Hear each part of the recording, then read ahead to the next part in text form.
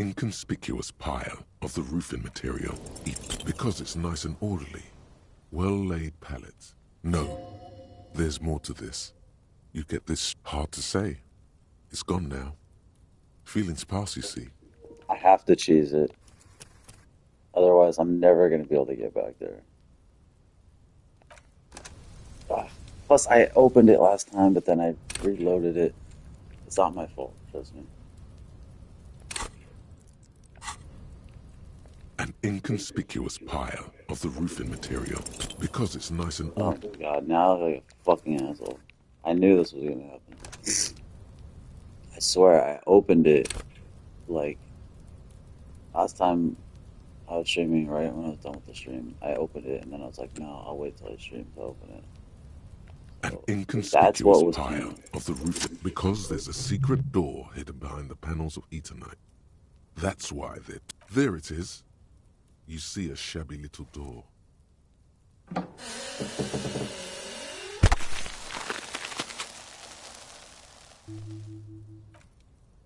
What is this, then? A tool shed? Let's investigate.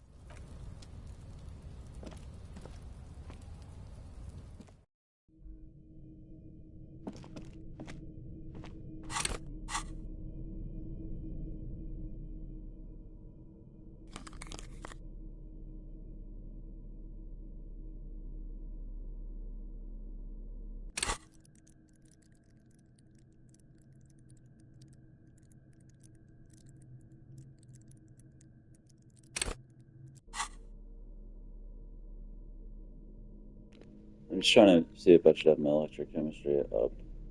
Because we find, like, drugs.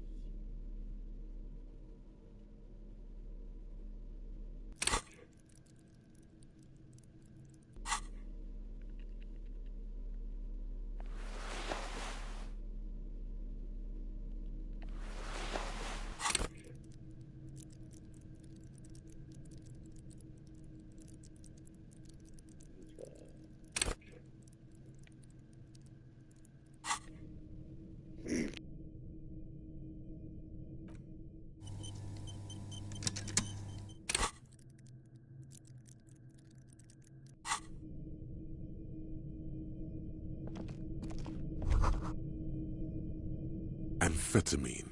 Sweet amphetamine. Maybe this Kuno kid knows where to find more. The lieutenant isn't studying the powder in the mirror. There's a good vague way to ask where he stands on drug use. Professionally, I mean.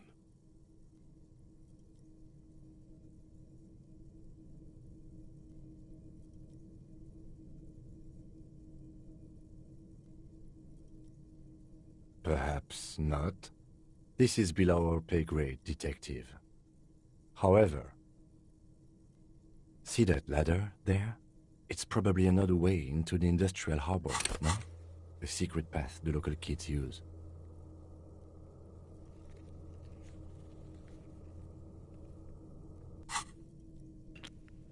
You don't do this, you can't get into the harbor. You can't get into the harbor this way. If you get into the harbor the other way, you can't. You can still go up top, but I never got into the harbor like that.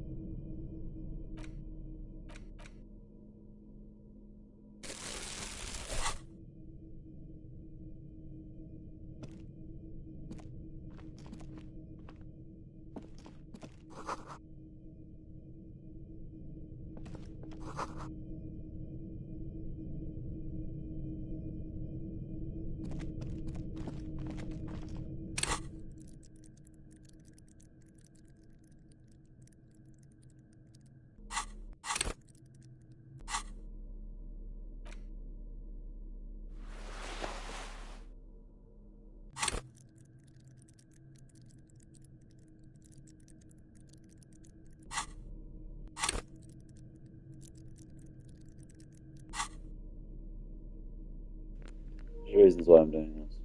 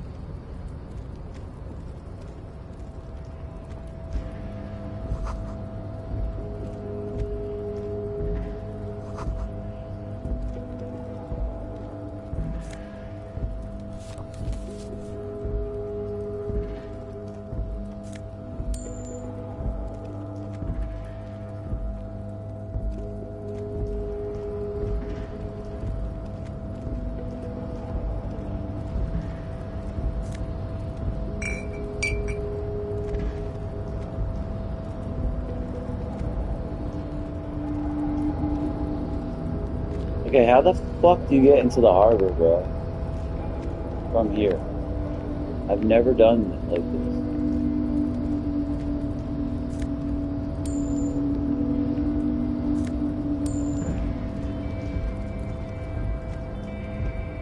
Maybe you could like jump. There's like check or something, but what stat has to be?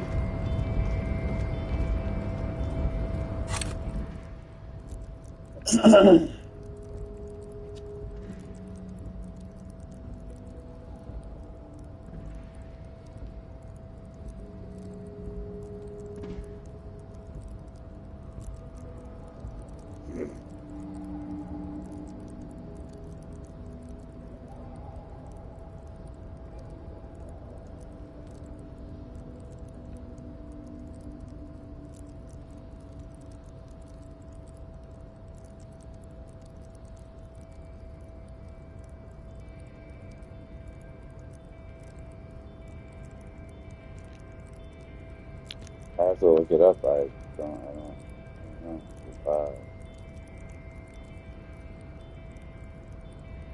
Maybe it's my motorist as well. I've never gotten into the harbor this way. I'd like to.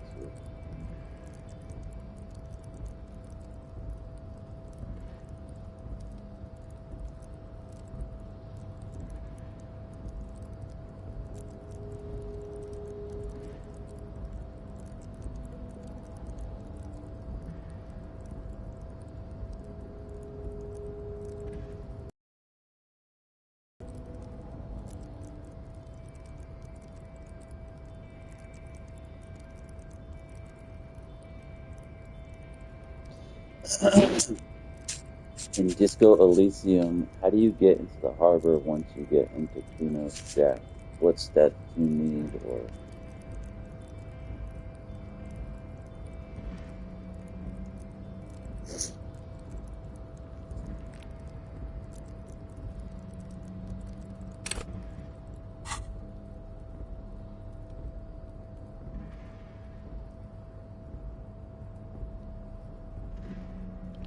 assuming like reaction speed, maybe. Yeah, fuck.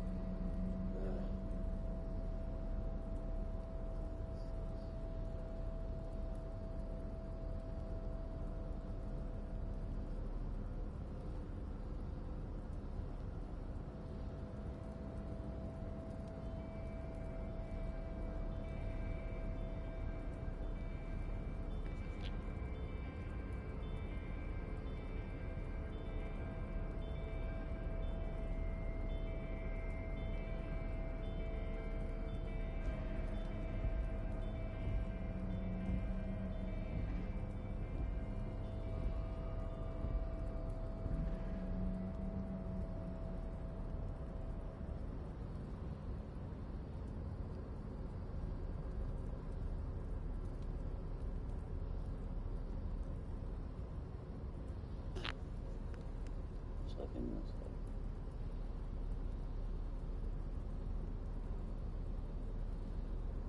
out. To enter the harbor to Kuno's shack, to the roof, and access Savior Fair.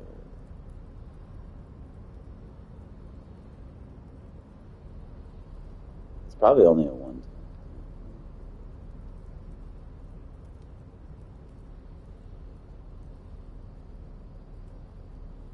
time. Yeah, perception too.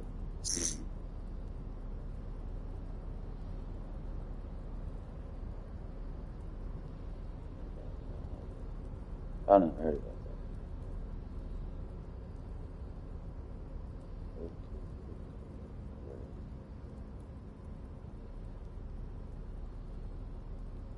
Okay. Okay. So like locate the coat and then have it walk to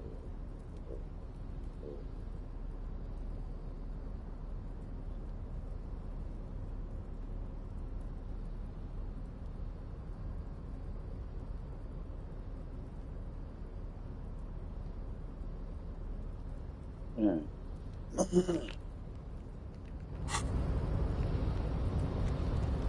always thought it was like from here. But I never did this before. I got into punching Measurehead. I'm still gonna punch Measurehead. Or I kicked him, I'm gonna punch him. But I would like to do this. Because I'm also curious if this leads to like, I doubt it, but if it leads to a permanent shortcut, like if I can continuously do this. I hate having to get to Evart. Yeah, that's where I was. That's exactly what I thought. So slow. I hate having to get to Evart. Like,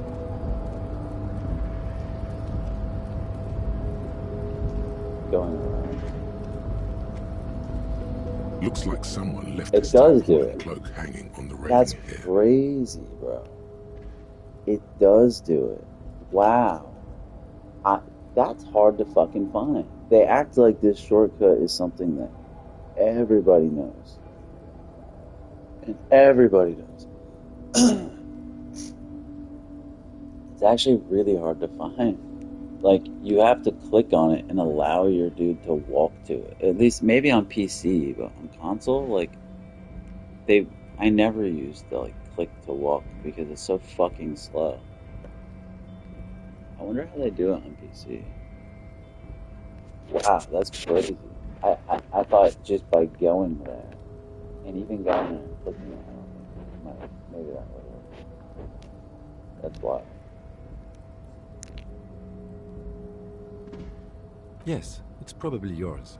It bears the RCM insignia, and you have a habit of being careless with your equipment. You could probably make the jump. You look like you've done some track and field in your day.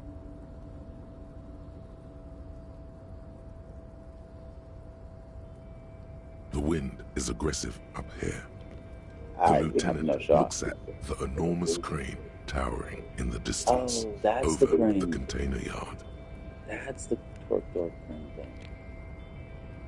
The look in his eyes is a mix of the engineer-like interest and the wonder of a 6-year-old seeing a horse for the first time. That machine is a Kvalsund 1020 HK. Is it? Kvalsund makes a lot of heavy equipment, but this is phenomenal, even for them. But I digress. We were focusing on your cloak here. I'm gonna have to reload. Or maybe not. Maybe not. What are we doing? We're awfully close to breaking into the industrial harbor. They're bound to have information for us. I thought that was our intention.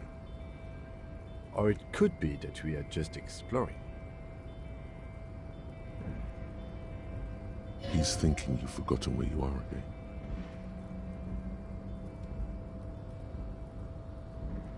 The cloak? I do think it's yours, yes. As to whether you should go for it? Well, it doesn't seem too dangerous. 2 meter stops. Whenever you're ready to do it, I'll be right behind you. The cloak looks like a bag of goodies floating in the wind. Who knows what its pockets may hide?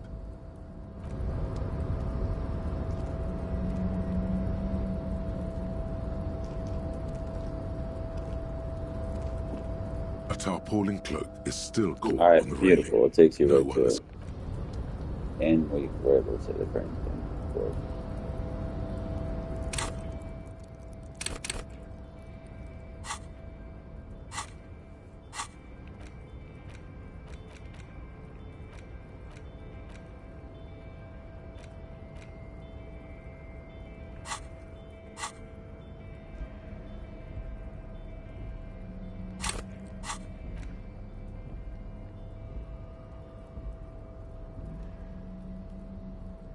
I just know why I can boost it. I don't even have speed. I really want this though. I'm gonna have to cheese it. There's nothing I can do. I should have got speed from my boy. There's absolutely nothing I can do. I can take the shoes off. Right.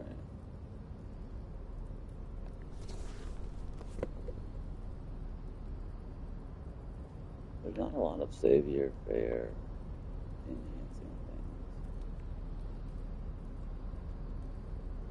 I can probably.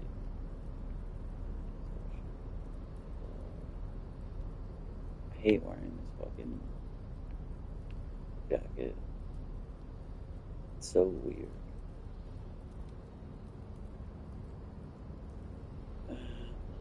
There's nothing you can do. It should be a little higher. Oh, why is it way higher?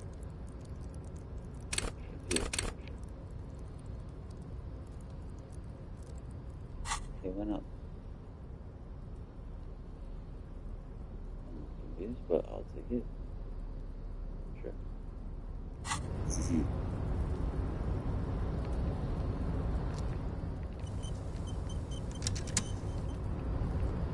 A tarpaulin cloak is still caught on the railing. No one has claimed it for their own. Wow. It's really hard to do. We're so not gonna get it. Totally failed. Let's see what this looks like.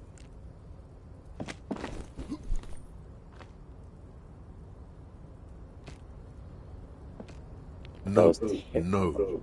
That's still too high. What were you thinking? You're not a gymnast. You're a boxer. And you've climbed I didn't want to do this on this playthrough, cheese it like this, but you could have died there. Shit. I got you, Bertan. Let me just adjust your breathing a little bit. There, isn't that better? Hey, what's happening? You okay? It's okay. You're just having a little panic attack. The necktie lets go a little. Good. We can always come back when you're fit. yeah, no, we gotta get in.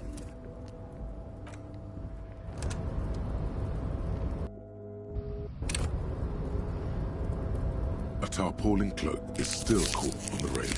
No one has claimed it for their own. I totally did not mean to do that. That's so weird. A tarpaulin cloak is still caught on the railing. No one has claimed it for their own. Got him. I just... As you leap in the air, a chilly breeze engulfs you, sharpening your senses. For most of the game, I'm not going to do that sort of thing.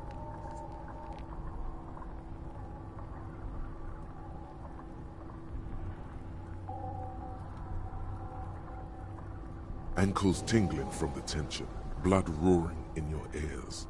You are ready for your rendezvous with the concrete pavement below. He's so on the money, Bertan.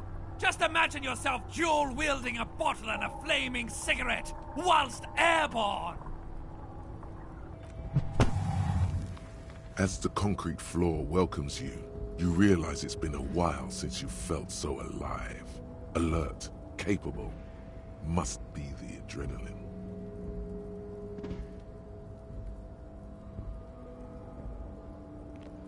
I wonder if they intended for you to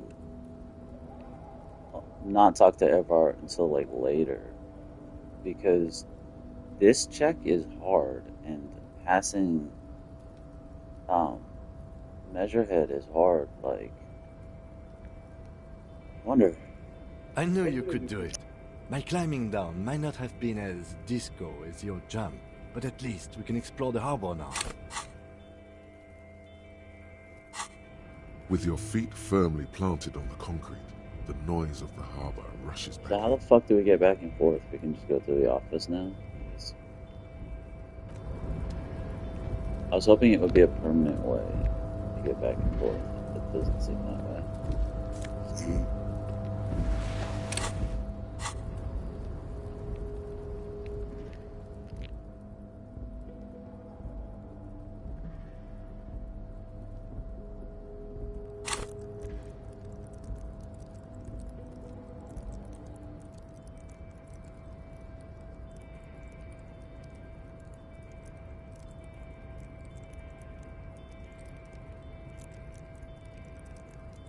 I really don't want lower quality. I didn't intend on having lower quality.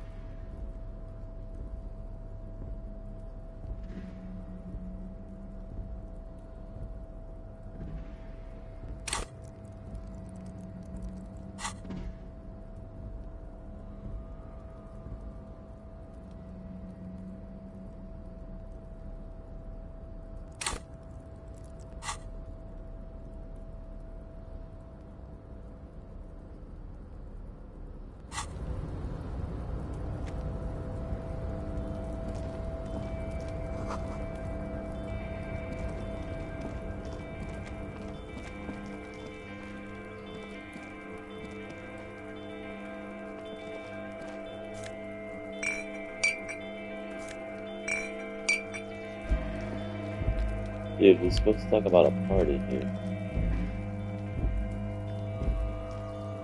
This is the night watchman's booth. The name on the door reads, René Arnaud. Listen, it's okay to take a few minutes to yourself. Sit down and have a breather. If you must. But please hurry. We are... Nothing incriminating catches your eye. Looks like the inhabitant is rather pedantic when it comes to order. It's a black and white photo of a young couple out in a street fair. The man is young, dark-skinned, and dressed in a Royal Carabinieri uniform. Why did you take that?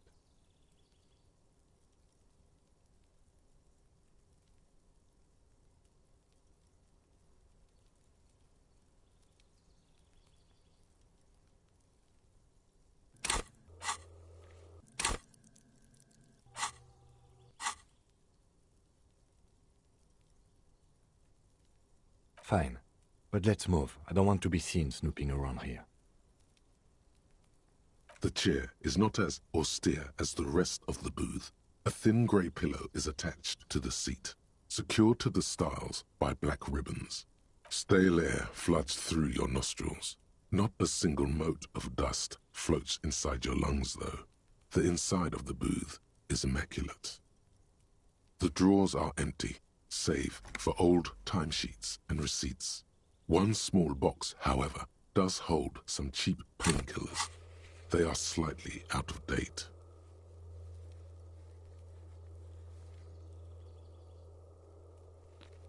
I'm worried if I take the painkillers, it's gonna like hurt Renee. Oh boy, where to start? Elevated risk of dementia? Maybe this was a bad idea. I'm not here to tell you what to do, detective.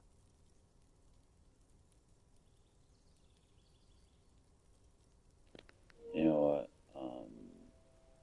I think I'm not gonna take the painkillers. Though I never did this last time.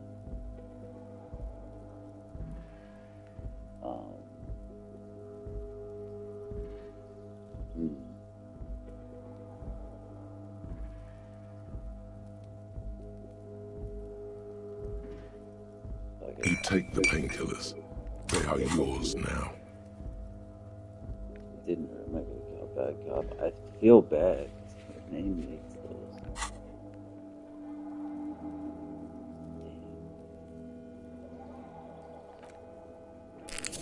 You stand and exit the booth.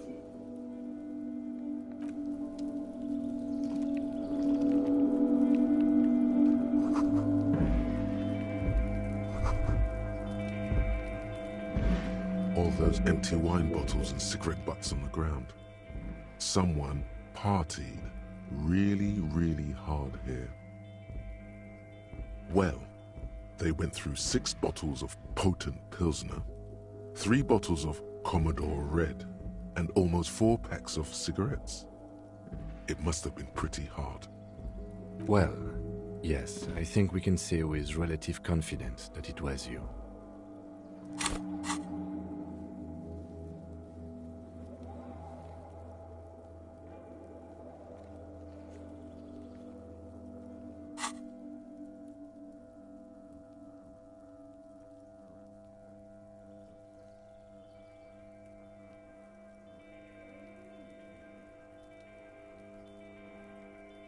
I am, but it doesn't matter right now. Let's just move on. Oh, I didn't think that would have ended. I wanted to say I was on an advanced mission. It's so gay. Where's my load? Yeah, way far back. Forget it. I really wanted to say I was on an advanced mission.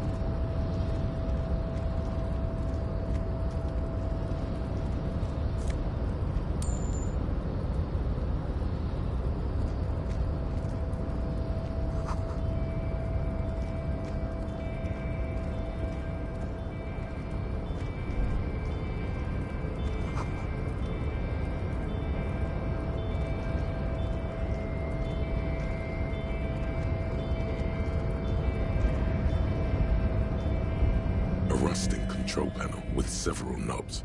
2 buttons marked Marche and Arrête. Marche. On. Arrête. Off. I'm just curious. The crane stands tall, No. proud, with a loud grind. The crane shifts overhead, moving a massive metal container through the air.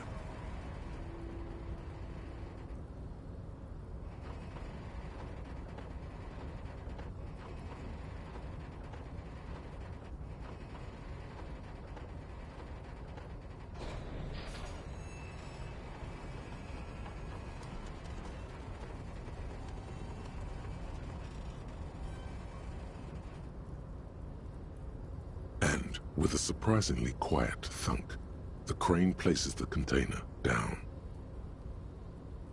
The harbor sleeps as the strike rages in the distance. The crane can rest again, now that its purpose has been fulfilled. Moving this container, of course. For this purpose it was built. For this purpose it has acted. I can't see how that was worth the wreckers, except for seeing the crane in action, which I admit was satisfying. The crane does not return to its original position. No screech of metal when you... The bow collector. It's early in the morning. The world is dark blue. The sparks light her face, a delicate composition of triangles. The streets seem to grow longer, like in a dolly zoom. And there's something in the air as you stand there and wave back at the shapes growing smaller and smaller. Something that has always been there. A great see-through world. The tenderness you feel. The ghost of Revachol between you, carrying your signals. The holy messenger.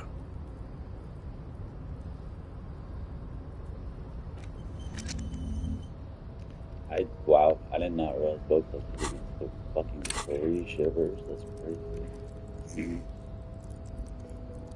I don't even know why I want that shivers.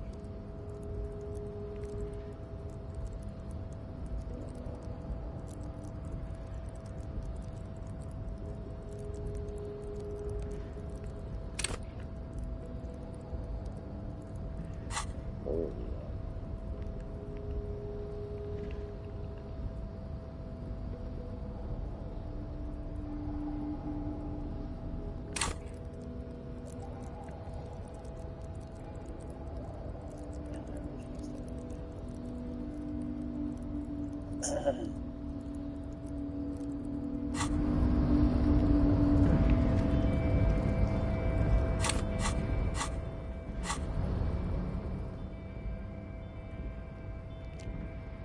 Damn, remote viewers division still isn't loaded. How the fuck did it take so long? I feel like I'm gonna miss out on a whole bunch of shit.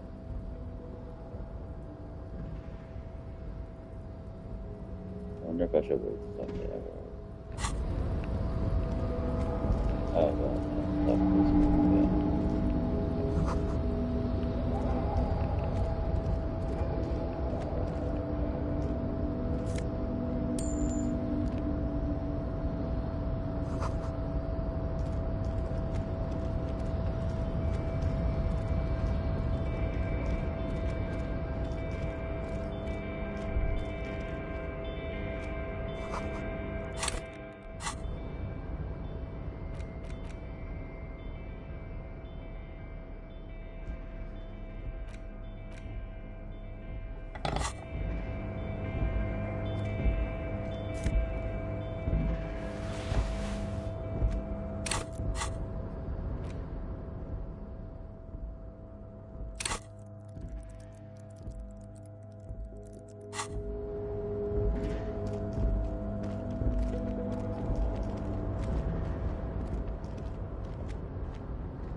Oh, that's right. You get the pass. Yeah. So yeah, we'll jumping off the thing. I think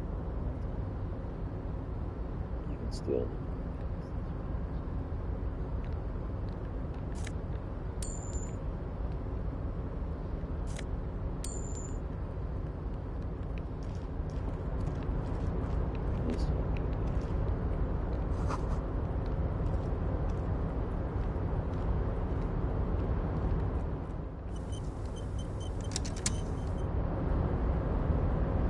Container, container, I'll... The lyrics to this container song are being made up.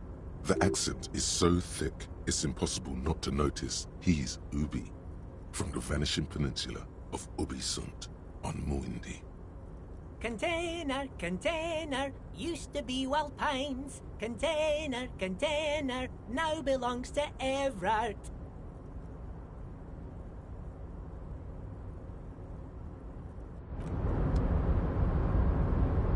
Contain... The lyrics, the accent... Contain... Evart, Evart, Evart, he looks after everyone. Huh? Well, hey there. The look in his deep blue eyes is as sincere as you've ever seen. Kind of... I see you are not a union man, mister. Did you get lost? You're not one of them scabs, are you?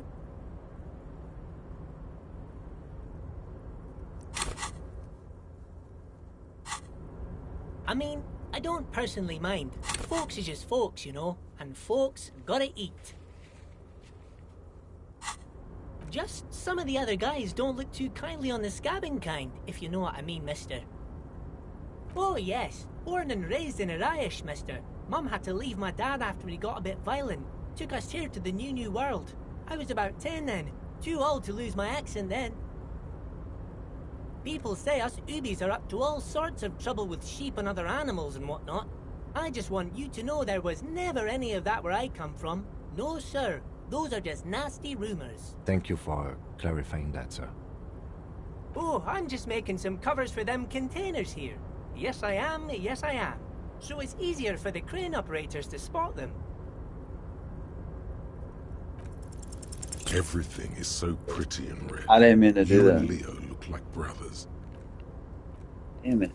I did not mean to do that. I wasn't looking. Fuck, I was doing something else. I didn't realize I was in check. Container, contain, The lyrics, the accent, container, Evart. the look in his deep blue eyes is as sincere as... I see you are not a union man, mister. Did you get lost? You're not one of them scabs, are you? I mean, I don't personally mind. Folks is just folks, you know. Just some of the other guys don't look too kindly on the scabbing kind, if you know what I mean, mister. Oh yes, people say us... Thank you for clarifying that, sir. Oh, I'm just making some covers for them containers here. Yes, I am. Yes, I am. So it's easier for the crane operators to spot them.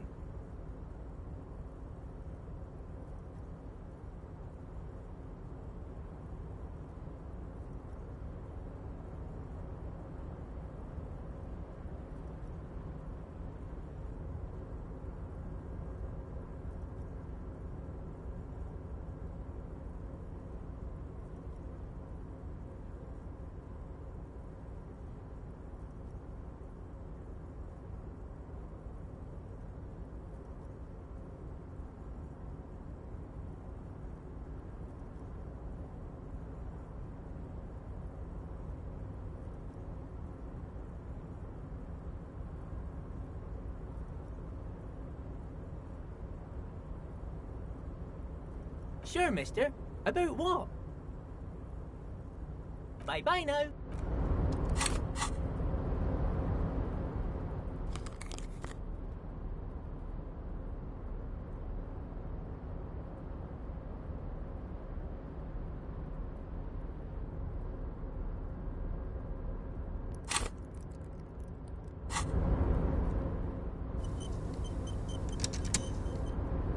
Oh, hey, mister.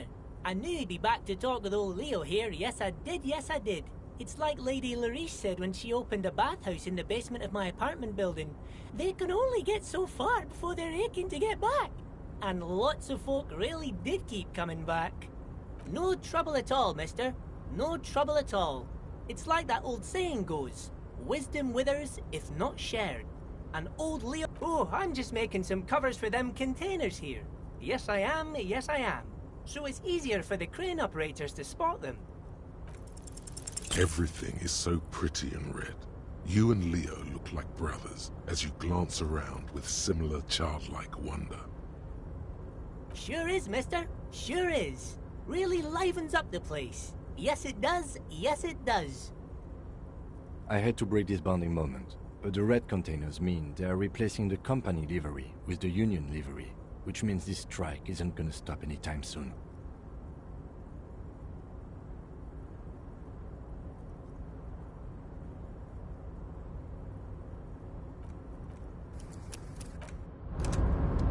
I want to hear him say it. Oh, hey, mister. I knew... No trouble at all, mister. If I fail Oh, this I'm time, just making some covers for them containers here.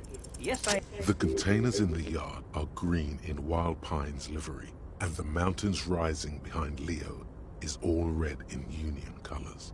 It's like some red infection was spreading outwards from the container yard's core. No, not really. Mr. Evart doesn't tell me all the big things. Yes, they are hiding it from the inside. All the red containers have the Debarders Union logo on them.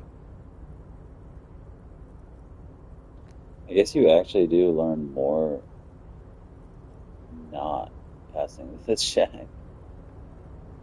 Oh, no trouble at all, mister. No trouble at all. Oh, most of the guys are down at the gates, keeping the scabs from coming in. We're on a strike. So no one is working? Not everyone is down there, of course. But Titus and his boys got into some drunken trouble and Evart sent them a... Oh, I'm not really supposed to talk about that. Him and his boys stirred up something in town. Probably drank too much and got into a fight or something. Don't go all bad cop on this simple, friendly fellow.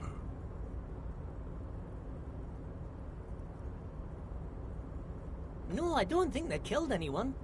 Let's better talk about something else. Titus and his boys do good work. He probably doesn't know anything anyway. Who in their right mind would tell him? Yes, yes. Everybody needs a job, and this is mine.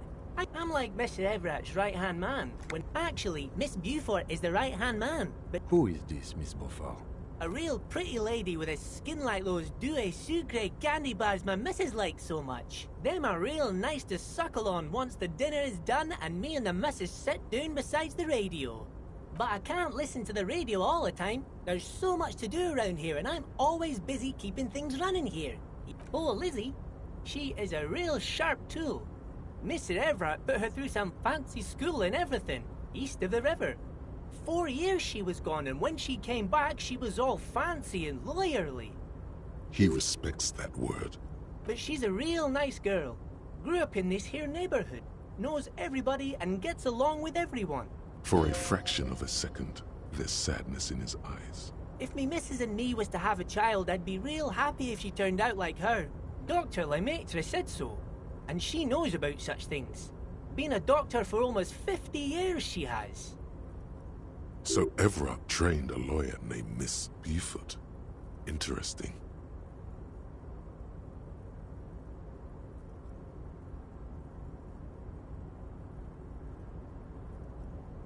Yes, this place really seems to run like clockwork. Keep it up, Leo. Well, thanks a lot. Coming from you, it means a lot, really. Sometimes I feel some of the guys don't really get how much I bust my ass for them here. But you guys are all right. The white rectangle on your clothes might not mean an awful lot in Martinez, but the recognition from an authority figure made Leo's day. Oh, that one. That should be empty as far as I know. Lots of containers here have nothing in them. They're just waiting to be loaded up. Oh, you want Mr. Evart then? He's an awfully nice fellow, he is. Him and his brother are both nice fellows. They've lived their entire lives in this here neighborhood. Guys like Mr. Evart and Mr. Edgar, his brother, are real good guys. Made Martinez what it is today. Mr. Evart and Mr. Edgar and I went to the same school we did when we were boys. Oh, Mr. Evart is where he always is. In his office, of course.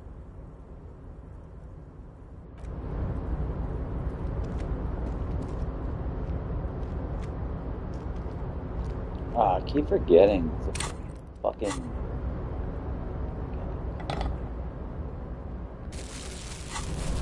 Failing my finger gun.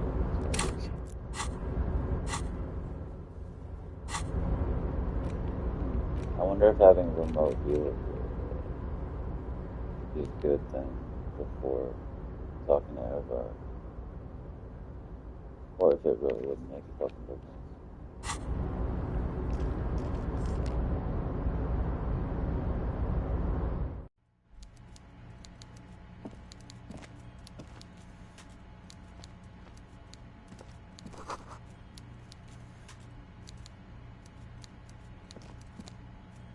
Wait, isn't there supposed to be a fucking ID tag here?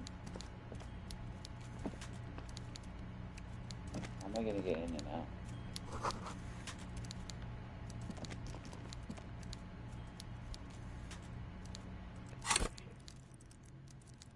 What is going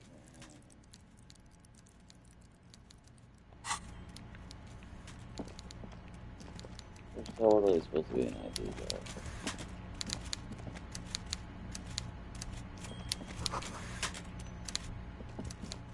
Huh.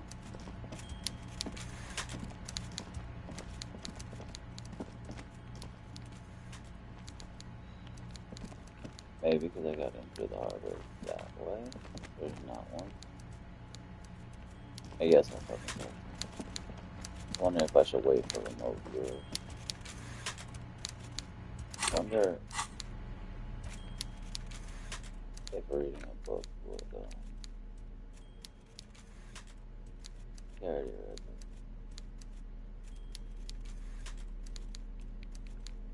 They actually do have 2 books.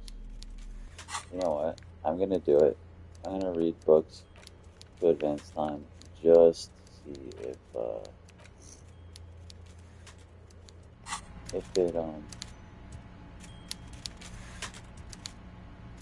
I can say some kind of like remote viewing shit.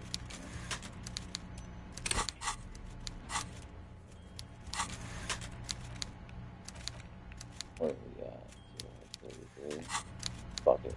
Yeah, let's do that. I want to know. Fuck it.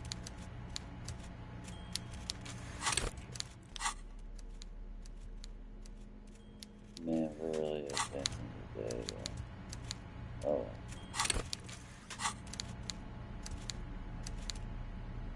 The man from Heomdar. I'm just curious if we can say some kind of remote viewer thing. Even though I kind of doubt it. But I feel like that would be a good thing to have for first conversation.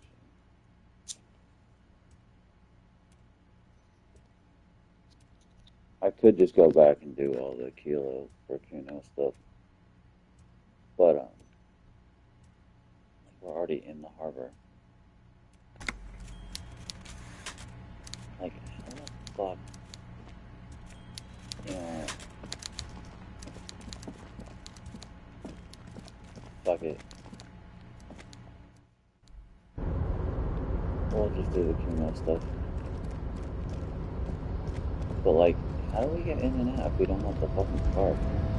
That I'm curious about.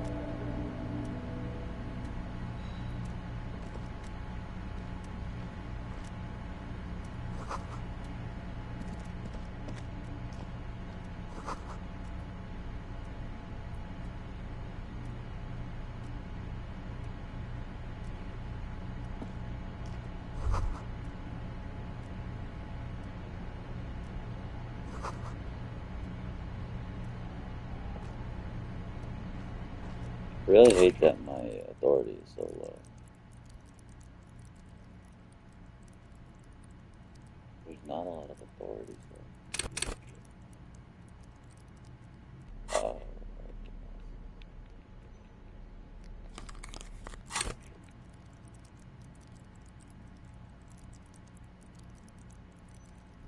I'm not wearing shit.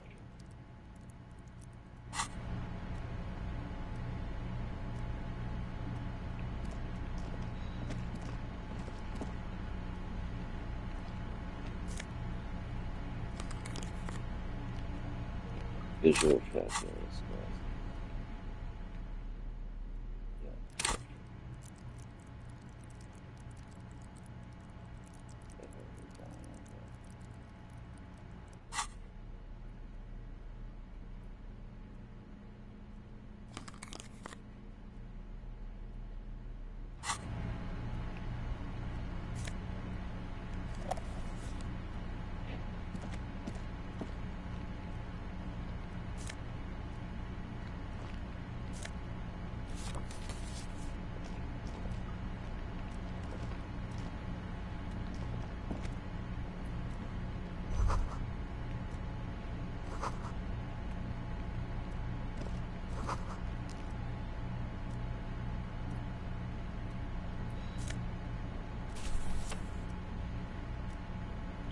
This book is long. I'll read this book before. I think it's. Oh no, it's about communism. But I thought it was about Jacob Earl. It's just about communism.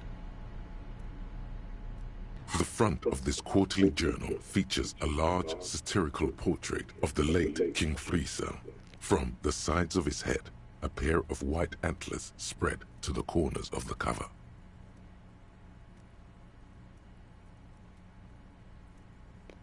Because Friesel was incompetent, foolish, and cruel. In short, the embodiment of everything the communards wished to overthrow. It's satire, you see.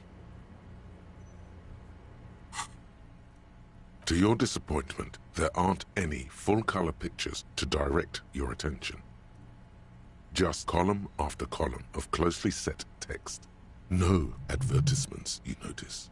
After rifling the pages with your thumb several times, you return to the table of contents. The magazine is divided into several sections. International developments, Kunst und Kultur, and local concerns. Just inside the cover, there's also an editor's note. Comrade, as you know, this journal takes its name from Mazov's immortal expression, Du cristal à la fumée. This was his way of describing the way the rigid, crystalline structures of capitalist ideology turn to smoke under communism. But, like the structures of capitalist ideology, we too are at risk of going à la fumée, unlike many publications which are content to spoon-feed their readers reassuring drivel. La Fumée is committed to telling the radical truth, even when that truth may drive away potential subscribers. Only 4 issues in, and it sounds like they've already alienated their readership. Perhaps they've overestimated the market demand for this kind of commentary. So please, if you value our radical Mazovian perspective on contemporary politics, culture, and international affairs, please consider subscribing today. What do you expect? It was laying around the office of the Debarders Union. They're probably bankrolling the thing. You flip back to the front of the magazine. The table of contents unfolds before. This section includes a long, tedious critique of the latest round of free trade negotiations between the EPIS nations and the Free State. You also skip over an article about, face it, you really aren't interested in foreign affairs. You flip back to the front of the magazine.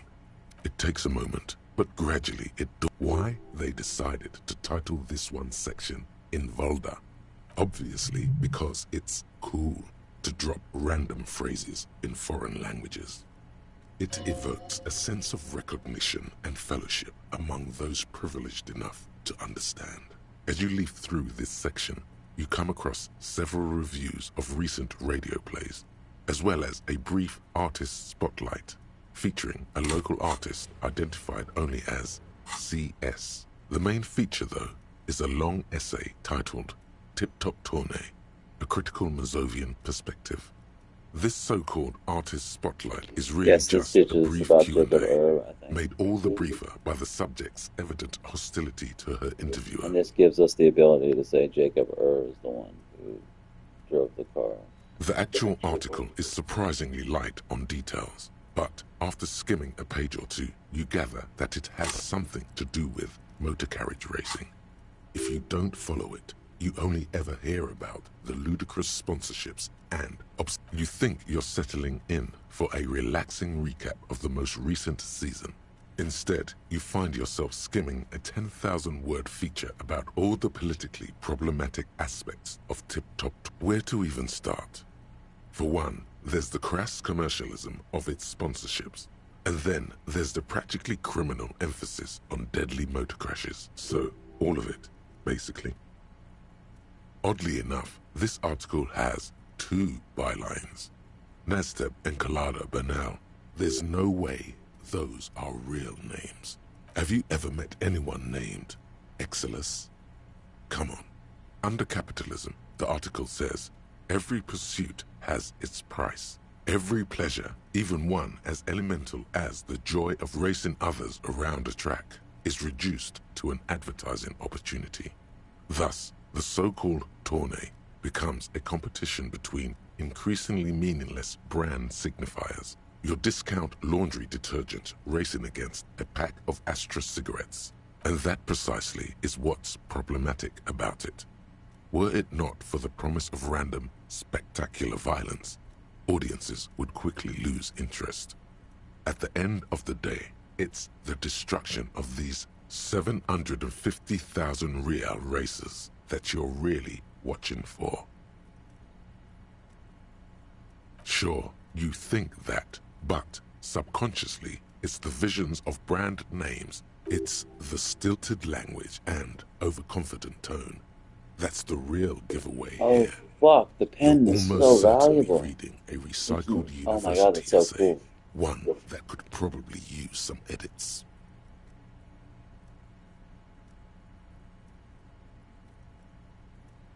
Armed with Lena's friendly green ape pen, you spend entirely too much time writing constructive feedback in the margins of the page. By the time you're finished, the original article is nearly illegible. You know, most people would just write a letter to the editor. Or even better, just leave it be. This is so rad, all because I have the fucking pen. This game is awesome.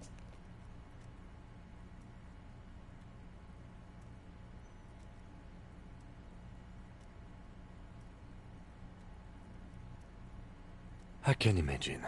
Something tells me there's not exactly a glut of young communists itching to write about tip-top for La Fumée. If I had to wager, I'd say they've never even seen the inside of a motor, much less a motor race. I take whatever they write with a large grain of salt.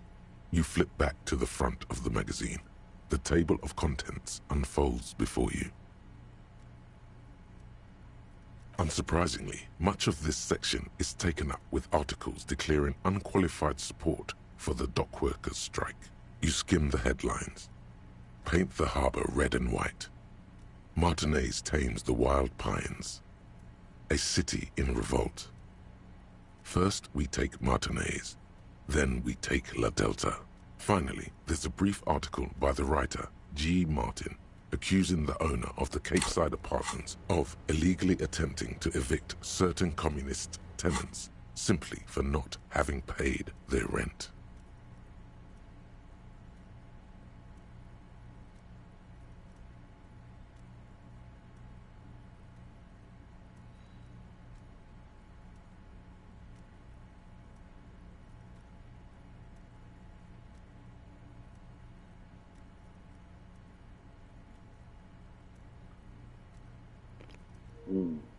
What would be the moralist thing to say?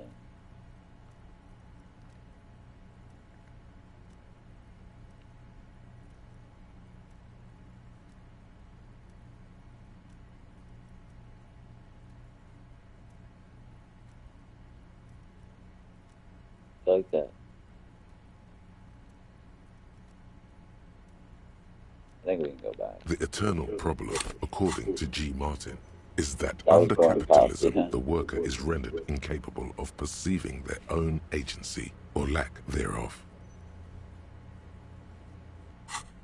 Thus, they tend to experience their own oppression as though it were happening to somebody else. Is that true? Have you felt estranged From your own self, you flip back to the front of the magazine. The table of contents unfolds before you.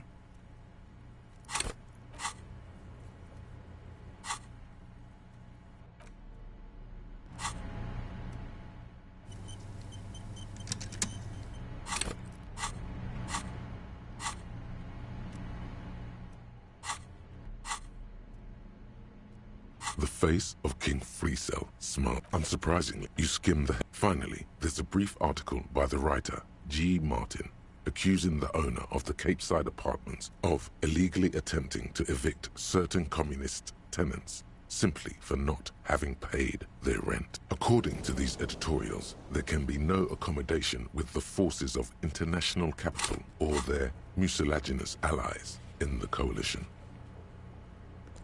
I knew it. I knew that would be the morals. We're killing it, bro. We're so morals.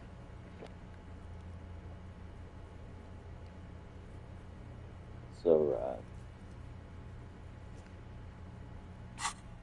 Why do communists love puerile insults? And they wonder why they're always being left out in the cold. Judging from the context, it's something very large and fundamental. You should probably know about it already, honestly. You flip back to the front of the magazine. The table of contents unfolds before you.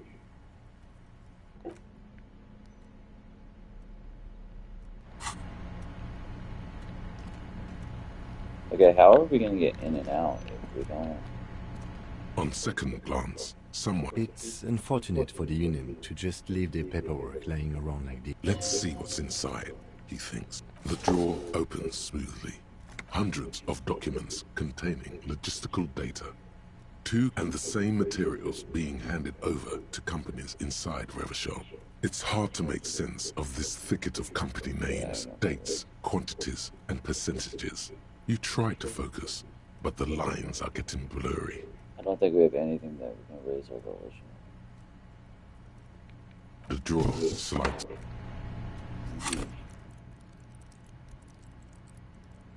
Literally nothing. We don't have any psych drugs here.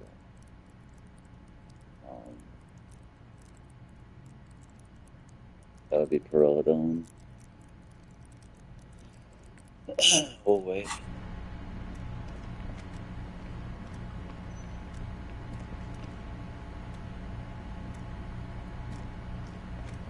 An imposing combination of a punch clock and a payphone. I actually think we is looking can. down I at think you we have enough from the wall. high enough savior A for note on the machine swallows your coin or its and interface. seems to be waiting for your next move.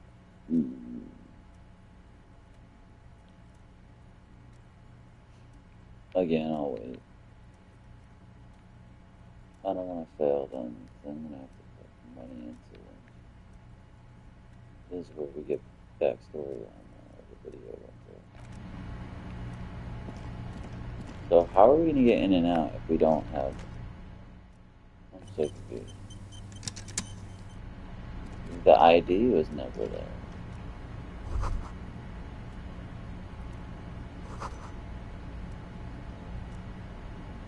Gross. So we're stuck. We're stuck. I guess we can't get the ID badge until we talk to Evart. Ah, that sucks. I really wanted to do other stuff. I wanted remote viewers before I talked to Evart.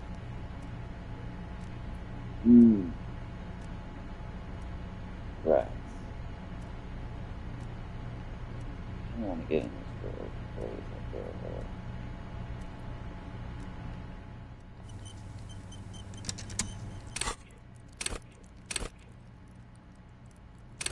There's nothing here.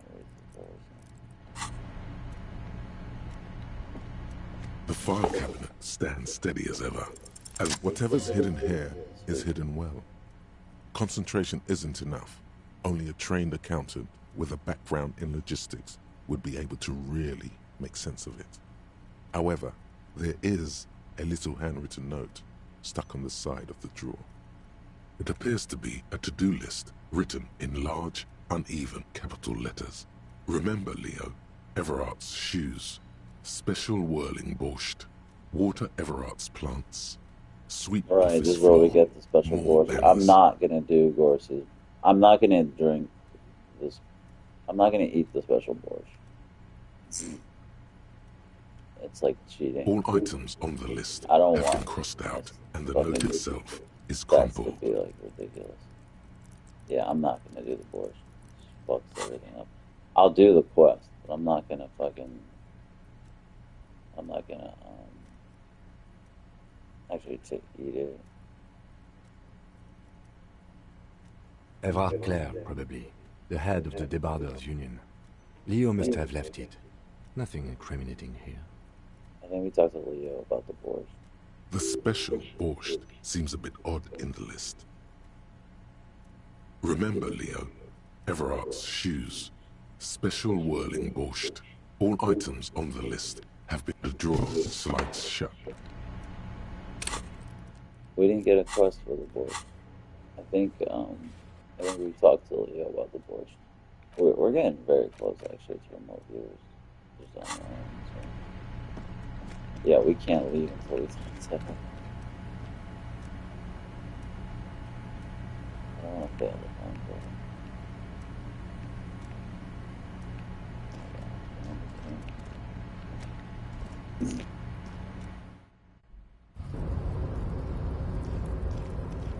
Yeah, we fucked up. I thought maybe we could go do the Kuno stuff. We'll do Kuno after.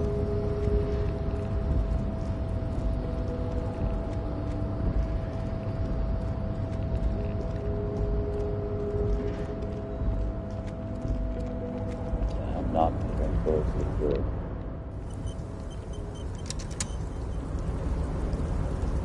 Oh, hey, mister.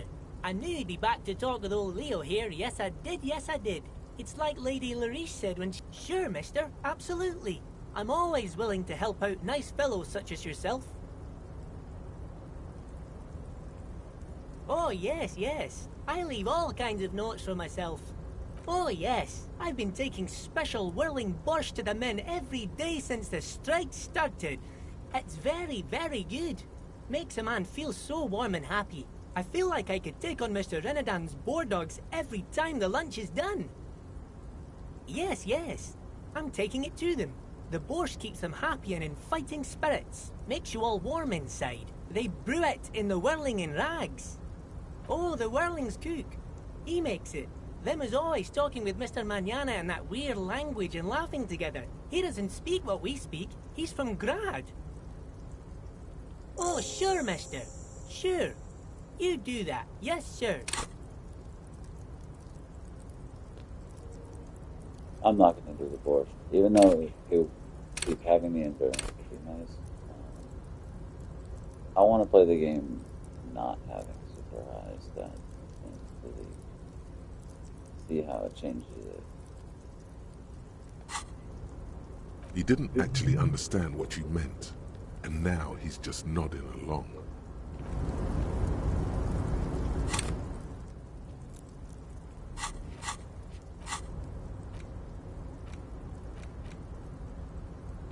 Okay, I'm gonna have to read a book. I really want remote viewers to be active. So. What have we read? What have we not read?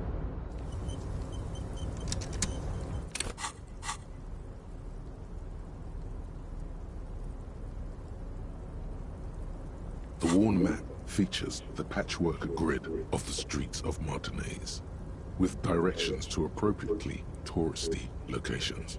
Your finger moves through the various streets, across Rue de Saint-Ghislain and Rue Saint-Sipar, over Saint-Brun, and finally coming to a halt on the spot where you are currently standing, although the map gives no such indication itself. For a more detailed view of the map, go to your journal and...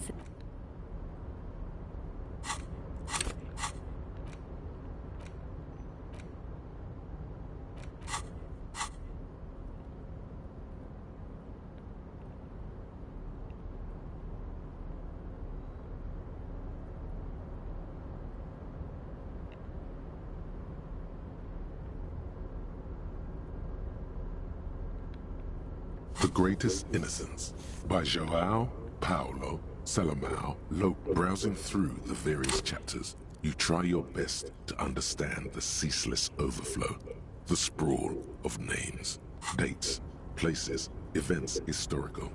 Most of it ends up as a twisted mass of facts inside your brain. I was wondering if I had higher drama and encyclopedia and logic.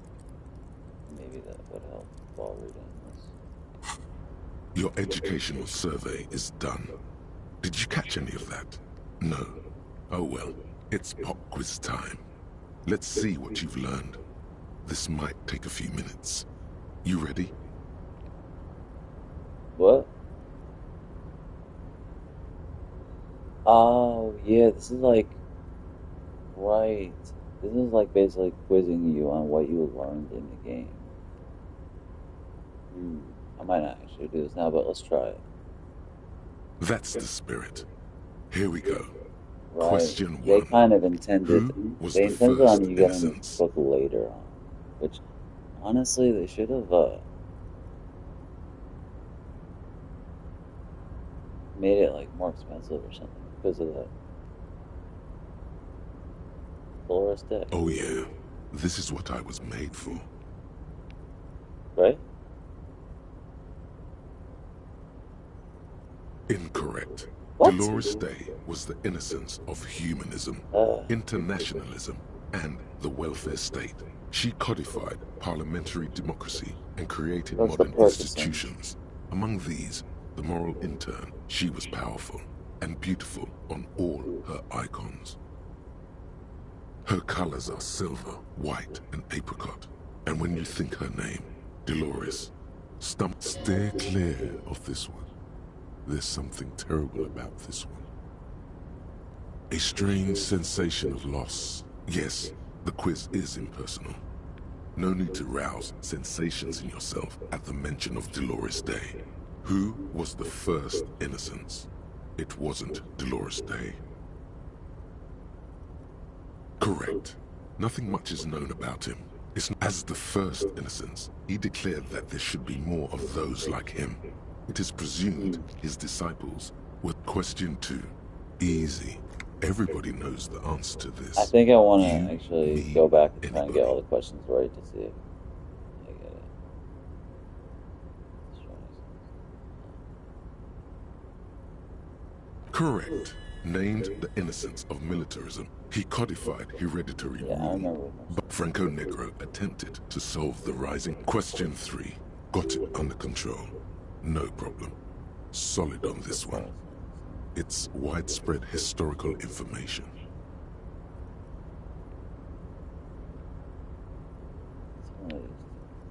Incorrect. Kedrick. Correct. There have been a number. The most famous and important of final stretch. I want to You've get all come of them so right and see what far. happens. I've got it. Honest.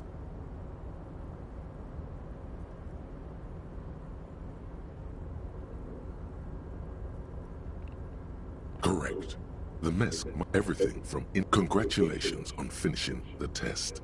The results and your I subsequent wanna get all grade of them, have bro. been calculated.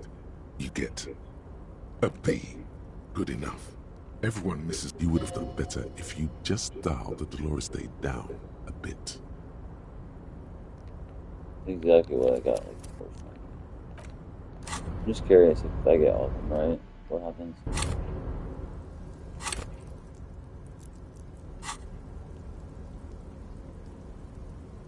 The greatest innocent. Browsing through your educational survey. That's the spirit. Here we Yeah, I go. wanted out my Question Robert 1. stuff. Oh, Oh yeah, this is what I was made for. Correct. Nothing much is known about him. It's not even clear that he was a he, but Franco Negro presumed as such and called him Pius. He's depicted as a young man with molten gold pouring out of his mouth. All he spoke was gold. It's said he invented God and equality of men before God.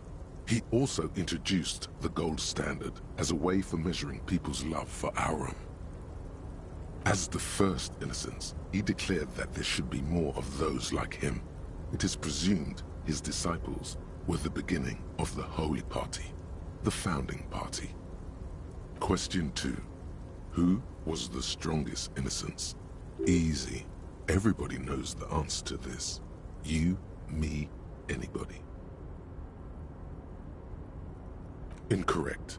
While she originated many modern institutions, even though the word... Just steer clear of this one, okay? How did I get that wrong? Oh my god. Alright. My bad.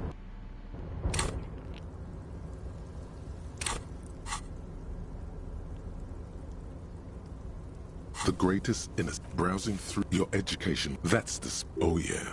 This is what I was made. Correct. As the first question 2. Right, I can't. I got it right the first time. Easy. I got it wrong. Everybody knows the answer. Correct. Named the innocence of militarism. He codified hereditary rule, but at the same time ended serfdom and established the inter-isolari real as the global reserve currency. He also established the concept of the nation. Franco Negro attempted to solve the rising tensions between the aristocracy and bourgeoisie by building a unified society in which every man has a place and a mission, but at the same time may rise to nobility provided on the strength of his virtue.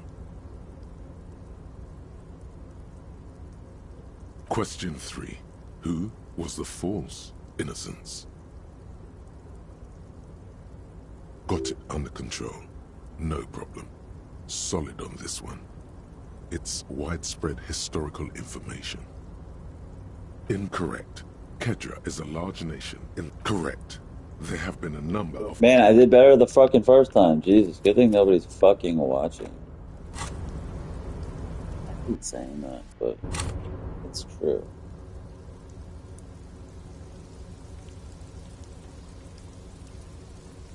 Got all of them right the first time, except the first one. Yeah, this is basically like an overview of what you learned. You're supposed to do this later on. Alright, let's ace this shit. Also, let's up our logic and stuff to see if it affects anything.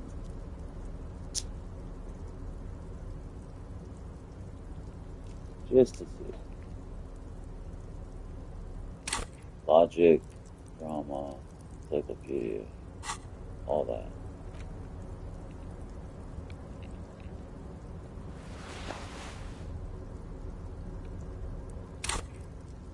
Maybe conceptualization.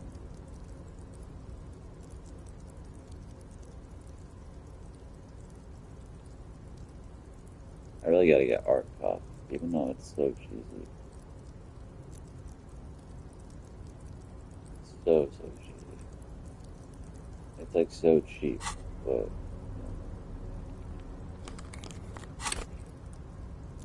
encyclopedia of logic. We can get drama up, that'd be good. If not, it's fine.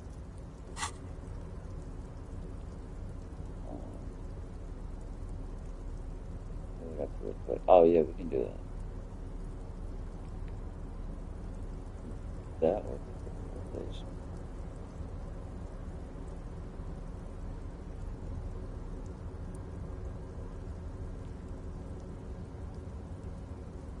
I feel like conceptualization.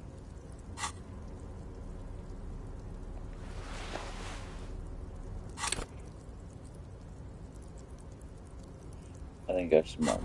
It's about ties between our smarts.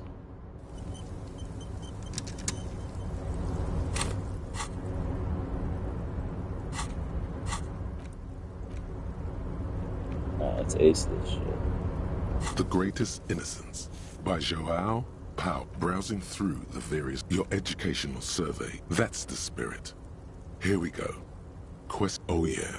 This is what I was made for.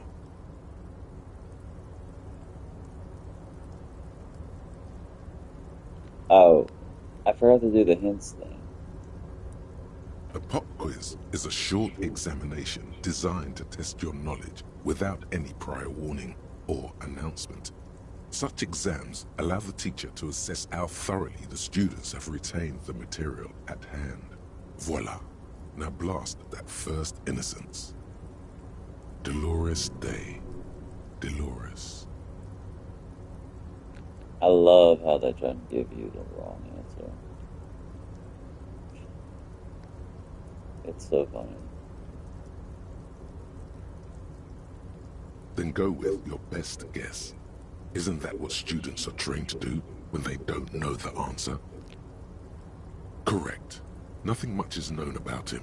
As the first innocence, question 2. Easy. Everybody knows the answer to this. You, me, anybody. Correct. Named the innocence of militarism, he codified hereditary rule.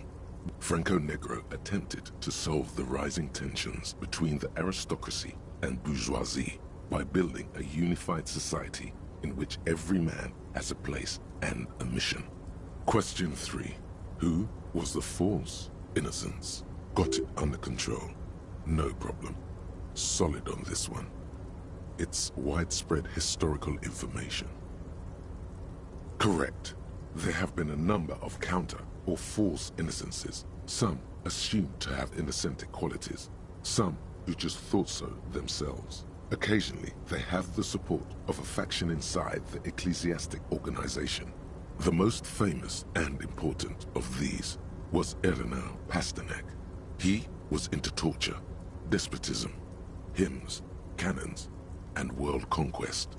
But final stretch, you've come so far and learned so much. This is the most important one. Question 4. Who was the greatest innocence? I've got it, honest.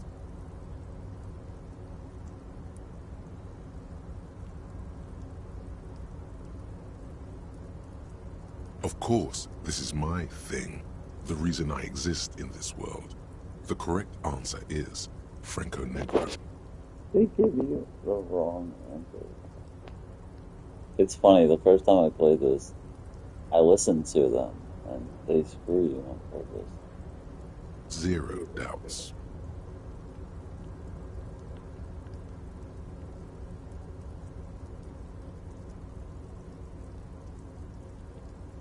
It's Dolores Day.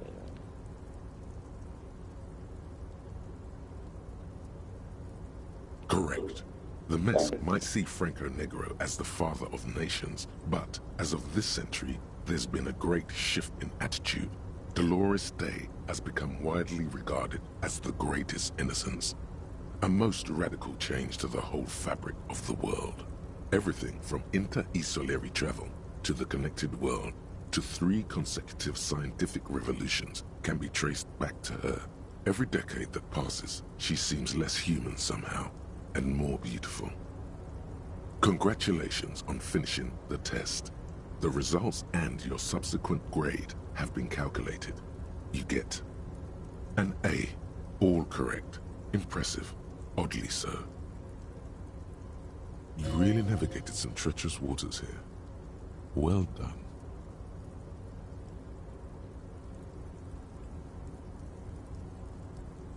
Huh? Take what?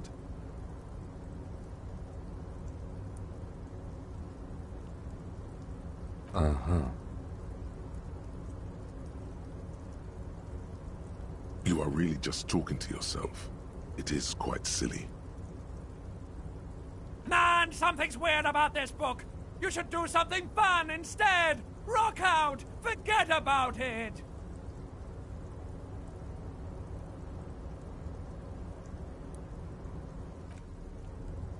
I was hoping I would get something more for racing. Unfortunately, something it did not. Remote viewers. Remote Viewers Division. It is done. You've broken loose from the confines of modern science and into the vault of extrasensory knowledge from exotic cultures. Mankind has always searched for a means to break the shackles restraining the mind. Some practice meditation. Some take like a ton of DMT. You apparently only need to rub your temples, and bam, the ether opens before you, presenting its dark secrets. Entities in the void, making contact. Definitely not just because you're rubbing your temples and talking to yourself.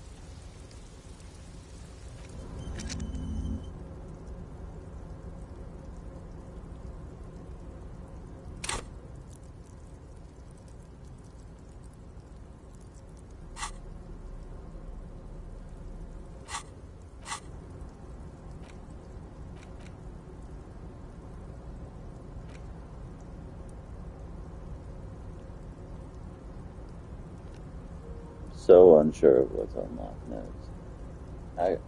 You know what? Yeah, we could do actual art degree and get rid of Rainbow Tribe.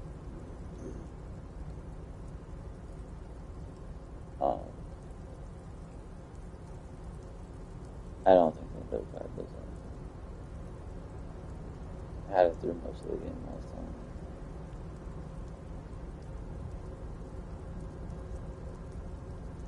Actual art degree is so cheap. I mean, it really is like cheating. I almost am not sure. I almost don't want to unlock it because it is so cheesy. Like, I'm gonna have enough points to do anything I want. We shall see.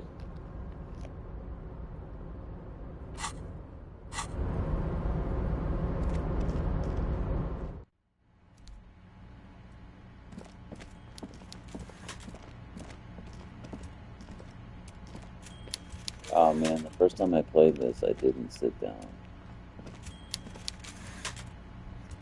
Because my composure was high, but I really don't have enough composure for that now. What do we want to have for Evart? I really want the authority out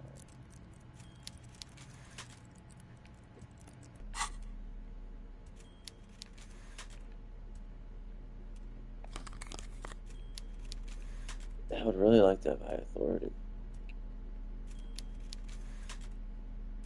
There's not really much I can do. We gotta have our hands empty too for finger guns.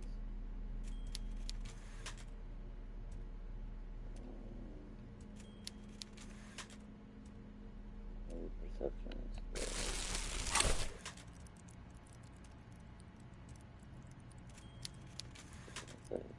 Encyclopedia is fine. That kind of sucks that my drama is lower now. But you know what? Lower drama kind of fits my top archetype anyway.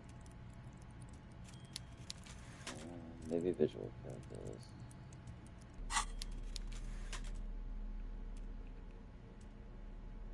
It would lower trauma even more. I don't think there are any drama checks, so that's fine.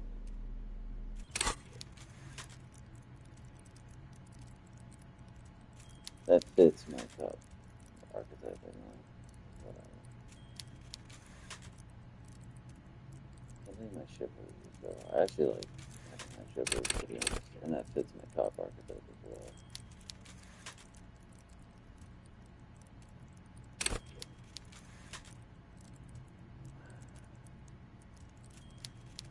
Half-Life would actually be nice to have.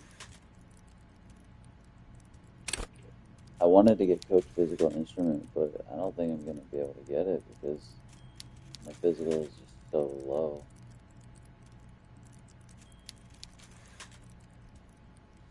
Alright, maybe spirits as well. I have a suggestion.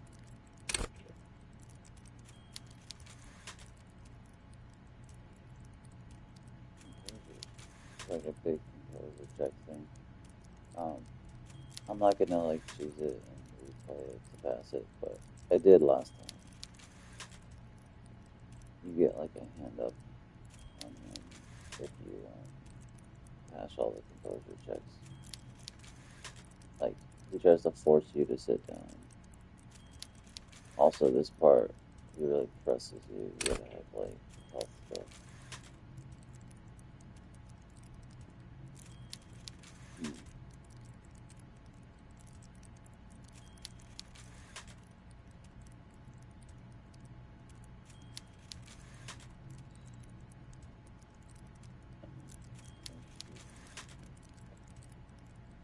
I think my savior here, so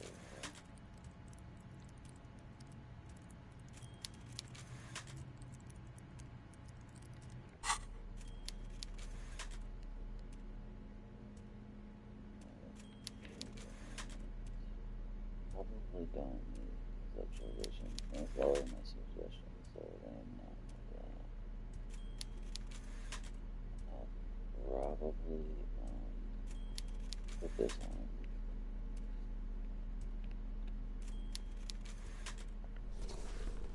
Oh yeah, these pants. I don't think I need electrical chemistry for this. Yeah, I can't do those. I'm just gonna have to go pantsless. I'd rather have reaction speed for this than electrochemistry. Okay. Fucking pantsless and shoeless. Shoeless Joe. Oh, these add to your composure. Okay, yeah. We'll save you. Yeah, we want high composure. I'm not gonna cheese it, but if we get it, that would be cool. Should we switch jackets? I forget if suggestion matters here. I would think it would, but I forget.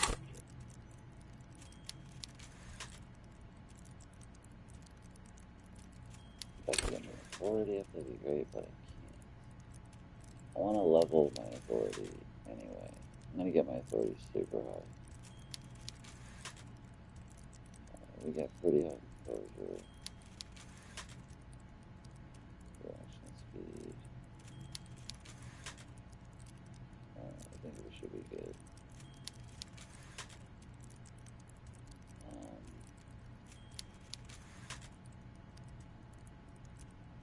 Yeah, it's about as good as anybody got. Let's see what we got here.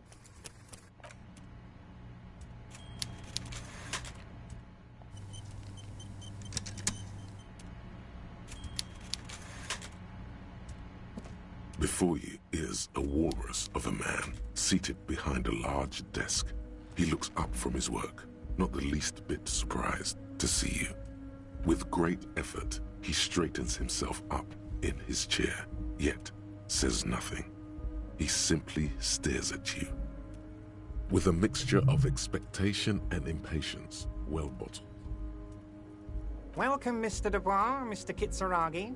It's good of you two to stop by. Please, have a seat. I'm Evart Clare, head of the Debarders Union here in Martinez. I'd offer you my hand, but unfortunately my health prevents me from getting up. He looks extremely comfortable. The tiny folding chair, on the other hand, looks like a torture device. You go ahead, detective. Whatever he has in store for you, it can't be good. Forget about that. What's with this Dubois stuff? You're getting some seriously bad vibes from that name.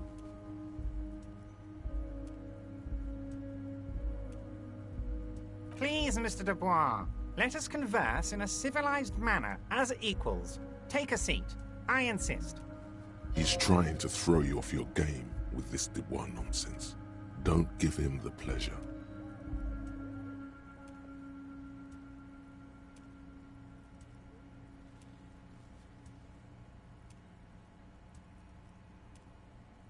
Very well, Mr. Dubois.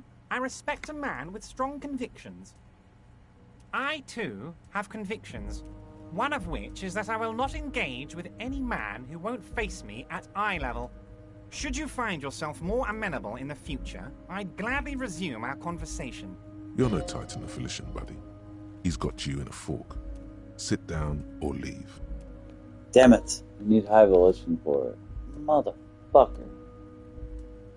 If your volition's high enough, you can, go into a whole fucking thing where you... I can't do it now. I just can't. Damn, bro. If your volition's high enough, you pass that check. You go into, like, a composure check. A hard composure check. And you keep going into it. And I think you have to do it multiple times to try to pass. And then, if you, pass it and you never take a seat, you get, like, a one up on him. I don't have high enough volition. There's nothing I can do at this point, and I can't leave the harbor, so I'm completely screwed. I really wanted to try to do that. There's nothing I can do to raise my volition. I think you have to have like 4 volition.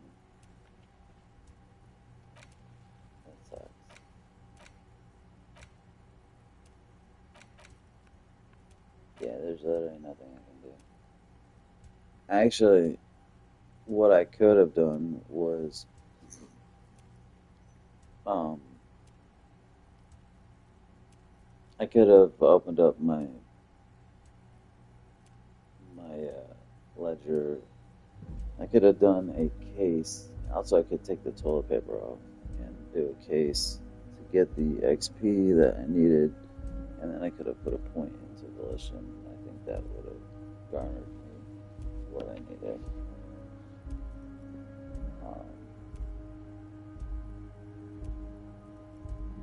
But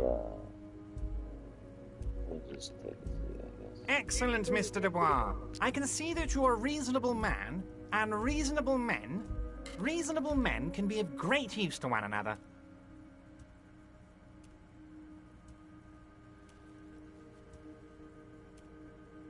So tell me, how can the head of the Debarders Union help a representative of the Revachol Citizens Militia today? The chair you're sitting on has got to be the most uncomfortable chair in the world. It's violating your backside. Oh, by the way, I heard you got a rather rude reception from a certain Lawrence Gart. Some people have no manners, it pains me to say. This should take care of that nonsense. It should be sufficient to cover your expenses for a few days and patch over your differences with a cafeteria manager. Go ahead, take it. Wow, that's 25 real. That's good money. You need it.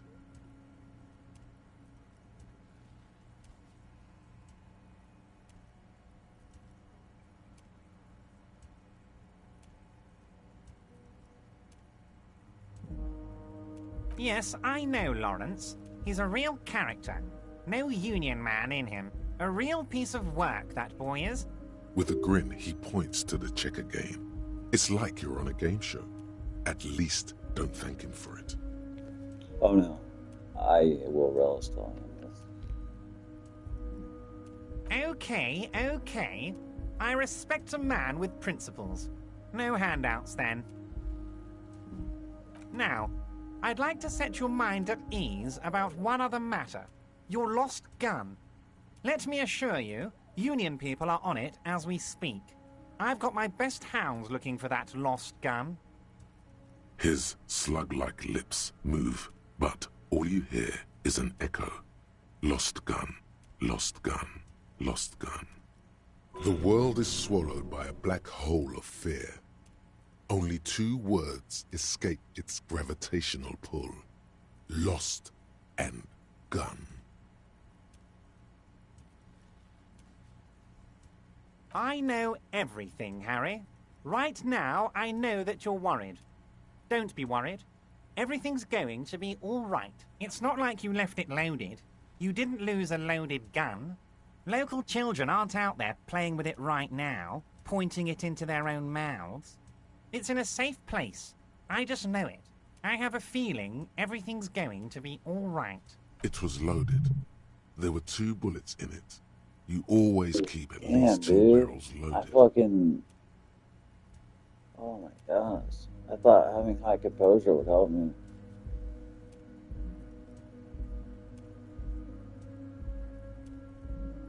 Stock effect speaks. What does that even mean? Officer, we will deal with this later. We don't need Mr. Clare's help with this. We're gonna do... I wouldn't be so sure about that. I got no shot. Who does this guy think you Oh my are? God, Ronnie I the got it. Rookie? You ain't worried about no lost gun, or unpaid bill, or forgotten name. You're the Holy bad cop. shit. You're probably more corrupt than him. I can't believe I got that. That's crazy.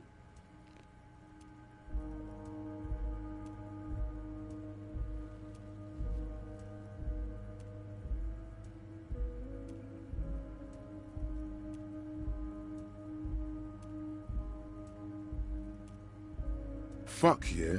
Remember when you tried the expression on that little minx in the silver jumpsuit? That was you. Try it on Evart. Wait, I thought this one I didn't. Can we do both? Yo, I'm gonna give him. Yes, and the finger pistol. Beautiful. Snap, snap. The fat man shoots those finger pistols right back at you. He seems to be enjoying the display. Good. Now lean in with some corruption. That we do, Harry. Let them say what they will about you and me. We're both born fighters.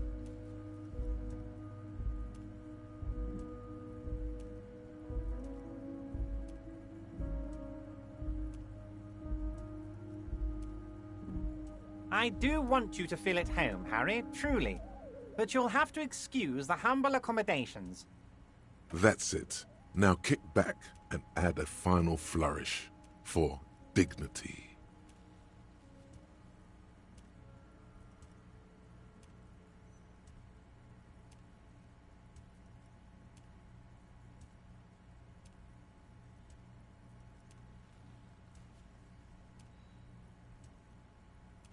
What does that even mean? I don't like any of these. I don't like any of these. I want to not be nice to him.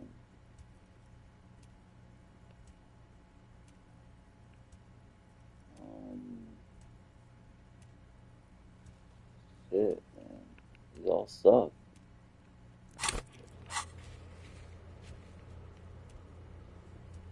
Damn.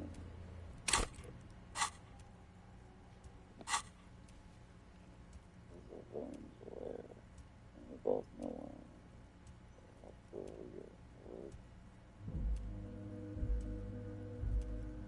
Sounds like a $5 picture. You strike me as a reasonable man, Harry. I did not want I to. like that in a law man. Let's cut to the chase, shall we? What can Evart Clare do for you? I think we'd like to ask you a few questions. Don't you think so, Detective? Somehow you managed to get yourself out of this one. Now quick, keep the momentum up. Ask questions. Whatever you do, don't ask him about the gun first. I didn't You don't want him thinking you're scared. do that.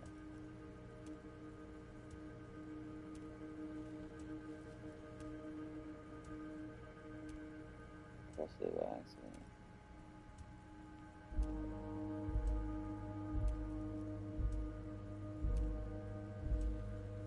Oh, it just skipped through.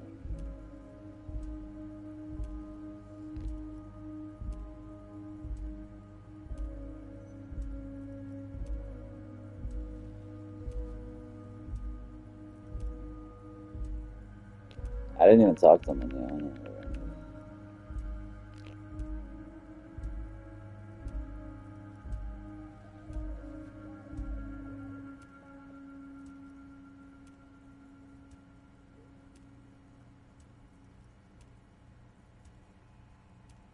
Of course. Let us dispatch with the formalities. You call me Evart, I call you Harry. My God, so it's true. I didn't want to believe it, but you are a fantastic science fiction amnesiac cop, aren't you? What are the odds of that?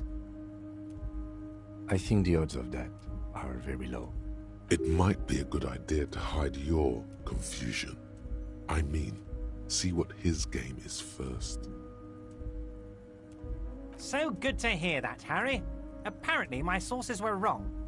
However, if you did have a spot of memory trouble, I could help you out. With my big fat folder. Words flow like a river of honey from his lips. I guess word has already reached him. It's just a brown folder. Are you trying to tell me you've gotten hold of some of our documents? Mr. Kitsuragi, would you mind? Me and Harry are talking about his lost identity right now. It's not in a real folder. It's bullshit he got from the whatever, the audit team bureau or whatever.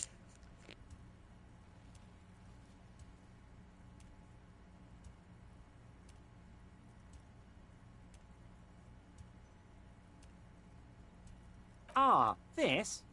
My friends in your organization gave it to me, Harry. This translates into, haha, you guys are so corrupt. I find that very suspicious. I'm afraid this is meant for union eyes only, Mr. Kitsuragi. I'm sure you understand. Please continue, Harry. Oh, Harry. You are the most regular, traditional, by-the-book law official imaginable.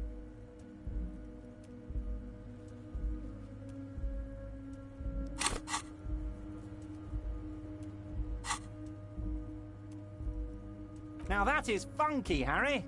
You are a colourful fellow, not a boring stiff like this deceitful folder here implies. We are charming as pants off, Bratan. Great job! He's probably just making a guess based on your recent activity in Martinez.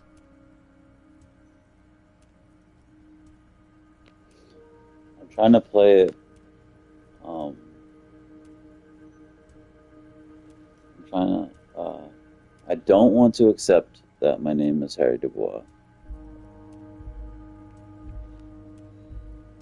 I'm also trying to not like him.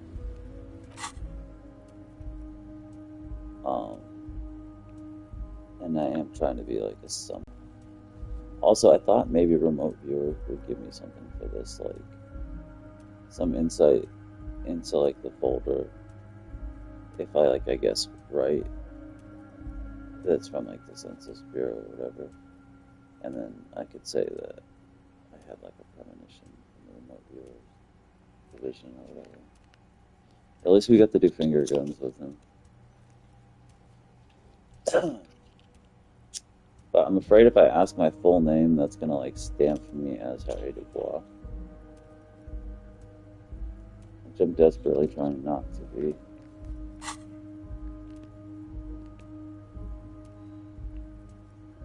Family? Harry, you're not a family man. There's not one peep of family in here. He also got me to Unless sit you down, think you're a family man, which last time do I was you able to strike fight yourself that. as a family man, Harry? I didn't have high enough volition this time.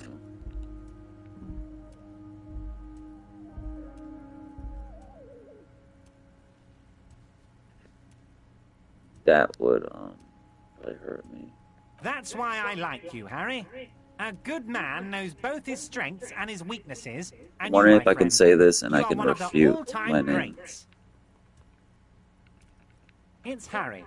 Harry Dubois. No, it's not. You don't feel like either one of Good. these things. Good. You know what Oh, your I name never is. did the You have a sophisticated Kill a name, Sunset, like yeah. that of a count or a beautiful man. This is great. I love being able to say this. Fine, Harry. You can even be Harry Raphael Dubois de Costeau, or whatever you choose to be.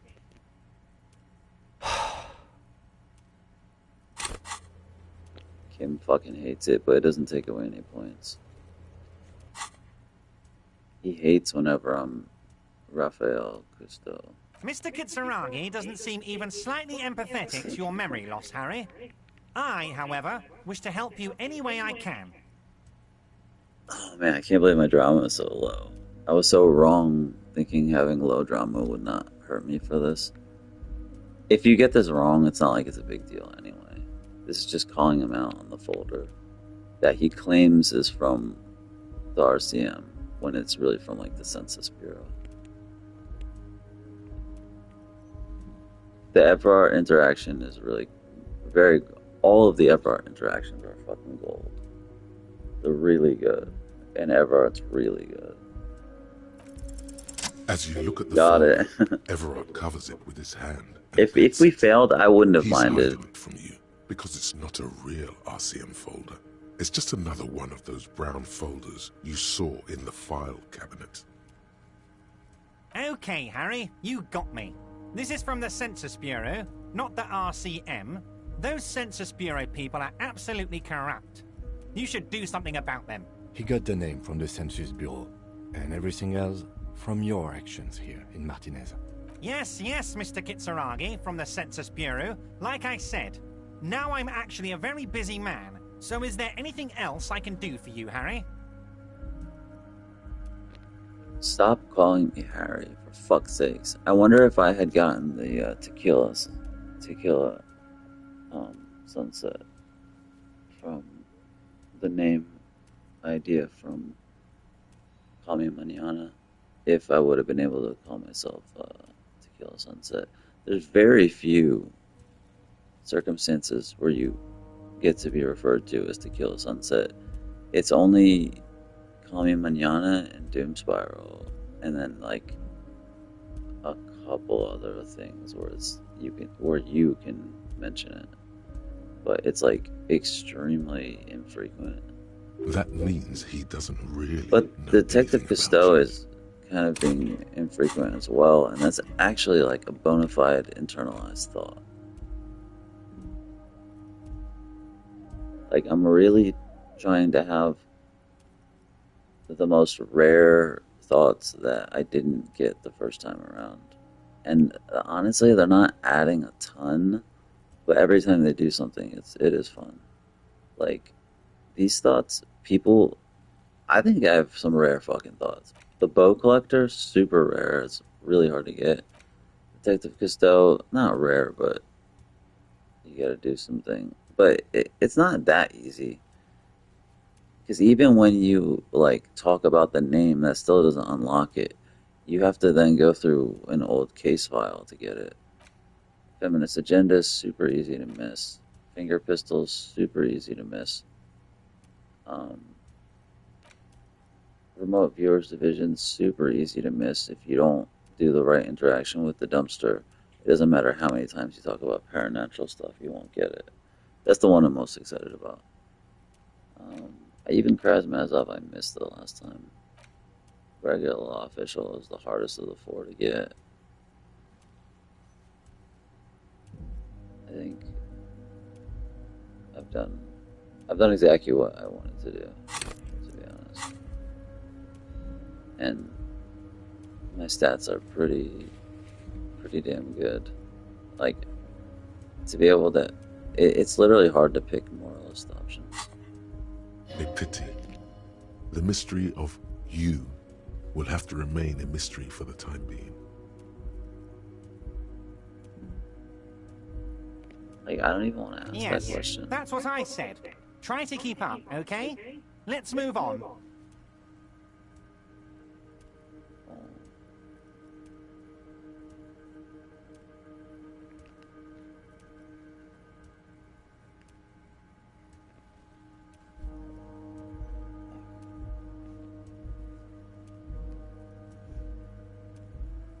Harry, honestly, I'm just relieved you didn't get a hernia. A man your age...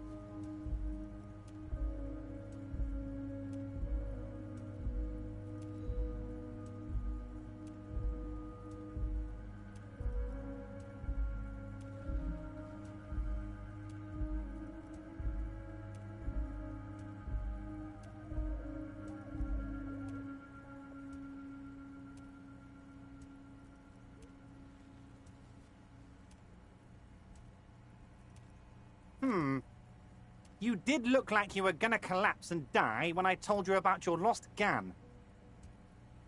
Anyway, I assure you, I am a very well-informed man. Information reaches me before I even get the chance to request it. I don't know what that means, Harry. Shady brew? You know what? Don't even tell me. Whatever it is, do it. Surprise me. Just one thing. If you can, make it even shadier.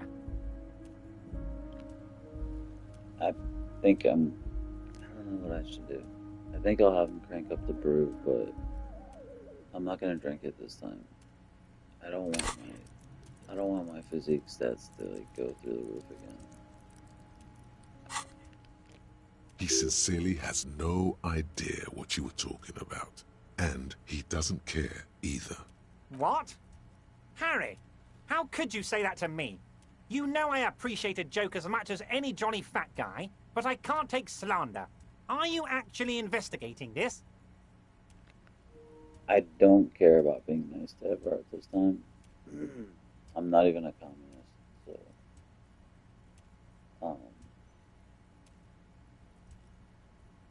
Yeah. You've hurt me, Harry. Me, a friend. But you know what? Also, there's nothing you can do to make him mean to you. I trust you, like I trust all my friends. And I know you'll never talk to me about this again, because you don't want to wound me. He's hiding his real reaction beneath courtesy. Thank you for your understanding. We will continue to do what we must. You too, Lieutenant. You know, I like you, but you never were my favorite. I'm a Harry guy. I'm Team Harry. None taken. Did we have anything else to do here, Harry? Oh, that's very nice. I haven't gotten around to her yet. I'm very, very busy, you see. I hope you're getting along. I think I might not tell Joyce any of the conversation between me and Claire. Just because I did last time. Even though playing as a moralist would kind of indicate that I should, I kind of wanted to play different. One thing I want to make very clear, Harry, is that this is not some kind of union versus corporation situation. Everyone is just pals here. Yes, we're all trying to do what's best for Martinez. Don't feel like you shouldn't work with her just because you and I are such good friends. I'm not a jealous guy. I don't want to get played again this time. Even though it doesn't really matter, but... So I don't think... And also it's gonna lead to less information and less dialogue, but... Also... Kim's not even gonna be there at the final debrief. So I don't even... But they'll know anyway. Even with Kuno at the debrief, that's gonna be ridiculous. But I don't want... I just want to see how it changes if you don't tell her about it and you don't get played. Because, like, they completely mock you for it. Whoa, that's so nice of him. Suspiciously nice.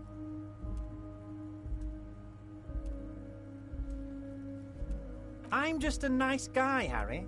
I wouldn't be where I am now if I wasn't nice. Politics is all about emotions, and I want you to have positive emotions when you think of me. I'm gonna do Kuno after this. What do you mean, Harry? Nothing. I let him go. He's an old man, Harry. I wanted him to spend more time with his family. Harry! I have little people in my organization. I would never call someone a midget. What is this? Honestly, I'm beginning to think you're a midget, Harry. I'm only kidding, Harry. You're not a midget. No one is. We're pals. It's ridiculous. I'm beginning to think you're a midget. And then he says, no one is. No one's a midget. Like, what? Absurd.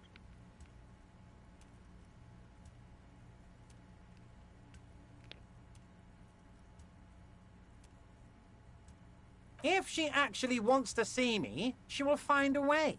He doesn't want to see her. It's as simple as that. Vanished? Harry, the woman left her casserole in the oven and couldn't make it here I in found time out for the what happened to voting. her. Which I didn't know that, like, you have to have a certain stat high enough. And I guess a lot of people don't actually find out what happened to her. But I, like, maxed out my first playthrough, and the deserter, he had the deserter shoot the previous woman. He basically had her assassinated. Which is pretty crazy. Oh, did I leave my casserole on? Better go home and check. The election can wait. When she got back, the whole thing was over. No, I'm pretty sure that the deserter shot her and her body fell into, like, the river or whatever. Pretty sure that's what happened. Wait, there was no mention of a casserole from Joyce. Harry, Harry, Harry. Do not fixate on this little matter. Maybe it was a rabbit stew, or a hairdryer, or an iron. The point is, her heart wasn't in it. Mine was. If it's spilled blood you're looking for, then there certainly isn't any in his expression or demeanor now. Of course, Harry. Let me just assure you one more time. It's perfectly okay to share anything we discuss here with this Joyce. I have no interest in what she is doing, but I myself have nothing to hide. Your business is your business, and I respect your privacy. Just remember, none of this is secret. Tell her about all of it. My brother's picture, my singing swordfish clock. Tell her how overweight I am and how I'm helping you find your lost gun. It is rather interesting to tell people things about each other, isn't it? It was nice telling him about her right now. The game also encourages and expects you to do it, but I think I'm actually not going to do it. Oh, of course. That's your main thing here. That's why you're in It's Martinez. so weird to I know not everything investigating that the goes on body, around here, and I would love to discuss it with you. like, at all. It's going to be super strange.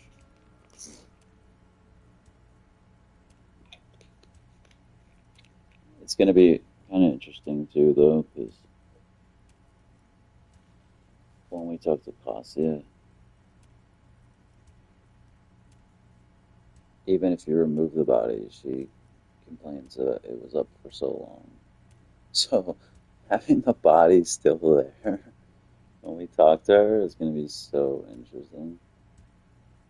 It's also going to be funny, too, like, to see if Evart is like, what the fuck, bro? The body's still there. And, like, everybody, just to be like, the body is still there. I know that it says that I can investigate the footsteps, but I don't even think I'm going to ask Kuno about the body, or even investigate the footsteps, because I'm trying to do something I want to.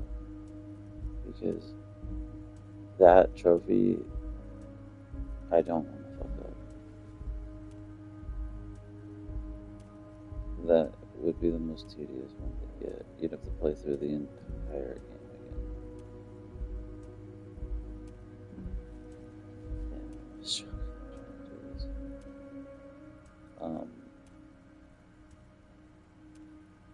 Yeah, I'd have to play through the whole fucking game again.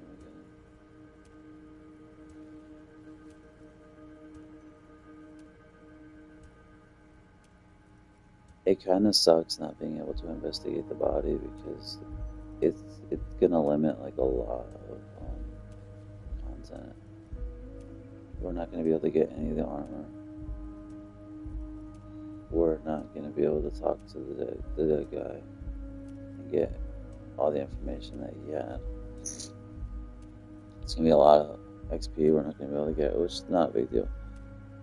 But just a lot of information that we're not going to be able to get. It's going to influence us at the tribunal, because, again, another thing I didn't know you could do I didn't know that, like, a lot of people didn't figure out, was, like, you can investigate the boots and find the serial code and then call the precinct 41 and have them run the serial number, and then you could find out stuff about Cornell, the company, the like mercenary company or whatever, and you could find out the real name of the mercenary. And then during the tribunal, the main out of the three remaining mercenaries, the main guy, you find out that the dead dude was his brother. You find out that they were brothers, and you can use that information to help at least like attempt to talk him down, even though you can't fully talk him down. But it just opens up a lot more content, and it's just a very interesting thing to find out that like they were actually brothers, and to see his reaction and stuff. And I didn't realize that was something that was even considered rare, because just for the hell of it, I watched a like Disco Elysium Secrets thing on YouTube, and then the second it said Disco Elysium Secrets like part two, and it was only 8 minutes, so I just clicked on it just out of curiosity to see, and like all the secrets are things I basically have done, but like naturally.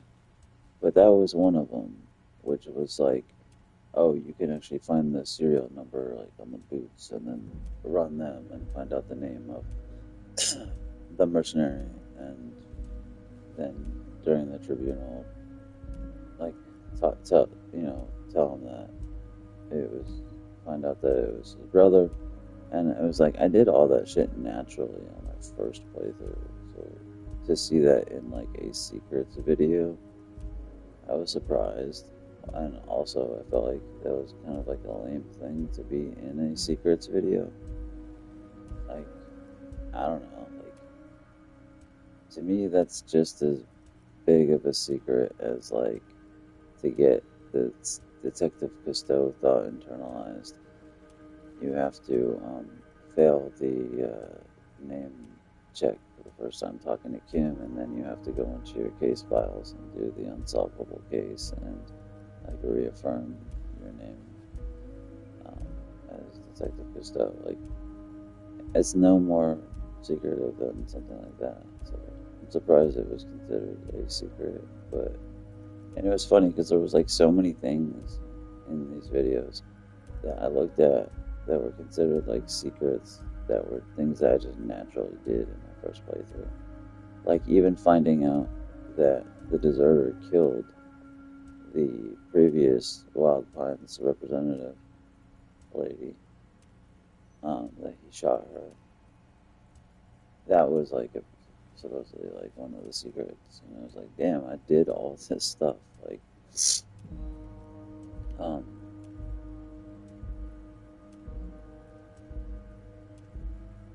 yeah, stuff like that. This game's so money though.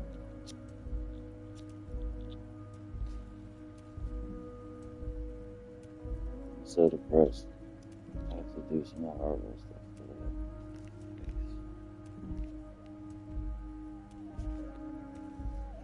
today. Alright, let's get it. I mean, it's no secret that the lynching is connected to the strike. So much to talk about. Honestly, it's been weighing on me so heavily.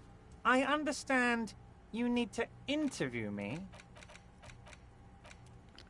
I think I didn't actually mean to say it that many times. I may have to be cheesy and grab our degree. But what I think I'll do is, if I grab our degree right now, I do want to get pulled to Momodakuwa. Also, your encounter with Roy about the pull to Momodakuwa. I'm not sure if that is predicated on you having this thought internalized or not. I want to send the chewing gum before I make the phone call as well. I want wet morning also. But I might get actual art degree and get rid of the Indo tribe. Because I don't think Indo tribe does anything but give you XP. It is cheesy getting art degree. I'm also not like enthused to be an art cop per se, but I guess we should do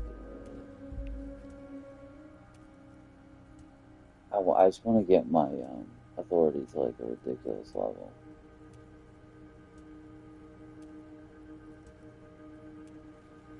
Then again, like having your stuff too high can fuck you. Like, there's certain times where you like, there's certain checks and stuff where you need, or if certain things are too high, it like screws you. Yeah, I played it with our degree last time, but oh, well. Do it. Oh, I got it on.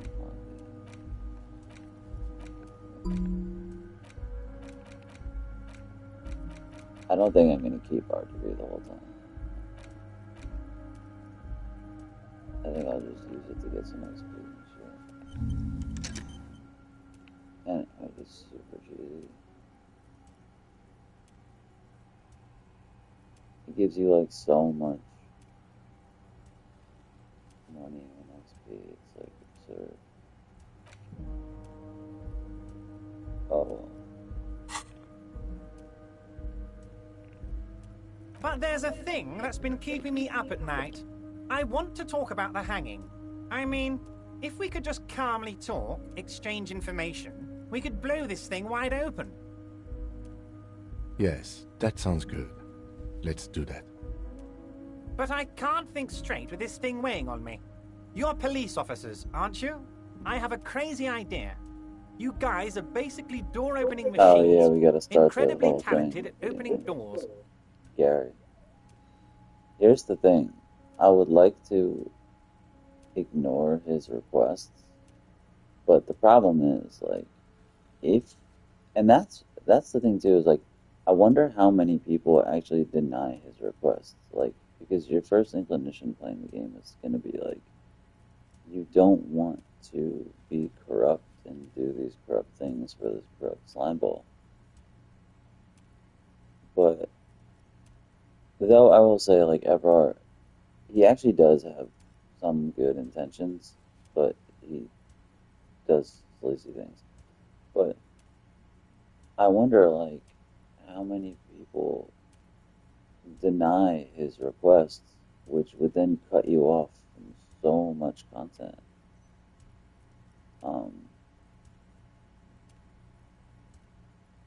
Like, I mean, I guess it wouldn't. I guess it's not that much content, but, and I guess it doesn't matter that much. Like, having your gun isn't even that, like, important. And what else does he help you do? That's it. You find your badge on your own. But not doing it, like, you'll never get the gun. I don't think. Yeah, you'll never get the gun. You'll never get into Gary's apartment, and there's a clothing item in there, I think.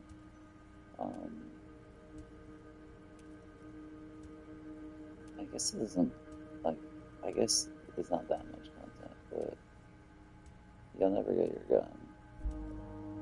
And so, like, I wonder how many people don't even, but also, like, it will cut off, like, a lot of dialogue that you'll have that you would potentially have with FR, even with Gary. The whole encounter with the pigs, stuff with Joyce, like, stuff in the debriefing. And it does seem so sleazy, like, I wonder if you deny it, if the game really pushes you to, like, do it. I think if I do a third fascist playthrough, if I do a third playthrough where I'm fascist, I might just literally try to deny all of his requests and not do anything for him, and just see how the game would be different. But I don't want to do that this time, because I want to actually bring Kim with me to the encounter with the pigs, because last time I didn't. I did the trophy thing where I gave her the medal and shit, and you can't have Kim with you. But I want to see how Kim reacts to her. And even though I don't really need my gun, because I'm going to have Kim get shot anyway, because I want Kuno as my partner. Still, there's, like, items in Gary's apartment and stuff like that, so, like, I'm gonna have to do it. But I think I'm still gonna forge the like, thing for the like, youth center. Alright. Place. Basically, door opening missions. I'm not sure I understand. If you're asking us to break down someone's door, it's not going to happen. Come now. I just need you to go open a little door for me and leave it unlocked. A simple thing. Absolutely nothing shady about it. The stars aligned into a cosmic frown here. He has your fate decided. Bide Also, I your wonder... time, however, and let the stars continue their course, and that frown shall turn into a smile. Only if I wonder if you can't complete Who Put the Clothes in the Trash if you don't actually get into Gary's apartment. Very possible. Harry, I'm a very busy man, and more importantly, I don't have that extraordinary physique you do. You look like you could run around all day. You want to send someone a message that the police are working for you. I repeat, I'm a very, very busy man, Mr. Kitsuragi, and therefore I must occasionally enlist outside help. Oh, no one's. It's just a weasel. A weasel lives there. Nothing for you to worry about. They all refer... Oh, I guess Manana does, because you say weasel. But they allow you to perpetuate the whole weasel thing, which I like. He is a bit of a weasel as well. Gary the Weasel. Gary the cryptozoologist, pie delivery man weasel. A loud blabbering weasel. When weasels feel no one is watching, they start acting foolishly. Just go there, unlock the door, and leave it open. It's been such a burden on me, Harry. I just want this to be over so I can discuss business with you. Harry, my dear friend, I am what people call a local bigwig. I know everything that goes on in Martinez. I basically have to accept it. Yeah, that's it. Even like saying you can't accept the task for now. They'll let you go back to it because they know it's integral. Like, you kind of have to. Fantastic, my friend. Just let me know when it's done and we can take our friendship to the next level. You can get the key from Manana. He's down by the gates. Manana's like a free agent in the Union. Special operations. Hardened socialist. A real free thinker, too. He'll tell you precisely where the door is. One last thing, Harry. Just open the door. You don't need to go in or anything. I just want that weasel to come home and see the unlocked door. I wonder how many people actually open the door but don't go in. Like, and I wonder if that changes anything. It probably just lets you not find all the cool stuff. There, I talked about the gun last. Yes, your lost gun. My best men are on it. They're turning every stone, searching every playground, asking kids, grandmas, everyone. Your gun will be found, Harry. Let me assure you of that. It's just a matter of time and effort. The only way to find it seems to be working with him. He might even be holding your gun hostage.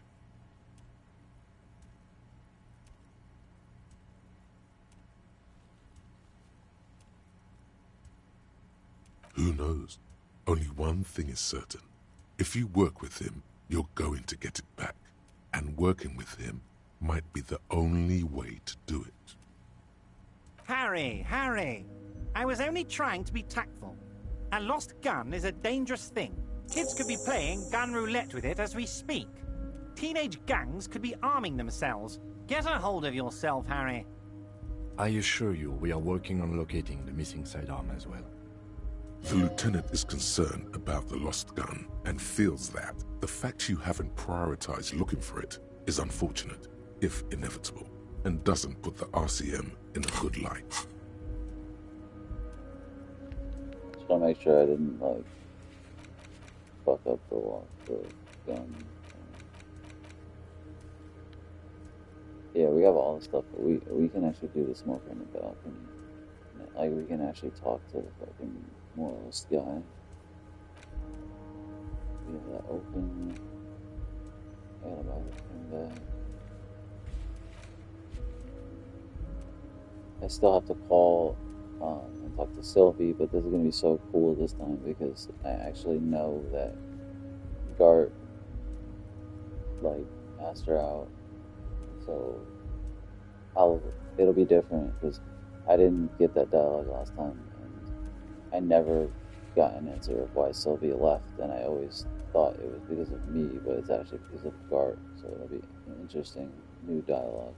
Hearing her, I assume we'll be able to hear her talk about how Gart's a creep, and that's why she left.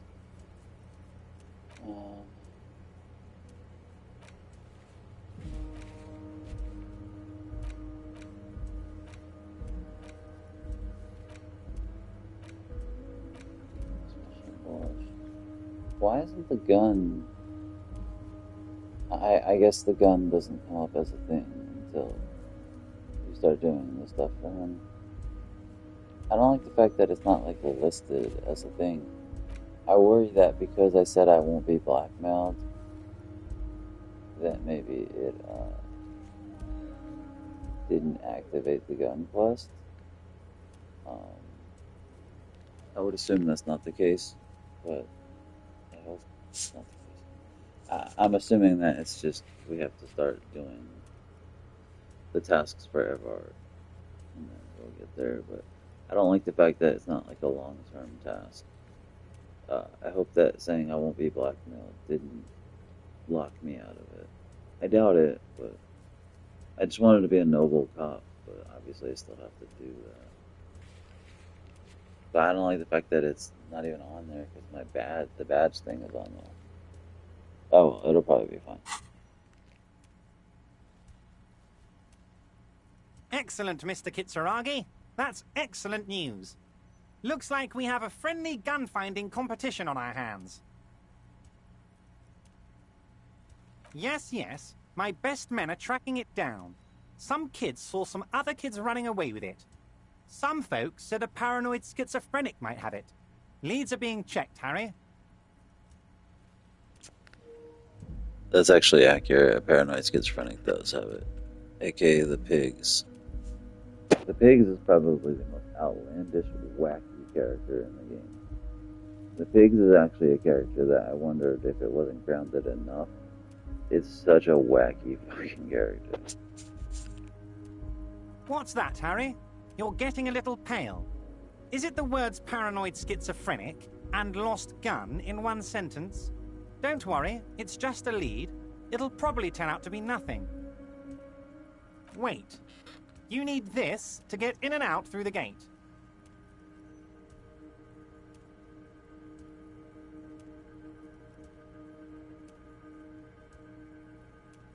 Here, you're one of us now. A real red and white union man. Take care, Harry.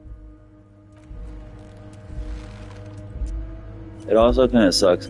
I was hoping that jumping the fucking Kuno shack would lead to like a permanent shortcut to the docks, because it just, if I'm in that area, it's quicker that way. But obviously not. I hate the fact that the only way we can get to the docks is through that one entrance, which is so inconvenient. And then to get to Evart, like, it's so long, the path. I hate it. Oh. I specifically remember the way I did it last time. I was able to steal an ID card. Confused about that. Like, I specifically remember there was an ID card by the coffee last time. And now there's not. So I'm confused about that. I also wonder if it has anything to do with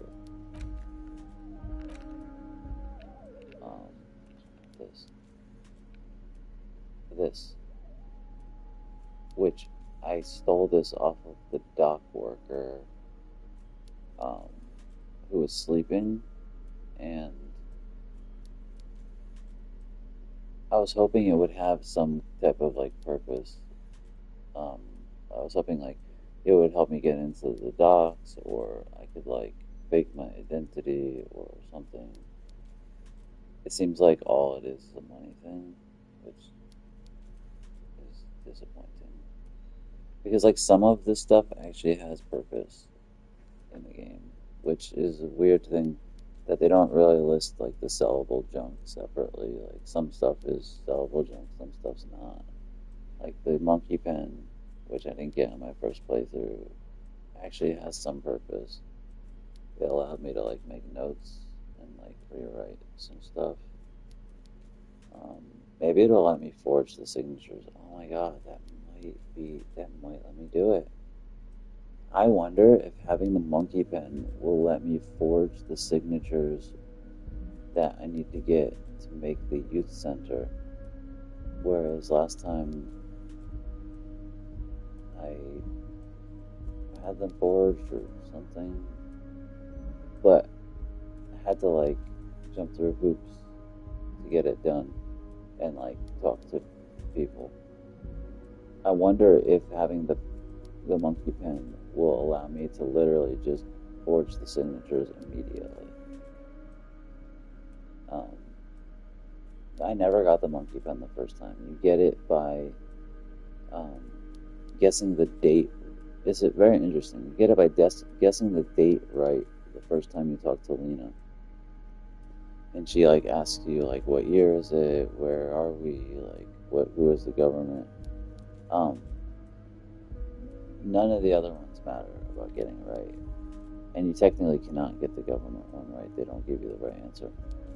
They want you to get at least one thing wrong so they can suggest that you go talk to Joyce. But getting the date right gets you the monkey pen, and it's interesting because the game kind of like wants you to get the date right to potentially get the monkey pen, because when you first leave your apartment, one of the little orbs that you can look at is a calendar that has the date 51 on it. And I think you can also use that in the conversation with Kasia, but that specifically gives you the information of what date it is, which in turn would give you the correct answer with Lena, which in turn would give you the pen, which in turn getting the pen seems to allow you to like do some small little things here and there. Like, at least so far, there's been like 2 instances where the pen has come up, I think. So it would be pretty lame if people were to sell it. But stuff like the postcard does nothing. But the monkey pen is actually pretty dope because, yeah, the monkey pen allows you to talk to Lena about the phasmid, or the monkey, like, what do they call them? Not phasmid. Phasmid is whatever they call them, the crypto animal, whatever. But like, it allows you to talk about the monkey kind. Like, that's actually one of those creatures. And then you can rewrite the La Fume thing. You can like rewrite this and then something else. I'm actually very interested to see if it comes up more. I tried to do everything in my first playthrough, but I never got the green pen, and that was something that came up naturally. And I've looked at a couple of videos of like secrets of this game. I never have ever seen anything about the green pen come up. I guess it's not that unlikely. It's like a 50-50 or 1 in 3 chance you would get it anyway. But it does change things, like if you have it, even just small things. So it's kind of a secret, I would think. But anyway, all right. But yeah, the ID card, I don't understand. I don't remember what that was. Oh well. I think I might activate Kuno.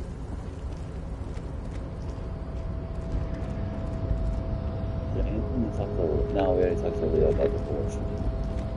Right, we got a lot of stuff that we can do.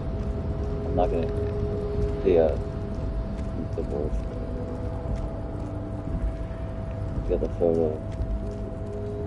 I got the photo, Renee's photo. I haven't even talked to Renee yet. Yes? Jonathan. I'm waiting to talk to him because I forget, if you have a high enough stat, you can convince him that this case is sexy and mysterious. But you have to have a, I forget, like high inland or suggestion maybe. Also, I want to do the brow off with him. I think you need 6 suggestions to do it. The file cabinet stands steady drawers. So I'm gonna come back and do the phone thing. the already familiar cold Oh, it's touch of pretty plastic fucking high. welcomes you as you pick up the handset. That is pretty high. You know what? We'll just do it now. Get some backstory on Dora. The already familiar cold touch of plastic welcomes you as you pick up the handset. It's unclear whether you actually have muscle memory. Wow, Right we now, failed your it. finger is just drawing vaguely. I'm gonna try it one more time. If we fail it again, I don't want to like play this. I'm gonna like I've allowed failed checks in this playthrough, but my rule of thumb will be unless it's something that's like desperately important, I'll never reload it twice. We'll only do one, and if it fails twice, that's it. The already familiar cold touch Then of it's just plastic meant to be. welcomes you as you. It's unclear whether you actually have muscle memory. Right now, your finger is just drawing I vaguely can't believe I occult failed it patterns twice. in the air. That's unreal. Undoubtedly, no. Oh, well, I said that's how I would do it. That's how I'll do it. Sure, why not? Muscle memory is a tricky thing. Even though it really does nothing for me, but it just forces me to put into interfacing it. Oh well. It just gives you backstory on the video rental. The X.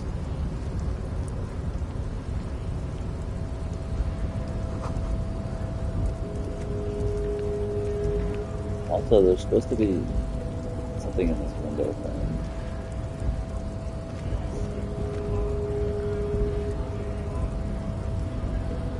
I'm trying to remember. This triggers the tequila sunset thing. I'm trying to remember what I need. I really don't want to look it up and like force it. Let me just try this.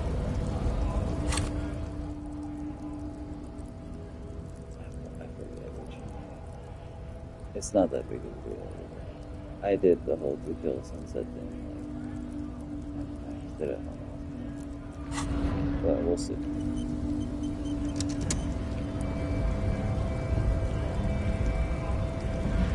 Scab? You also get honor points here if you don't pick up. If you have him throw the money, but you don't pick it up. Which I don't know why honor glands haven't been unlocked yet. You're hazy on the notion of a scab. Smells like politics, though.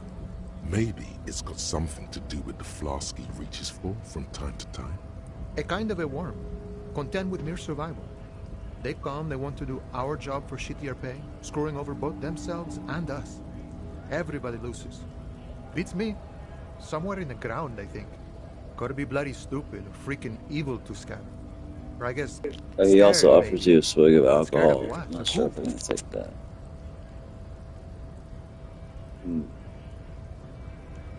That would... I think you can double dip them if you drink his alcohol. Maybe I'll take this opportunity to punch. You know what? I think maybe I'll take this opportunity to punch Measurehead. If I get a swig of his alcohol, and then I should still be able to drink my alcohol. And you can dual wield. Like I think if you have different types of alcohol, you can drink them. I'm gonna allow my hard-boiled detective to drink, and then we're gonna get sober later in the game with Tiago. We're doing a moralist, regular law official Psychic Detective Costeau playthrough with finger pistols. I think I'm gonna take a swig, even though it'll probably make him like me less, and use that enhanced physique, since I'm doing a low physique run, to punch measure heavy kick. Try punching him this time. Personally, I'd rather beg than scam. If the gentleman shouting on the street came begging, maybe they'd have gotten something.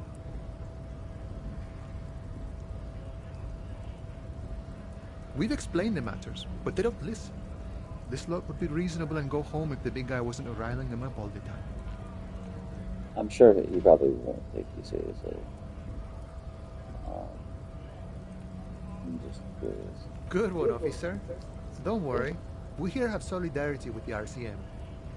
Imagine, you cops going on a strike, but then another cop comes in and says, let us cop for less money. Speaking of, what brings the RCM here? To the wild north? Come to see the strife?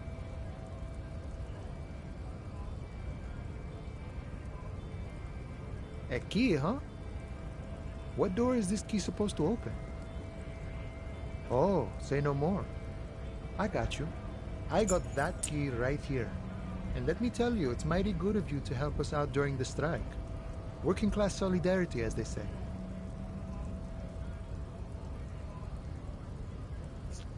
This I didn't even know what it meant last time. I really didn't. This is a fascist, racist response. I was like, I didn't know what they were talking about. A polar weasel? They're talking about a white weasel. It's a fascist, racist comment. And I made it last time. And he like reacts negatively to it. He's like, whoa, man. And I was thinking, like, I didn't even know what a polar weasel was. I just thought it sounded funny. But apparently it's racist. So, do it. Though, if we do a third playthrough, I'll totally pick it. If I do a third playthrough, I'm going to do hardcore fascist, fascist, racist. I don't know what the rest will be, but it'll be a fascist, fascist, racist, misogynist, which coach physical instrument.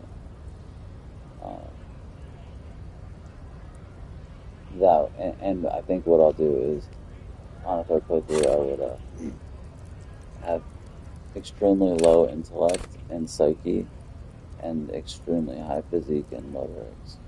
So it'll just be like a dumb, really dumb, fascist, racist,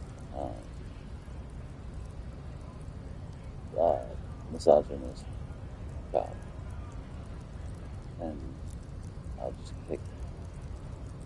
I'll actually actively try to get Kim to not like me, because I've found out that, like, if you basically just do everything in the game, like, I find it impossible to make Kim dislike you, because just doing stuff in the game automatically gives you good cop points, because you're just doing good detective work. Like, you get good cop points for just doing quests and shit, because it's considered like doing good cop work. So if I do a third playthrough, it's a fascist, racist playthrough, I will literally try to make him dislike me. Like I'll try hard, because I'm very curious. Having Kim dislike you throughout the game, even though that would like kill me to have done it on the first playthrough, and even on this playthrough. If I do a third playthrough, it would just be completely just for entertainment. So I would be curious to see like his reactions towards you in the final debriefing and after the tribunal, stuff like that. Like how his dialogue might change. Because it literally is like hard to get to dislike you. And like the only time you can really do it is day one. Because you haven't built up a lot of cop points yet. It's like, you can do it day one by not doing a bunch of investigative stuff and just like stealing sandwiches from old people, doing drugs in front of him, saying racist things, talking to him and then calling him a vinyl card and making fun of his glasses. Like, it's not hard to actually get that trophy, but to make him dislike you, like, throughout the game seems incredibly hard to me. And also, I feel like the game kind of dropped the ball there. I feel like the game should have made it harder for Kim to, like, continue to like you, because what that would do is it would create more tension and create, like, you would think more about, like, should I do this or should I not do this? You would be way more cognizant of, like, not doing bad things around him. Because now it's like the only reason not to do that is just for, like, roleplay purposes, like headcanon. But, like, you can be, like, the worst, and as long as you do all the quests, he'll still like you. So I would have liked them to have made it a little bit harder, because then it would really make you think about what you're doing, make you think about your actions, and it would really make you sacrifice some things, like not doing a drug, even though it would boost your stats, because it really might tip the balance of Kim liking you, like stuff like that. Like, I think it would have created more meaning to, like, what you're doing. Whereas you can be like a total drug using maniac asshole and, like, still have Kim like you. And I had someone dispute that with me on Reddit, but it was like, yeah, that's probably if you, like, do none of the content in the game. Like, if you just do the main quest, even though there really almost isn't, but, like, if you just get through the game and you don't explore, like, a lot of content and do side quests, I guess it's possible. But if you're someone like me who actually likes to do all the content because you love the game, it seems like almost impossible. But that's just me. Alright. I don't know why I went to that diatribe. No, it's capitalist. Also, I'm trying really hard to not activate, like, Superstar, Apocalypse, sorry, Communist, Fascist. Not that the political ones activate anything, but at the end of the debriefing, I don't want them to be like, yeah, he was a moralist and a communist. And I don't want to activate, like, the Superstar dialogue options and stuff like that. Because I leaned so heavy in my first playthrough. I was Superstar, Apocalypse, and sorry, Cop. And, trying to be hard-boiled, just the facts. Dragnet and Evart, at least, like, a little bit, who also is an alcoholic, who also was such a great detective. He was asked to join the super elite experimental remote viewers department. So he's also psychic. But I'm trying to play, like, a hard-boiled alcoholic who was a remote viewer and who will eventually become sober later on in the game, getting wasteland of reality and admitting he has a problem to Tiago the Crabman, which is all actually true. I never understood the Crabman thing in the game. That I didn't understand. It was such a weird fucking thing. It was kind of funny when they keep describing him as a crabman, but I didn't understand that. But, yeah, stuff like that. But my point was, I try to be really careful with the options that I choose, because I don't want to, like, flood my Superstar or pick the wrong political ones. It's hard to know sometimes, like, what political option that you're actually picking. But this would be capitalist. This would be fascist.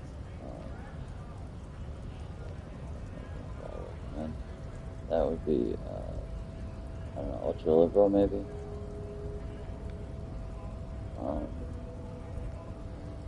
Also, it's funny too. Wow, that's so different. The first time I talked to Evart, he asked me some question. I think it was the first time, and he asked like what I think of the situation with the workers or something, and I said like every worker is a god. And then every time I talked to him, he like was like, "Oh, Harry, every worker is a god. Am I right?" And I didn't get that option this time, so maybe it just hasn't come up yet. But I feel like it should have.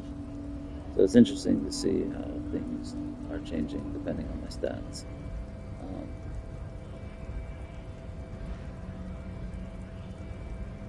I'm afraid to pick any of these, so I think I'm just going to pick the fourth option. I'm tempted to pick this one, but I feel like that would be ultra liberal. Oh, so the none of the above type are you? I get it, I get it. I like to keep That my was distance moralist, too. yep. But it doesn't matter. It's a good thing you're doing. Thanks. It's hard to know sometimes, but I just make my best judgment. I will say it is kind of boring picking the moralist options, and it is kind of boring being a boring cop. But I think I'm able to spice it up just enough, and the fact that I have like remote viewers, shit like that, and I have like other fun options. Like I'll have remote viewers, options to refer to myself as Detective Costeau, feminist options, like, so it should be alright. I gotta get my authority What up. you're looking for is a basement door behind the greenhouse. That's behind the wailing in rags. That's all I know.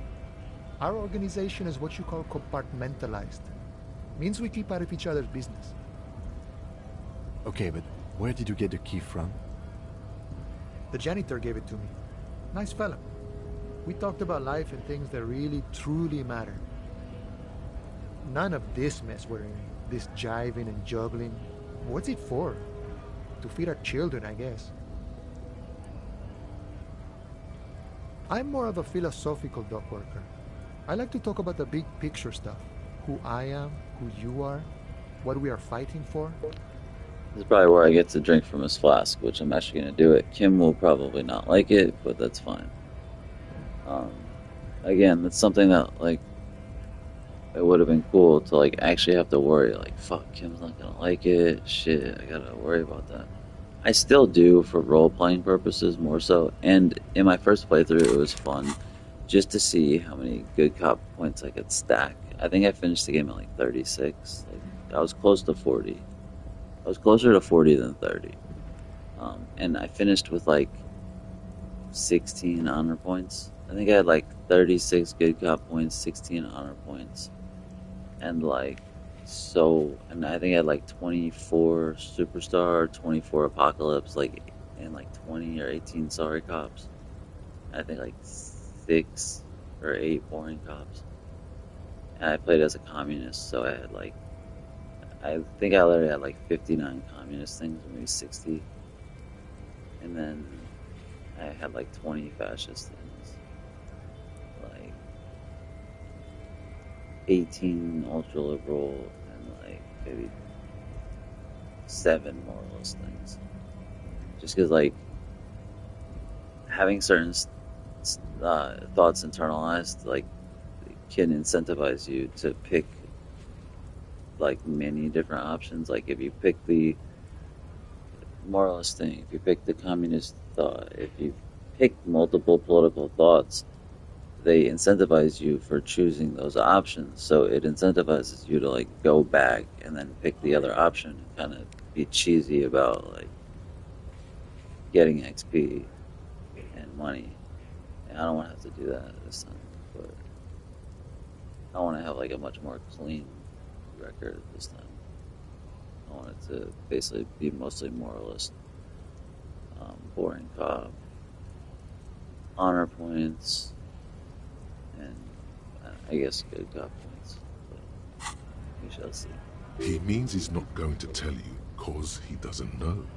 But he will shoot his mouth off with you now that you're working for Evart. Who he is and what they're fighting Surprised for. we haven't had This is Oh interesting. my god, spiked my electrochemistry is too low. That's probably what it is.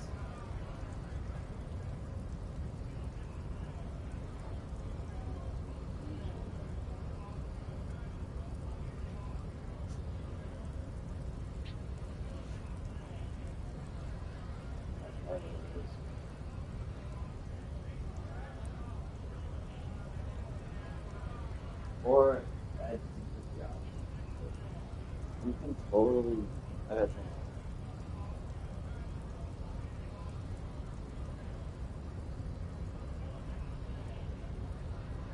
You can totally get a swig of this juice. The secret juice. Is that yours?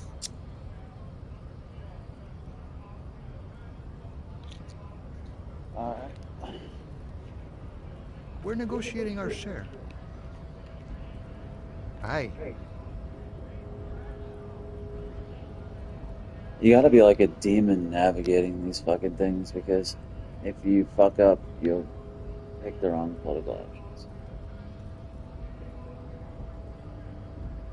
This stuff, they already covered.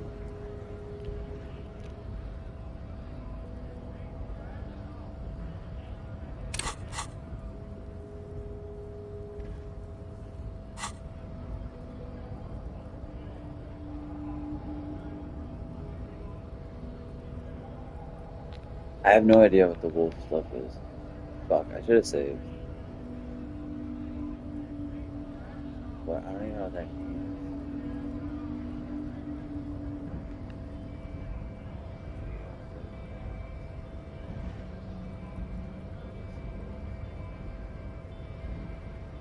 Never grateful.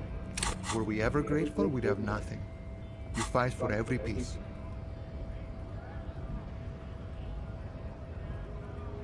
All of it. However, right now we I don't want know what all the the wolf. harbor workers to I be on the wanted to say the company's wolf board, thing, but so I they didn't could know take what part the, in the decision-making I don't process. know what that was referring to. This seditious talk sounds like communism. Just so we're on the same page. Communism is socialist. basically wanting to kill the rich people or deporting them And to a labor camp the in union is southeast Grado. socialist, basically. But don't say that out loud if you're a communist. Don't say that. No. I don't think I'm a communist. Seeing something of value and saying I want it all to myself is a much older and simpler notion. No science to it at all. It's also nice that you can check the stats and stuff while the dialogue is happening. Even a weak child can think it. The only things holding someone back are I can't and I shouldn't.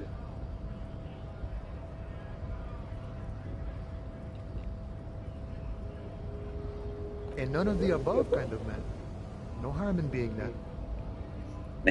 I feel bad picking the moralist options because it is actually really fucking kind of boring, man. Like, it fucking kind of is, dude. Damn, son. I know that a fascist, racist, misogynist playthrough would have been more interesting. And I should have done it. You know, I should have. But I was afraid that playing on hardcore, it would have made it too difficult because they penalize you to get revolutionation. But every time you pick a fascist option, you like lose health or something. And if you're doing a fascist playthrough, you're gonna want that internalized. That's gonna give you more fascist like stuff, the internal dialogue. But so like fascist is gonna be the hardest playthrough to do. But I thought hardcore mode would be harder. It's not really. Stuff's more expensive. Some stuff is more expensive. Like some checks are harder, a little bit. I think. It's not really that hard. You can see the little brain signifies them in hardcore. I thought it would make the game harder. It does a little bit, but I thought it would make it harder. I think it's best you make up your own mind now that you've met him. In my eyes, he is a capable organizer and a decent businessman. I want to try to advance faster than I have been in the game since this is my second playthrough. I want to try to like play faster. I guess you kind of get to be the village chief. He oversees the harbor, makes deals with the owners or other relevant parties, watches out for his own. I wonder if I fucked up the Tequila Sunset. I remember like you have to have certain attributes not too high and some not too low. Something like it's the same thing with Boyadero. By that, you mean corruption? Which I kind of want Boyadero this time because I unlocked it last time and I went to internalize it, but I finished the game before it was done internalizing. By heavens, why would it not be corrupt? We live in a harsh and disordered world, see? And in this world... Yeah, my electrochemistry is at 1. That's probably why I can't fucking drink. The old man is corrupt for our benefit, and we know it. Appreciate it even. He is, personally, not too lavish. He's pretty lavish. He is reasonably lavish, sure. That's his prerogative. It's not like you want a saintly demeanor on a corrupt motherfucker. That would be a manipulative illusion. It's gonna be interesting talking to the Sunday friend because he's like super fucking moralist and I'm a moralist, I guess, so I'll actually get to like agree with him and not continuously insult him. Besides, there are no non-corrupt systems in the world anyway, and moralism is the most corrupt of them all. Not you would like to say. But then there's that weasel door. This man has political theory, and it has not failed. I really today. wished you could save mid-conversation, but you can't, and I'm not gonna go back. I don't like the fact that we're not getting any type of name stuff or Boyadero stuff. I feel like what do you fucking need for that? I don't know, man. I don't even know what it would correlate to.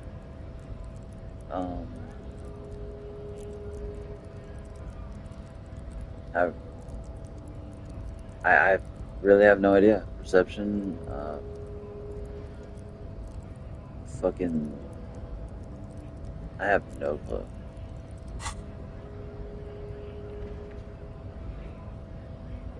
Sure, I've had the necessary free time. Fortunately, there's always time. The look in his brown eyes conjures up an understanding. For him, having command of his time is the most important thing. It all comes together now. The way he speaks about scabs, his general attitude. He's a follower of a 500-year-old Franco-Nigerian Boyadero code. Itself, I didn't know what Franco-Nigerian first time I played this. The first time I played this, I thought that was like a political or historical phrase or something. That was real? I didn't know it was just the game. That of a noble peasant or a Oh, traveling cool, herdsman. Boyadero. True to yourself. Hopefully we can unlock independent in your Boyadero. actions, loyal to your I actually friends. want Boyadero this time. And I actually think I might unlock it, like, earlier. Just to see if it brings up any dialogue with the Pale Driver. Something. We'll see. No. Maybe I'm a Boyadero. I could, but if, what if, maybe... No. The man sits on the railing, his hands reaching far and wide. I feel like I didn't have Yet it something feels high as enough. if he could effortlessly go even wider, if need be. An endless torrent of time. Damn it! I got shut down for Boyadero. What did I need? The mercenary, eh? Who could have killed him? That's indeed the question. Why even do I such feel a like thing? that shut me down. Maybe having high encyclopedia fucks you on that. The man whispers a jaunty tune. A coastal breeze ruffles his hair. I just want to see... You know what? I probably won't be able to get back to it. Damn, that was terrible. Let's try to raise our electrochemistry. I think I fucked myself on multiple occasions.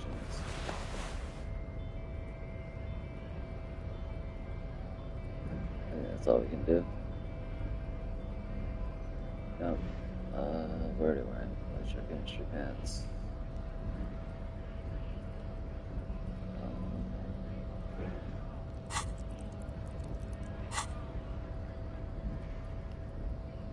Yeah. Okay. What do we got? Encyclopedia.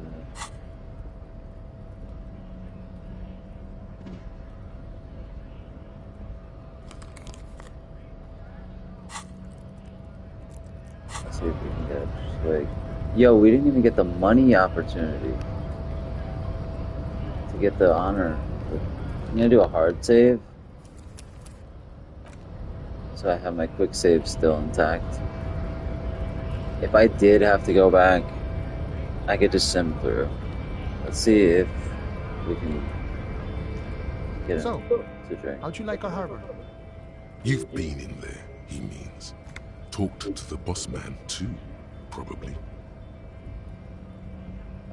Sure. It's but a rest area on the path leading across open plains.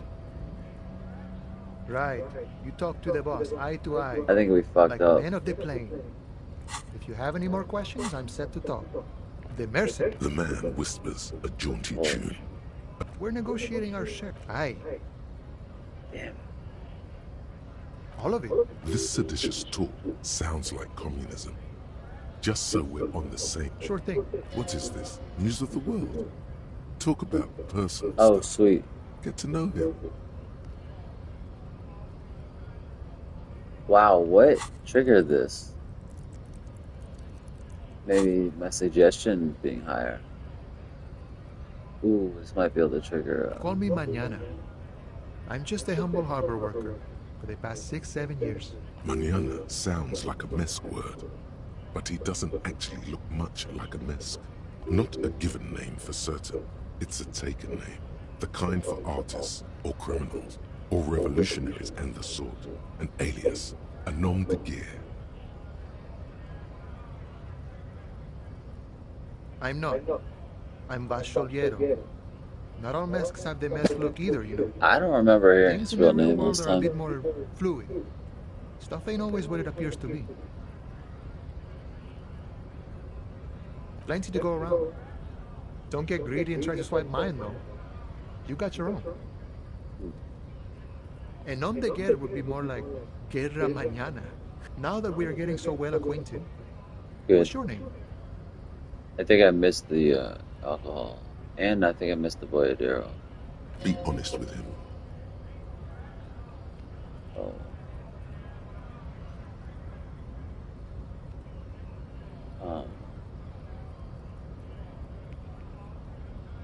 Wow, this is major. You're like a man born anew. Okay, so if you can't find it, maybe make up a new one?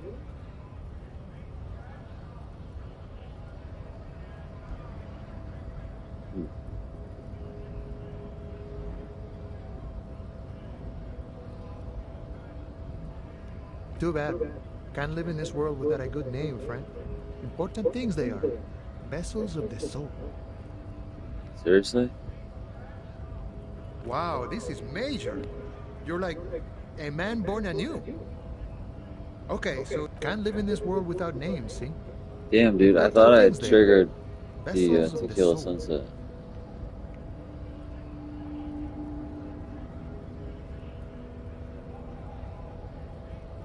More a poetic thing.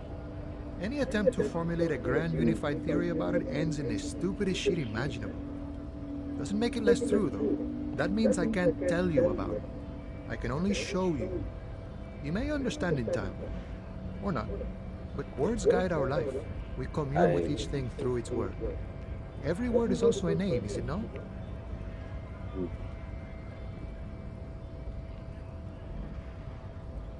The man whispers a jaunty tune.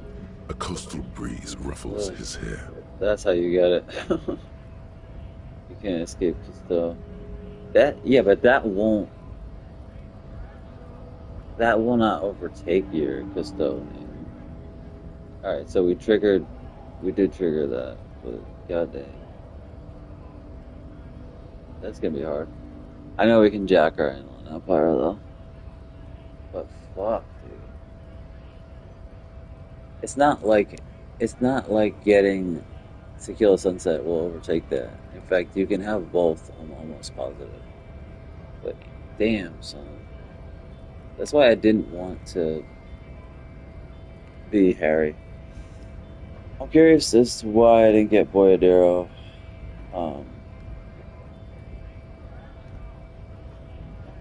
unlocked. I just want to see. Oh my god. Let's see if it lasts. Come on, baby. Come on, baby. I'm gonna die. I don't want to go to my other phone. Come on, baby. Oh my god. In Disco Elysium, what stats do you need and how do you unlock the Boyadero thought?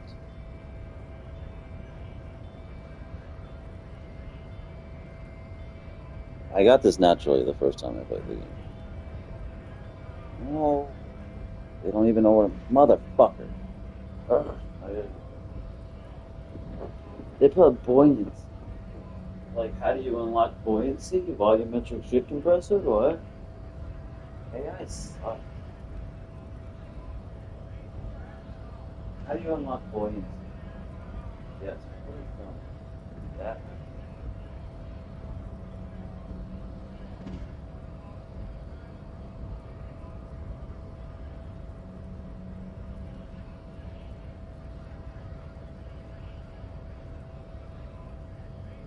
Just stick with me. I'm gonna play. I'm actually gonna get into some hardcore Kuno shit.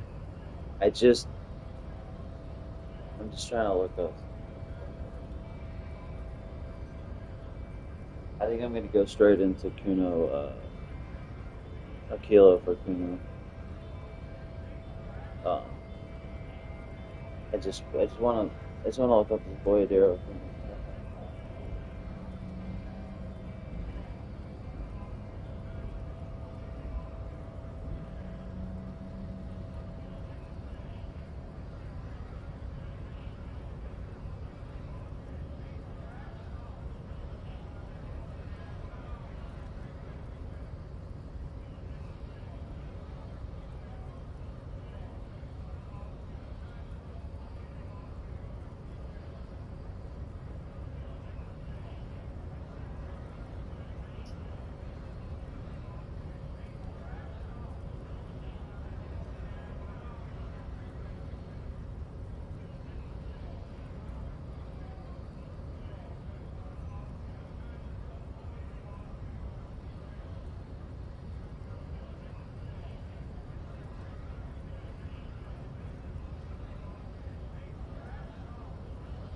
It's funny, the encyclopedia completely shut down my Boyadero attempt. My attempt at the Boyadero thought encyclopedia like shut it down. I wonder if you have to have lower encyclopedia. I got it naturally last time.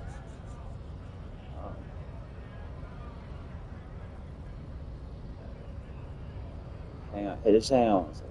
I'll be right back.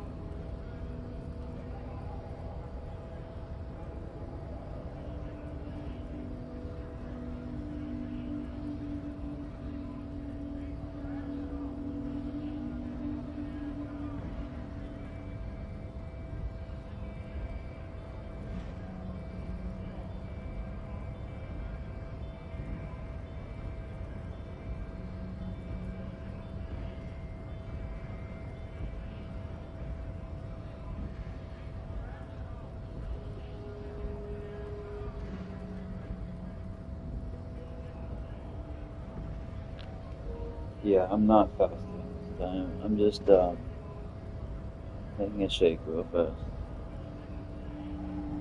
I'm not gonna fast, but I just have stuff I have to do. Awful, awful. I don't want to have that stress of it.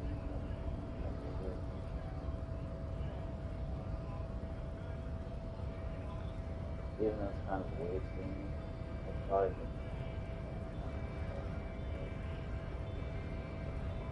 I don't know, 8, 9 hours.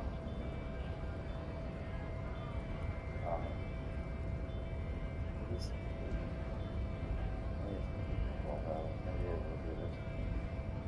But regardless, like I said, I don't want to have to have the stress of fasting. I'm gonna make a massive shake.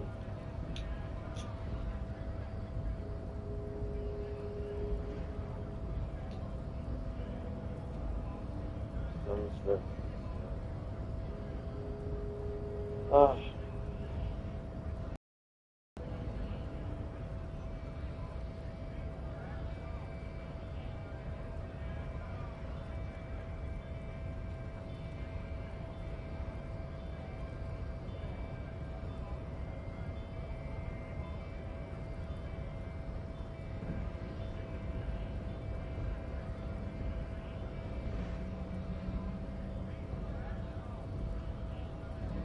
I feel like we still have a couple hours until things get. We will. Oh.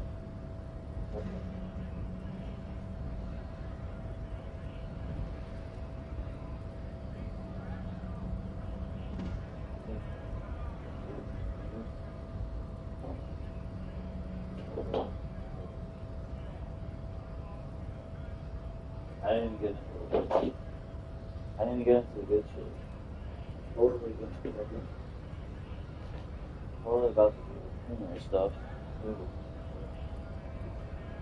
What can you do? Lose.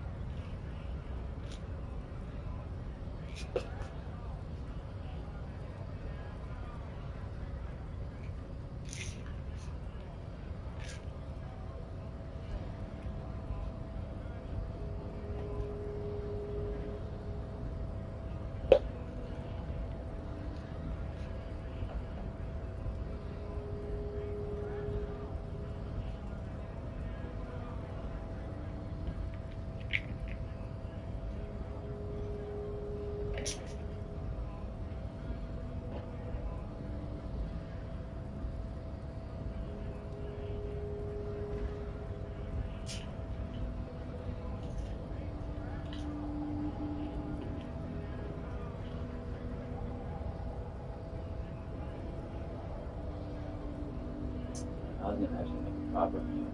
And then I was like, no, I don't want to keep people waiting. And then left me. Oh.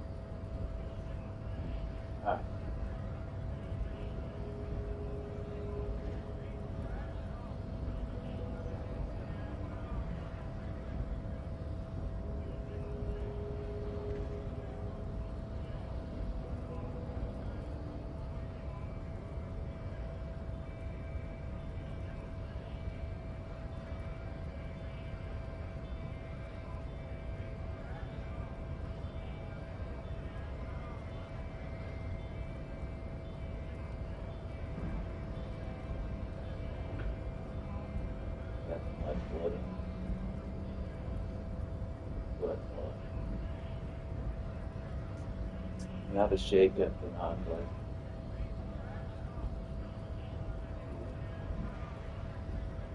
like blood flow.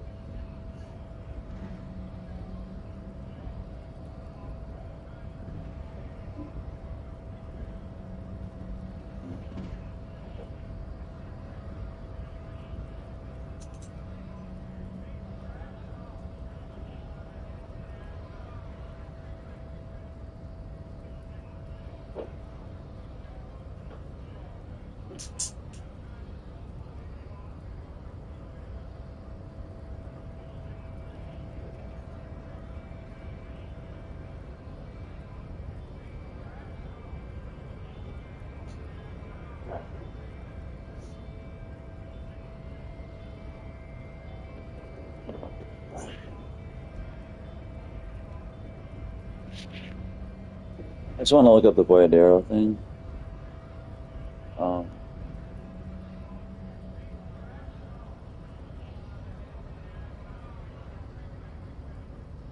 Because I kind of want to unlock it this time, which I never internalized it, completed internalizing it this time. I'm gonna play the fuck out of it. I'm gonna go in heavy. I'm gonna actually try to get a lot of content in.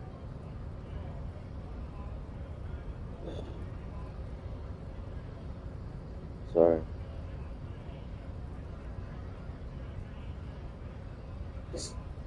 Sorry.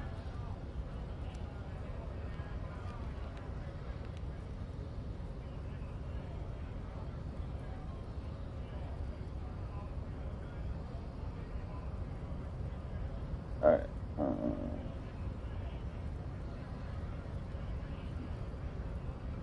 Oh, that's the previous one. So this is the right one.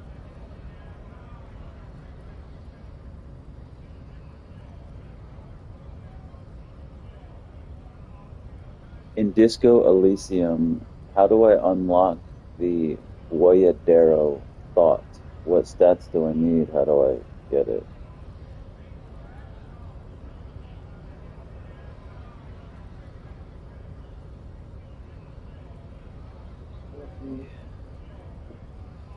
Damn.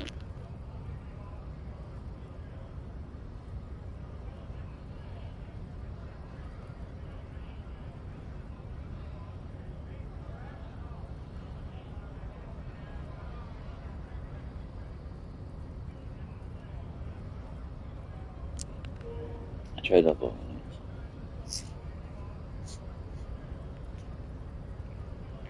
You know, I previously used to be so cognizant of being palatable that I wouldn't even use the term blow my nose. I would say, like, clear myself out. I was so worried. Alright, let's see. Let's see. I've gotten it before, but we're gonna make mega progress.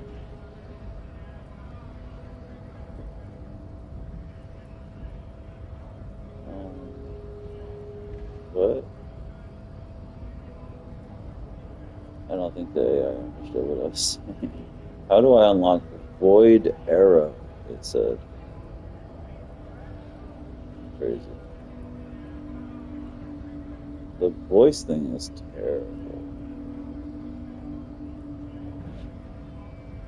I don't even know what's called. Void Arrow?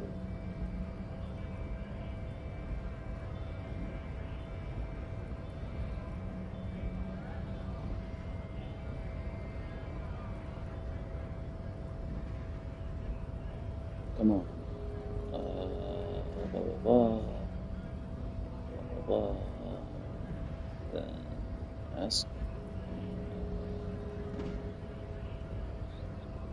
I have it in my fire. Oh, that's not for Void Arrow though. Isn't that for Sunset?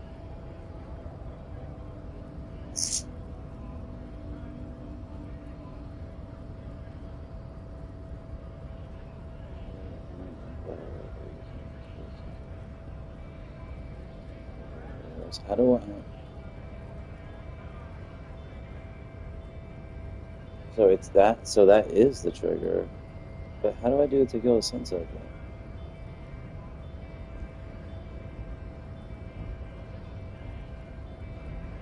Okay, so this is. So passing this check is how you get it. I guess. I missed the alcohol thing for sure.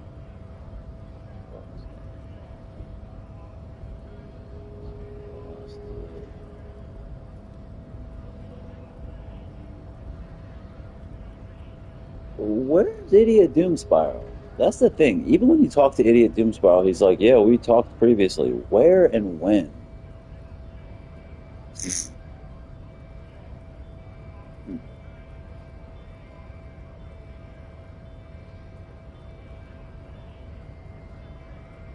How did I miss the Tequila Sunset?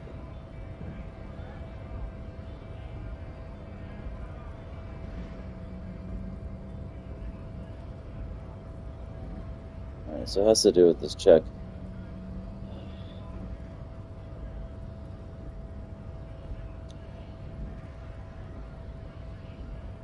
In Disco Elysium, how do I get the name Tequila Sunset?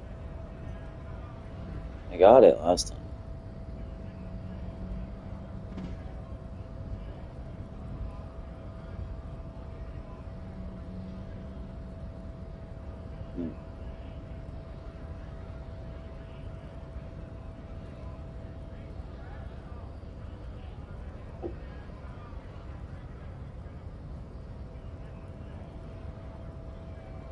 Yeah, that's what I thought. It was for this. So this is for Boyadero and Tequila Sunset?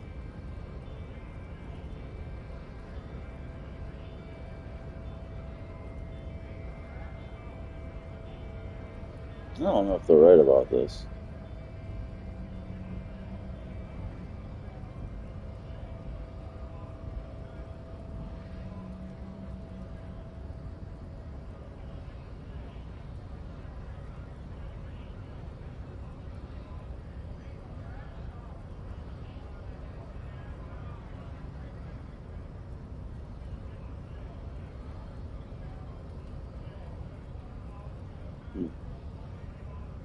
Whatever, dude.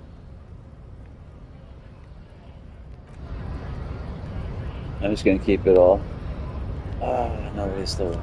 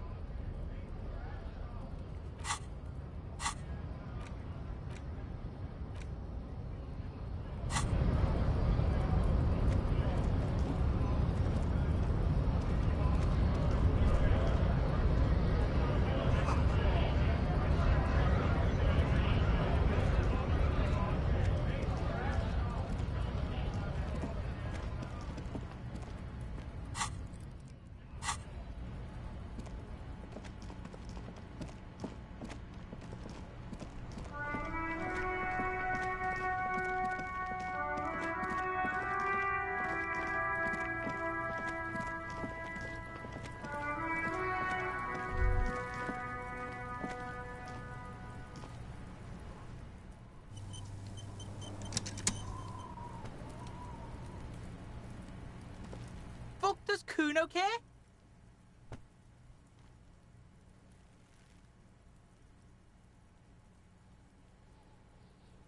You found Kuno's secret door to Kuno's secret shack. It was closed for 5,000 years. How the fuck did you get in?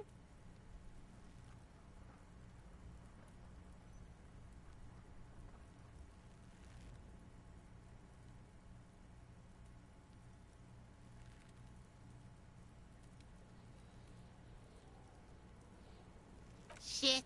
Get the fuck out of here. You can't do that. You can't do that, Cuno. Pigs can't displace. Can't do that teleport shit.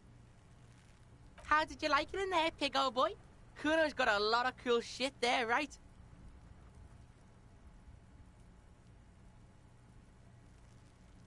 Oh, that? Kuno decapitates pigs. That's just a Kuno demo tape.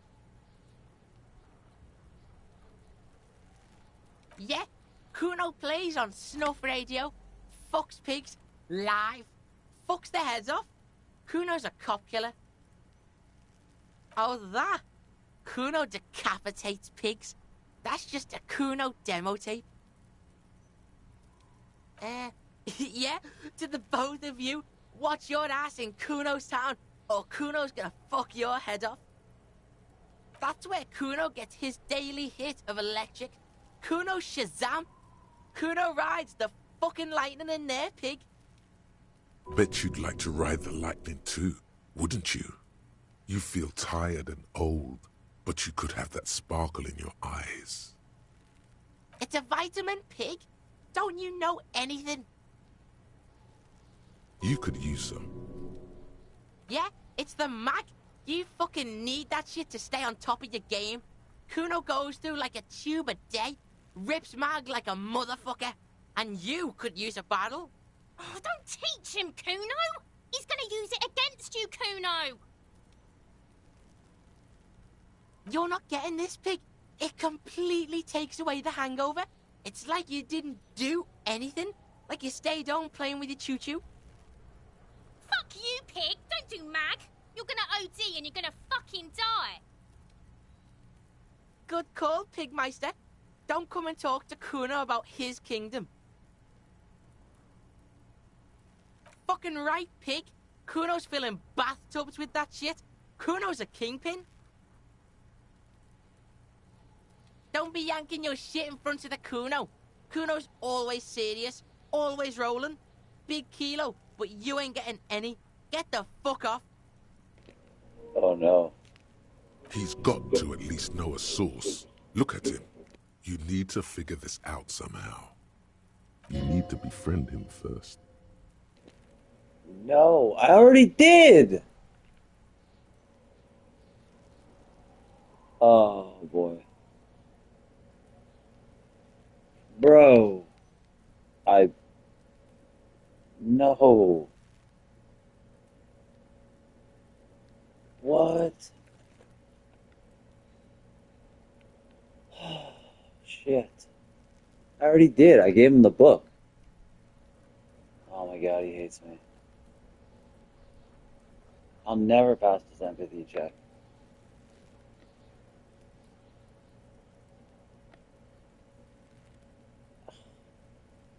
The fuck do you want with it? Good call, Pigmeister. Don't come and talk to Kuno about his... The fuck about it? You're Get lost! Oh my god. So I'm gonna have to do the empathy check first. This is not how it went last time. It's so low, too. Shit, dude. Wow. I thought giving him the book would make him like me. I'm just gonna try picking different options. If he never likes me, I fucked up the whole playthrough, because I'm supposed to have him as a detective. This is not good. It's terribly bad. fuck does Kuno care? Fuck, dude.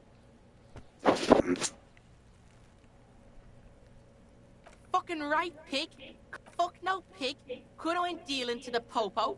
Not doing the pork pen for your sad speed habit. He's got to at least know a source. Look at him. You need to befriend him first. I don't know, man. You found Kuno's secret door to Kuno's secret shack. It was closed for 5,000 years. How the fuck did you get in? And then what? You fucking there. You fucking Kuno's kingdom. He's trying to fuck at you again, Kuno. Sucks. Oh, that? Kuno decapitates pigs. That's just a Kuno demo tape. Yeah, Kuno plays on snuff radio. Fucks pigs. That's where Kuno... Bet you'd like to ride the lightning too, wouldn't you? It's a vitamin. You could use some. Yeah, it's... Oh, don't teach him, Kuno. He's gonna use it against you, Kuno. You're not getting this. Fuck you, pig. Don't do mag. You're gonna OD and you're gonna fuck... Good call, Pigmeister. Don't come and talk to Kuno about his kingdom. Damn, dude, I gave him a book and everything. What the fuck, bro? I can't believe that. It's so different, too. Last time it was after I did the kilo for Kuno to do the empathy check. And now it seems like I have to pass the empathy check in order to even get speed from him. How am I ever going to pass that? That blows. Kuno doesn't... Kuno's a fucking asshole. More like it. Motherfucker. And we can't do stuff like let him watch the body and stuff like that. Fucking prick. How am I gonna pass that fucking empathy check? I don't even think there are any empathy blows. Well, if worse comes to worse, I have a day 3. If worse comes to worse, Kuno already likes me. So, in my previous playthrough, Kuno liked me. So if worse comes to worse, and I really can't make him like me, I could just go back to right before the tribunal, have Kim get shot, and then play it from there to get that trophy. But that would suck. So I'm going to have to pass the empathy check to make him like me. So I'm going to have to like pour points into empathy. I think if I fail it once, I think we'll fail it, then put points into empathy, and then try. That's crazy, man. I can't fucking believe that. I can't believe it. I just wanted to play it differently this time and try to punch him and not succeed and see how that works. Punching him really is the thing to do. It makes him like you. That fucking blows. I'm not even gonna pick that bubble because I don't want anything to do with the body. I can't believe he doesn't like me. What a fucking prick. That sucks, bro.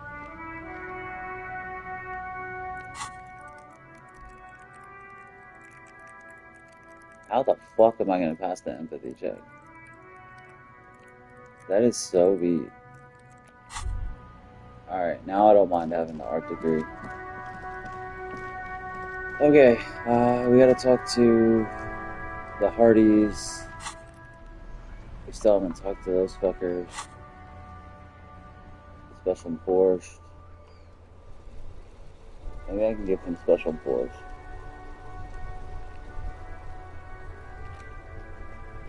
We could do the special enforced now. Maybe I can give him special enforced. Probably can't. I can find speed. You know what? I can't find speed. Damn, son. I'll do the Porsche. Okay. Stop trying to get me to fucking pick that, bro.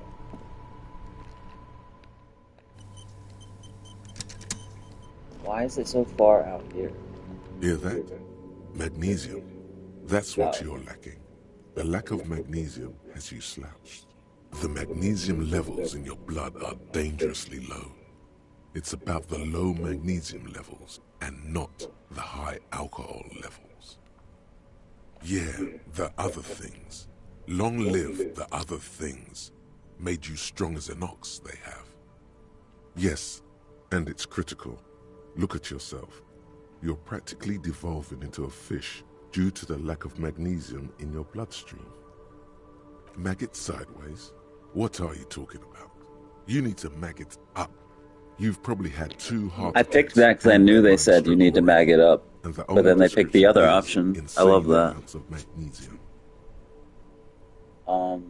Yes, if you want to live, you need to evolve.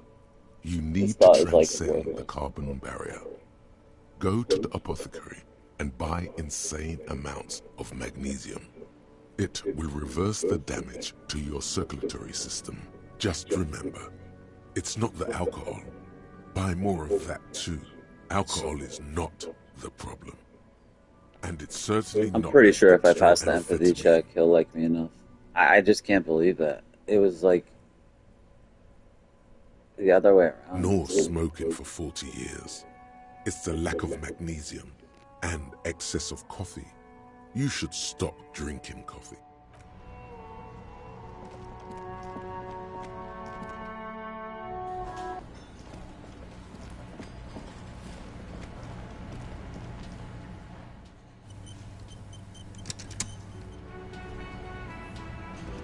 The man ponders his cooking utensils and gives you a little nod, acknowledging your presence.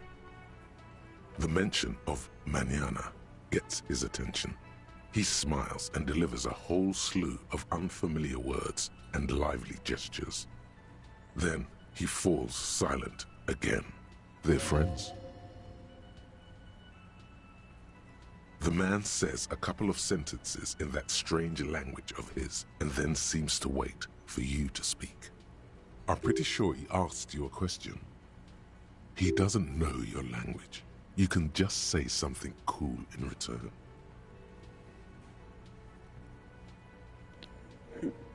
That's funny. Vodka? Okay, so it's vodka that keeps the men happy and in good spirits. Clever move by the Union. Vodka borscht! I love it, Bratan! Turn it the fuck up and then ask for some yourself. Turning it up seems like a dangerous idea, honestly. The place is a powder keg.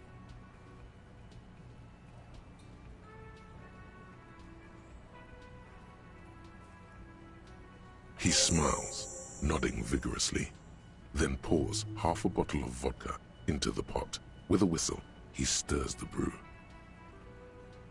He smiles and nods enthusiastically, and, chattering away in his language, ladles some brew into a small thermal cup, then hands it to you. I'm not gonna drink it this time. It would give me, yeah, it would give me 4. It would give me +4 physique again.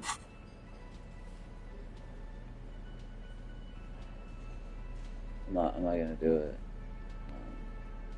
Because that'll completely change my playthrough.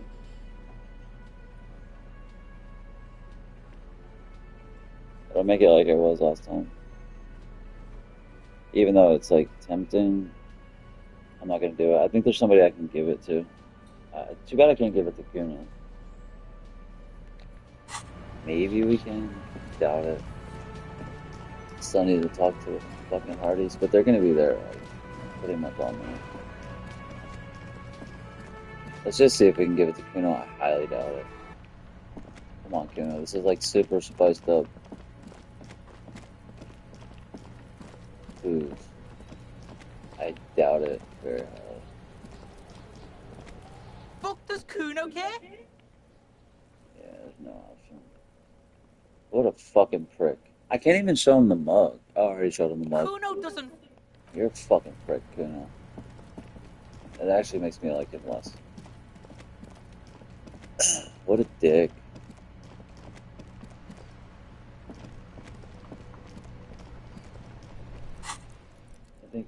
We'll do the call to Sylvie. Damn.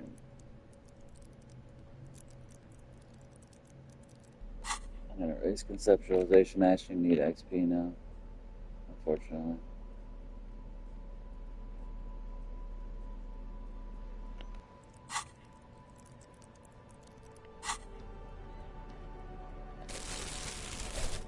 I keep forgetting not to have stuff in my hands.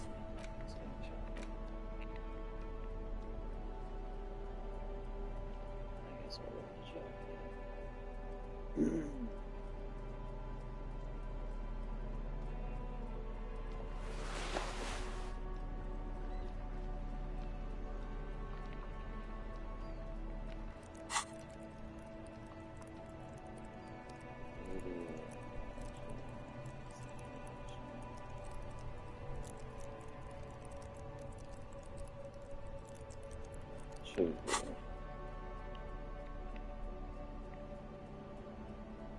Yeah, I don't want to get my suggestion down.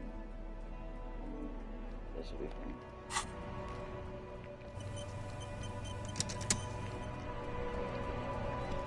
Inside, you see a set of steering levers, a radio microphone, a pull-out toolbox, and the soft glow of the fuel preheater gauge. As you tap on the gauge, the indicator pin jerks as if startled. It's in the large orange sector. No. That's enough fun with the foldable headlights. I know they are mesmerizing. This is Precinct 57. How may I assist you? Of course. What is the number, officer? Yes, hold on. Her number is... Oh. Proceed. Hold on, officer.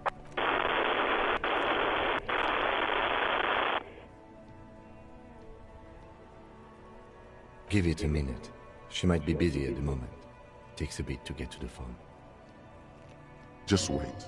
Relax.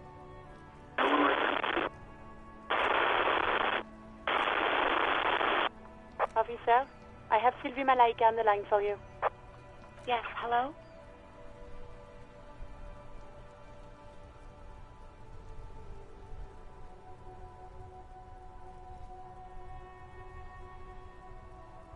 Oh, right. Hello, officer. What can I do for you? Fuck. How did I get a third communist thing? I'm totally gonna unlock the communist thought. I don't want to do that. Shit.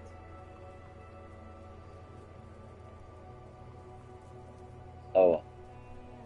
I just gotta be careful. Damn. You can hear resentment in her tone. She's not thrilled to be talking to you again. There is no resentment in her tone. She wants you to ask her out. No question about it. I don't remember getting that last time. It's my electrochemistry is actually pretty high.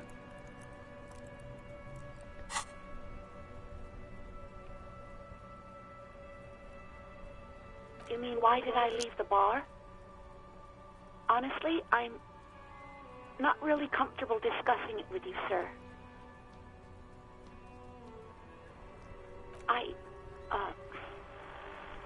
Let's just say I left because I needed to get away from someone.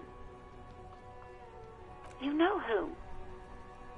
You think you hear a sliver of accusation in her words. Don't be paranoid. She's obviously talking about someone else, not you. What? No, why would you even think that?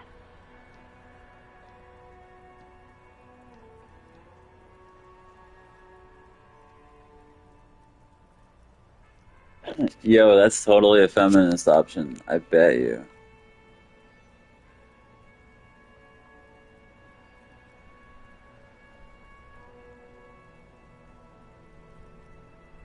I want to pick both, but... Please, don't bring Gar into this. It's none of your business. Bro, what? I already said I don't want to talk about this. You're messing everything up again. What the fuck, bro? I thought this was... You mean, why did I leave the bar? the way to get it. Honestly, I'm not really comfortable discussing it with you, sir. What? No, why would you even think that? Please, don't bring Gart into this. What It's the none of your fuck? business. This is my business. How am I supposed to get her to talk I about it? already said I don't want to talk about this. You're messing everything up again. I am confused. No, not me. I thought this was the way to get her to talk about it. I didn't even get Gart to, like, mention that last time. I'm so confused. What? Of course it bothered me. But I thought the Union already knew about the court. No one calls the police. The Union would get angry. You know, what the Union says goes. People... Garbage.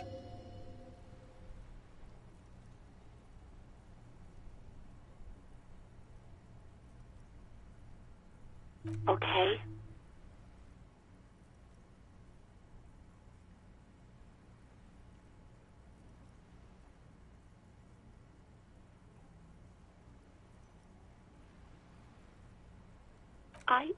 I didn't want to get in trouble with the others. Push her further. Show her the error of her ways. No, don't push her. It sounds as if she's about to cry.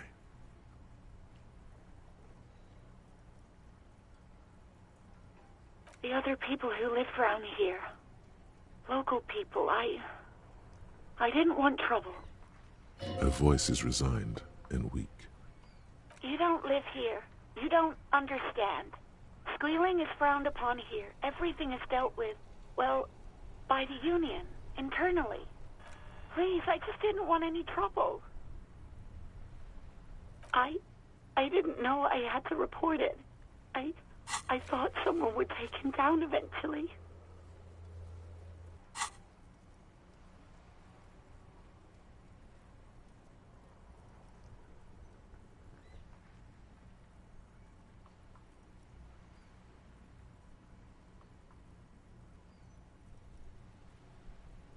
Yes, I know. It's just... Was there anything else? I didn't want to completely hammer her. I felt like it might close her out of telling me what happened. Bro, like... I could have sworn I read that. Getting Gart to admit he hit on her opens her up to telling you why she left. And she's still not telling me. So I wonder if I have to go back and ask Gart again, or if I'm just screwed and I needed a higher stat. That's so annoying. No, sorry. I don't. Not a lot of people have phones around here. Copper thieves take the wires. Yeah, that's a real thing. That happened to me. People don't have the money to have the cables put in again. They use the Union's phone, or the one on the coast. It was someone else. We'll find them sooner or later, officer. It just might take a while. How the fuck do I get her to... Yeah, go on. to open up about why she quit? That is wild to me, that I didn't get her to admit that. Yes, I know who you are. You're a police officer. The law. This exact conversation has happened before. Establishing authority before this young girl seems to have been important to you in the past. Don't go there again.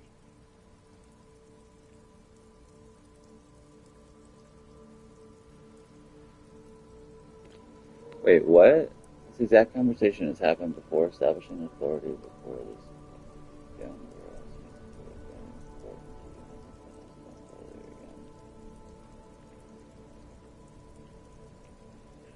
Oh, no, I haven't, sorry. Real policemen have uniforms too, by the way. Where's yours? He's in plain clothes, voluntarily. It's different from not knowing where your uniform is. There are officers who wear the signature Perseus black uniforms to the highest ranks in the RCM and end up buried in them as well. Others do it more casually. Looks like you're one of them. She like freaks out about this. Like, I was waving my gun around and like saying I was gonna shoot myself. Please, no. Not this again. Everyone saw your cool gun, detective. You were trying to impress some people with it. Everyone was eating and...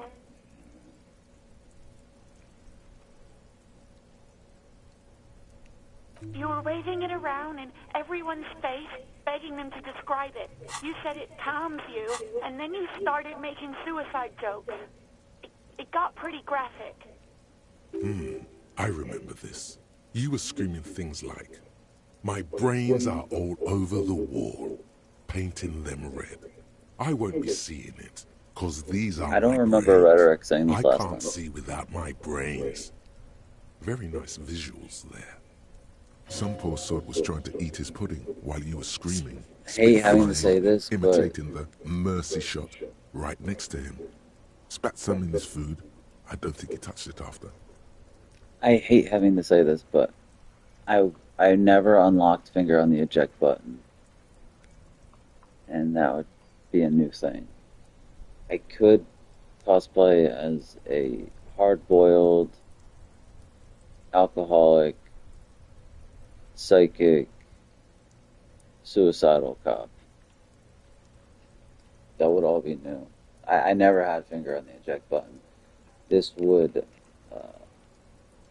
I don't think it'll get me finger on the eject button, but it'll get me closer to it. I hate having to say it, but I never unlocked it.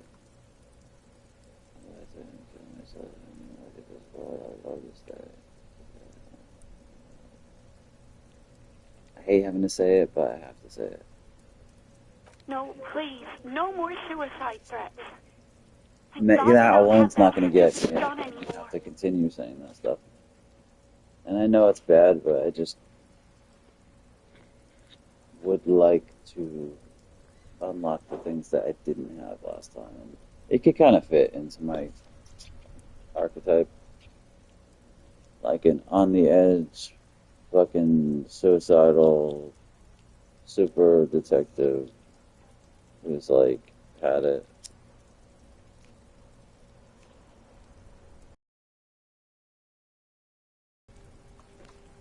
But I think I have to say it like multiple more times. There are way more inventive ways than a gun to leave this world.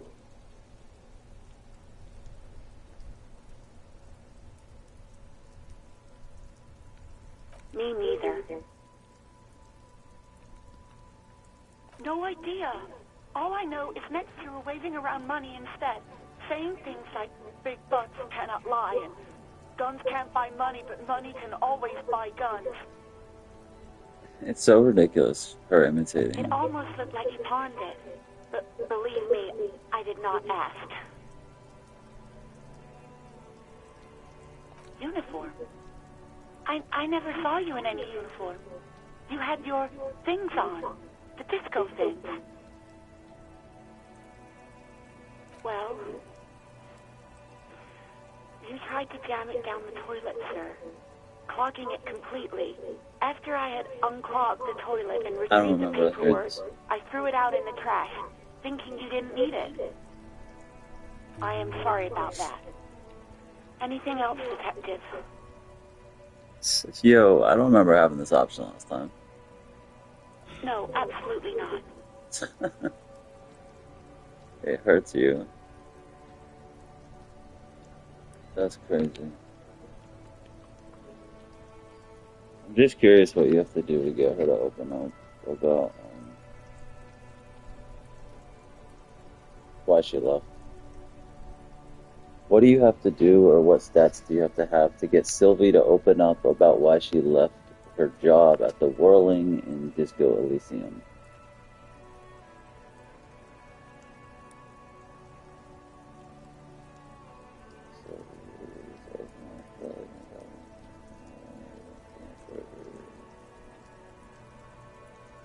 I've never had an empathy skill check. It's a lie. There was no empathy check.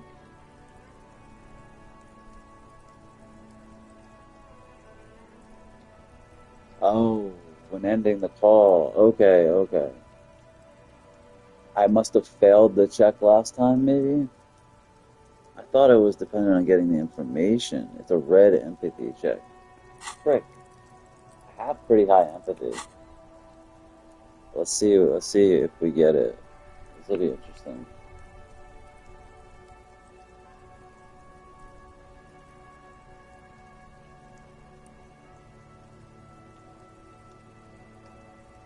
Alright, we'll see. Let's see. Let's see if we get it. I do hope so. Oh, fuck. Please, don't call me again. Bye. So, yeah, okay, so that's all that it does. Finding out that Gar asked her out just adds a modifier to it. Saying I was the authority and asking her out were not smart. But having feminist agenda helped a lot. I did not pass this last time. If I failed this 83% check, that would be super whack. So feminist agenda actually does come in handy for something. Yes. I got it. Obviously done something to upset her at the Whirling in Rags when she was still working there. I never did this last time. This is so interesting. And I had never found out that Gar asked her out last time. And I didn't have feminist agenda last time. So this is all new to me. I'm excited. I'm not mad. It's just you were so drunk and so emotional all the time, and then the skewer thing happened. Just made me want to quit. So wait, this was because of me? I'm not mad. It's just that you were so drunk, so emotional. Wait. I don't know what skewer. Is that the bird? I killed the dead bird. I thought it was Garth that made her quit. The stuffed bird. The Yeah, great that's right. skewer. You threw it against the wall while screaming, "Fuck that bird," and laughing like a maniac. You know what? I think I did get this last time. That bird. I think you said it had been giving you shit ever since you got there. Yeah, I did this one. I've been giving you shit. That's funny. Bitch bird go. What's coming through?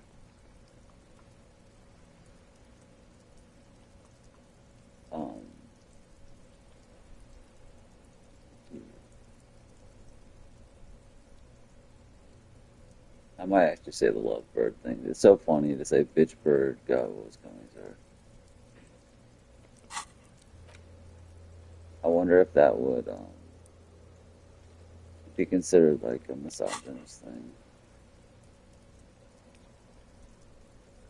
Yes, well... Yes, obviously. You were the worst client I've ever seen. And I have seen so many assholes in this place.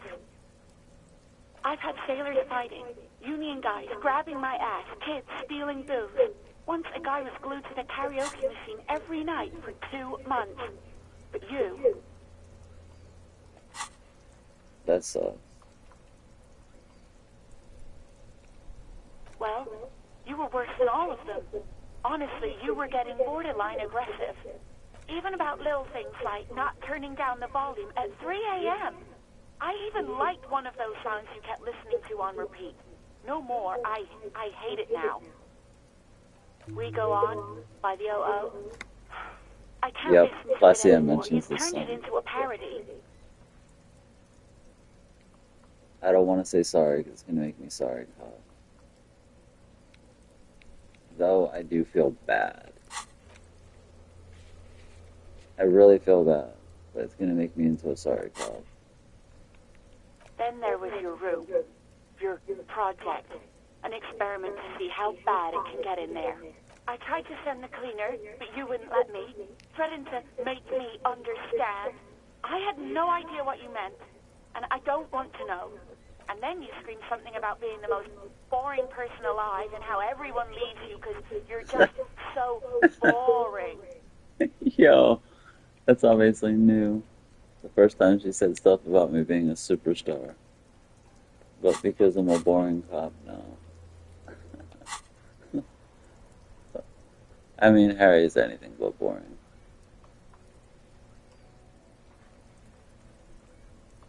That's fucking crazy.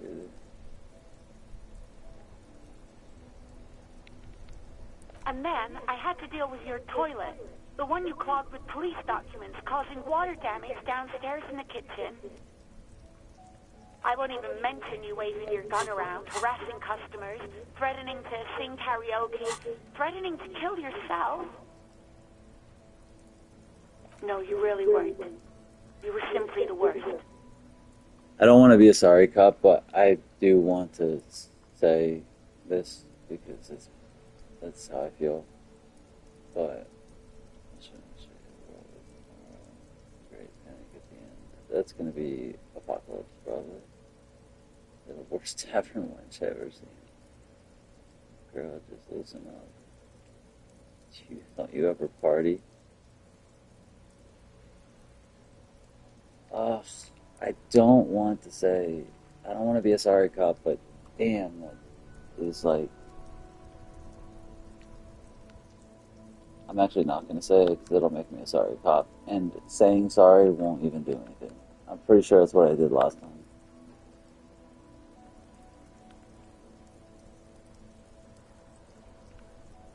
I can tell you right now, this would be sorry cop. This would be Apocalypse cop.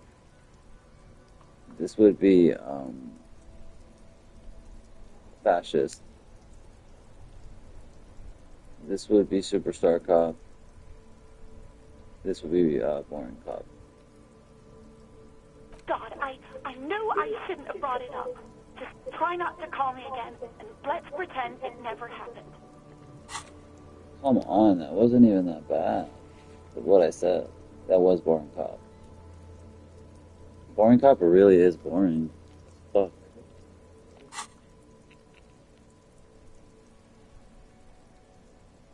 Yeah, exactly. This I never unlocked. So this is interesting. Wait, really? No, this is absolutely not true. I like Guard. I really do. Oh, that sucks. No, I was actually flattered. I've always liked him. Really? It was just bad timing. With the corpse and all that. This part's new. There's a pause. You can almost see her on the other side. The telephone cord coiled around her index. I didn't know what to say to him later. Then you came and destroyed the place. So I left without explaining. I should have told him, maybe. Yeah, this was all new. Because it's very easy to not be able to get Gart to admit that he hit on her. Of course I'll accept the task. That kind of sucks because I don't like Gart. And she actually likes Gart, but she left because of me. I thought she actually didn't mind me and she left because of Gart. Ugh. Okay. Heartbreaking. Please don't mess it up.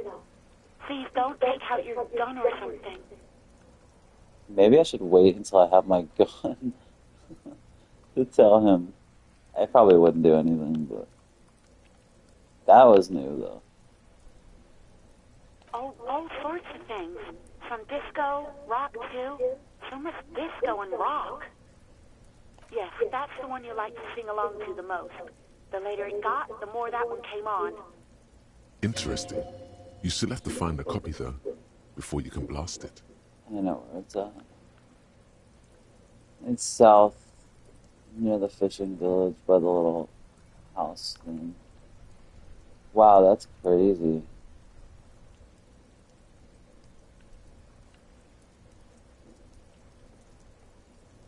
The stuffed bird. I think you said it had been giving you shit ever since you got there. I kind of just really want to say this.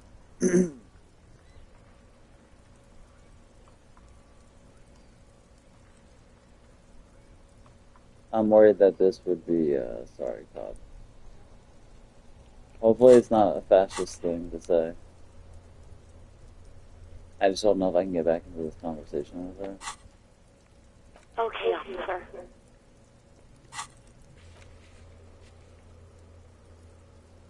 It was not. I was hoping that it would give me more towards Coach Physical Instrument. Because Coach Physical Instrument is a misogynist. Bracklin static. More static and yes, more of that sweet static. You hear a sigh of relief on the other end she really of the hates radio. me. Wordless, the call breaks. Then, the already familiar voice. Anything else I can help you with, officer? That was so ruthless. She hates me. Hates me. I don't think there's any reason to connect. And yeah, I'm Firewalker again. Right. Please hold. I'm just curious. I don't think there's Evart, any... come in. Firewalker, over.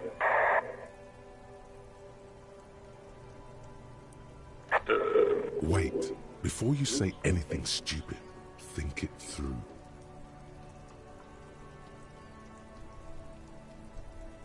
You're going to be looking at a straitjacket if you tell everyone you lost your memory.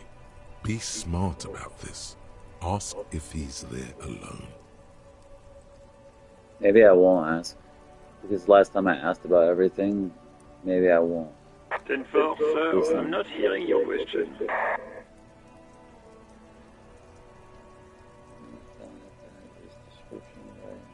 Or, you know what? I might not even listen.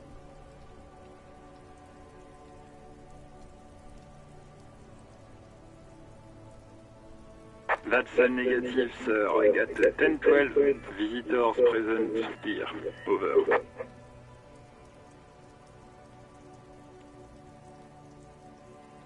I'm not gonna ask him.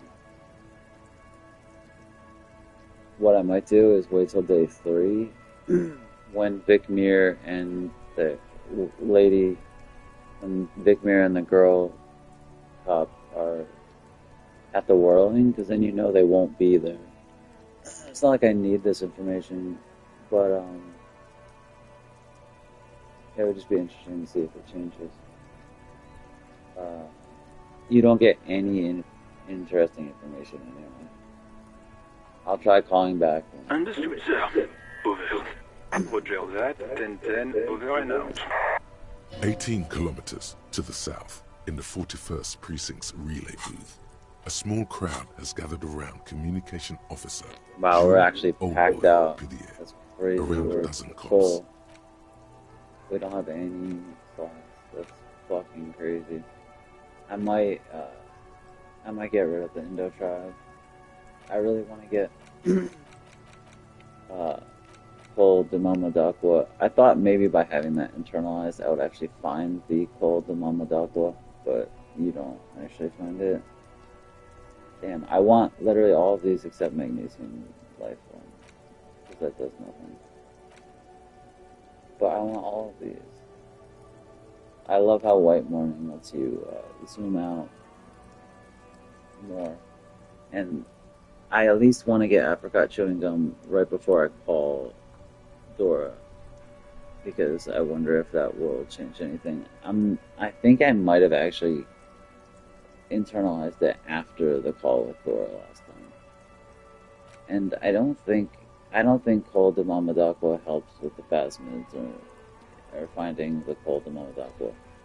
It does give you like +2 or 3. I think +2 perception, which is nice.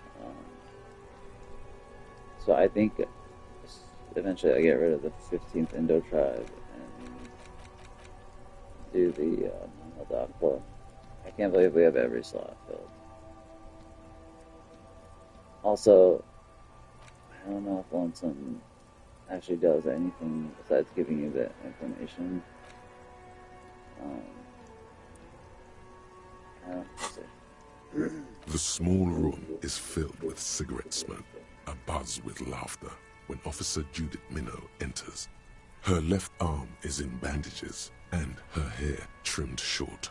What is going on here? Did something happen? What happened is my partner made contact. It's not good.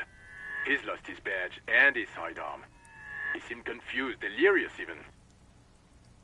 Mac, the torso Torson, is finger-fucking his fist, laughing hoarsely and apparently telling some dirty story to his partner, Chester McLean.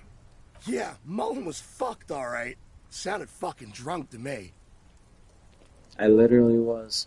I don't know if they like say that only because you were drinking, but I was actually drunk. Yeah, Mac's right. This was some gnarly shit there. I mean, before he started begging for money, it was... Enough! None of this is funny. It's fucking sad. That's what it is. He's a cop. He's one of us, goddamn this. We must help him. Oh yeah, that's who. Yeah. They call her the horse-faced lady. I actually see it now. Before I was like, I don't know what they're talking about. But yeah, I see it. I see it now. So yeah, it's Judith and Vicmir who come to the whirling in disguise. At least Vicmir in disguise. Day 3. Yeah? How do you fucking plan to do that, huh? Get him off the drink? Go jogging with him in the morning and get him on carrot juice? He's a lost man. The thing that I find strange is they say that Doom Spiral says that you talk to him. You know what? I'm an idiot. Doom Spiral says you talked to him earlier because you did, but not during... It was before you lost your memory. But you didn't actually do it in the game. But when I was looking it up with AI, and other places that I've seen, like, they reference, like, talking to Doom Spiral, like, before you meet him by the fishing village, which is just not a thing. But I kind of understand why they're confused about it now, because Doom Spiral was the primary guy one of the guys that you partied with after you crashed your car into the ice.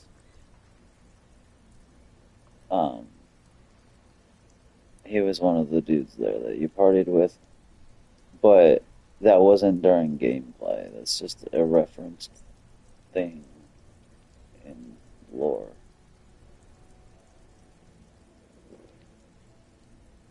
But, like, the AI was, like,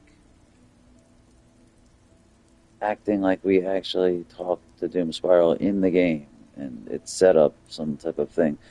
That's why it was so weird the first time I talked to Doom Spiral. He was, like, talking about how we spoke before, and I was like, we never spoke before, but he was referring to the infamous night that you went crazy.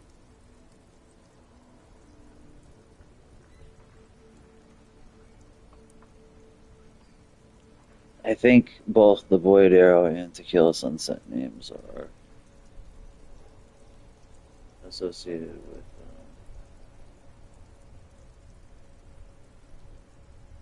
getting that check. I just know we can't give up on him when he's at his weakest. He wouldn't. Mac, man the door. You know what he told me? I don't want to get better. I want to get worse. Those were his words.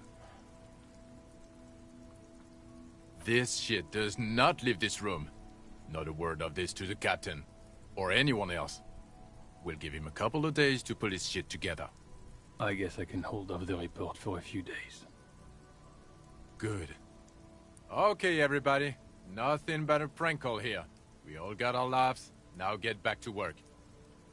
Far north, on the other side of the motorway, the officer quietly hunches with his hand in the motor garage.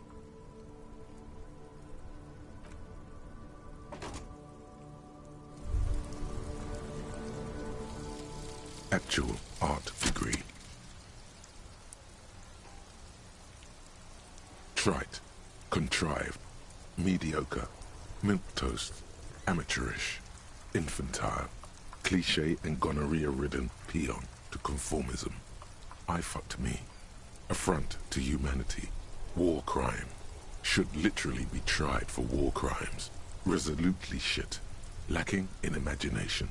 Uninformed reimagining of lip-wristed premature, ill-informed attempt at talentless fuckfest, recidivistic shit peddler, pedantic, listless, savagely boring, just one repulsive laugh after another.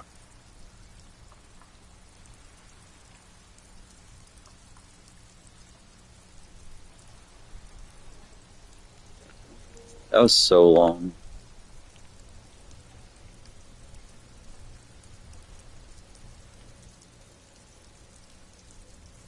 Oh, I thought it gave you cash as well. Okay, that was Wumpty Dumpty, right? It just gives you XP. But you get a ton.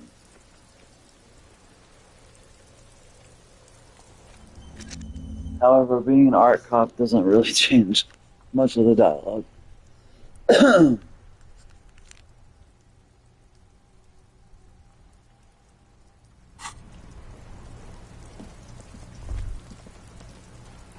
All around you, rain falls on the great city of Revachol. I think this Rain is drips from the eaves. yeah, this is where the hood at. Washing the filth away. The spring thaw must be here. The snow is melting. Looking up at the sky, cold water dripping from your hat. Grey sky like great battleships, clouds colliding with one another. Rain falls down on the world. I remember somebody on Reddit, they pointed out that description, gray sky like battleships, clouds colliding with one another, rain falls down on the world, as like their favorite sentence or written part of the game. I found it curious. It is like beautifully written, but I didn't find it profound, but somebody did. That was interesting. Your shirt sticks to your chest. The shoulders of your jacket grow heavy. The cold finds its way under your skin. You shiver, and the city shivers with you. You're not dressed for this weather. You should get an overcoat or a patrol cloak. I have my patrol cloak. I wonder if I was wearing it before I clicked on this, if that would have done anything. Sheets of I'm rain not gonna go over back. the water. A flight of stairs leading into the ocean. Wave after wave washing the coast of Martinaise. The ruins of a half-sunken sea fort crumble on an inlet beyond the Bay of Revachol. Ghosts rise into the sky. The skyscrapers of La Delta, the financial district. Faint golden light seeps from the office windows. Will you ever go there? Wait, where is this skyscraper? Is it Delta? No.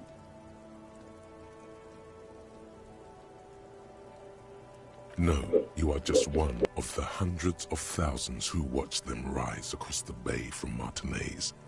Urban coastline, rain dripping off Eternite-covered roofs. Cinder blocks left over from half-finished construction. A defunct research and development building, once seized by revolutionaries. An old wooden church. We actually do get to all of that stuff. That we get to. They're talking about the Feld building, the church. They're talking about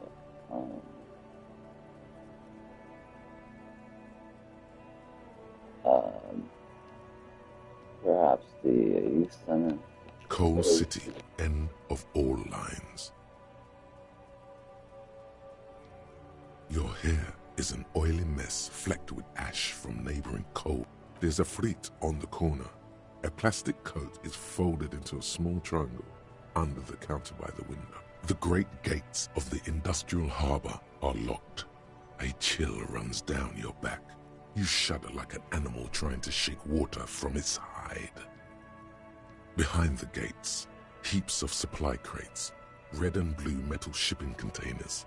La Drusienne, King Dries passenger harbor, cruise ships flanked by dock arms.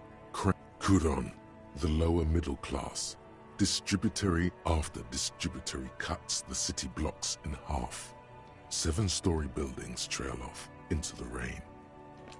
I thought nobody lived in Curon. I thought Curon was like set up to be a highfalutin, like high class place, but there weren't enough people that had money, so nobody lived there. That's what I thought, but they're saying lower middle class. A silvery curtain of rain over the houses. The class divide. You have never been there. They don't need the law east of the river. Capeside apartments. Tower blocks crowd one another. 4.46mm bullets still lodged in their war-torn stone walls. That's the caliber of the bullet that killed the mercenary that the deserter used. Hallways collapse from the mortar hits of a war that was lost long ago. Clotheslines go to waste in the rain. Radios play. The evening news. A yard. Rain falls onto the roof of a woodshed. Coal leaks into a puddle beneath a dead man's feet. He swings from a tree, bloated. Droplets of rain slip from his cold cheeks. A traffic jam. Rain thrumming on the roofs of motor vehicles. Inside, drivers watch water streaming down their windshields. The statue of a king shudders. He too is cold. The canal bridge has been raised. The road ascends. A raised motorway loops above the ghetto. Oh yeah, yep. This is where the hood concrete columns, a sea of rooftops, woodwork, and tar stretches northward. 4-story buildings as far as the rain can fall. The snows melt in Jamrock. Have a brother in the cut. Where the hood at? Have a brother in the cut. Where the hood at?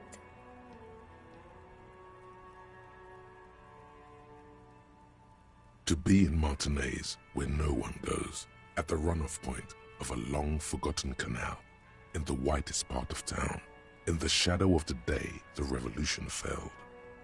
Standing in the rain, looking north, where Jamrock Rock City stretches inland.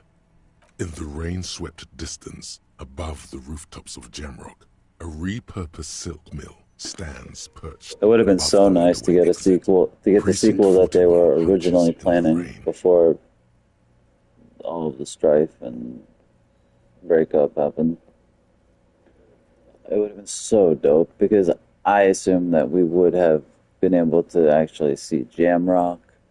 I wouldn't be surprised if we got to see the 41st Precinct, Boogie Street, like Curon.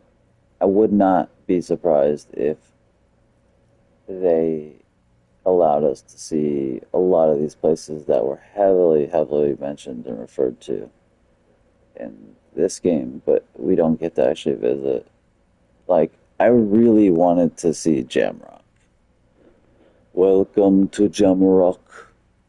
I really wanted to see Jamrock. I really wanted to see Boogie Street. It's actually a relatively tiny map, which is fine because it's so dense and rich and beautiful and lovely. But like the square footage of the map is actually so small. Even when it does open up to the fishing village and the southern portion, it's still really small. But man, I would have really liked that sequel to have been made, so we could have explored more. That's the shitty thing. Like, yeah, it's cool. He's creating a new world, Curvish, and a new game, and a couple of the other developers, one or two of the other ones, writers are making games, but which is really cool. But it's like this game invests you so heavily into the world of Revachol and Martinez that it's like, even just like if they had made a sequel and they showed a trailer and it started like with you in Jamrock, that alone, like if that occurred, as soon as I saw that trailer and saw that, like, let's say that it shows Harry in Jamrock, and it says like some noir cop detective film or something. It says like Jamrock City, like 11:02 p.m.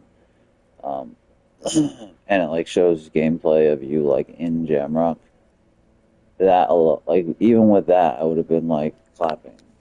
I would have been like wooing it because I would have been like, yes, we get to see Jamrock and other places, all these places that were talked about so much in so much depth, but we never got to see. Like it would have been so exciting because this world invests you. This game invests you in the world so much, and like you read, or I guess not, it's narrated, but you read about all of these places and that you don't get to visit, but you hear like a lot of like Jamrock is mentioned so much, and it is to me it's thought of as like the big city. Like to me, like the way they depict Jamrock in the game, it's like the city, like the heart of the city, like the slums, the city, like where the police precinct is, where like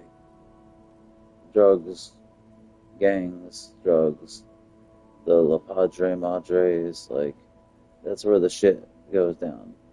It's interesting that this game takes place in Martinez, Revachol, whatever, because it does seem like a relatively quiet part, whereas Jamrock seems like there would be more activity there, like Boogie Street, Jamrock, even Coal City. Like, God, they mentioned Jamrock and Coal City so much in this game.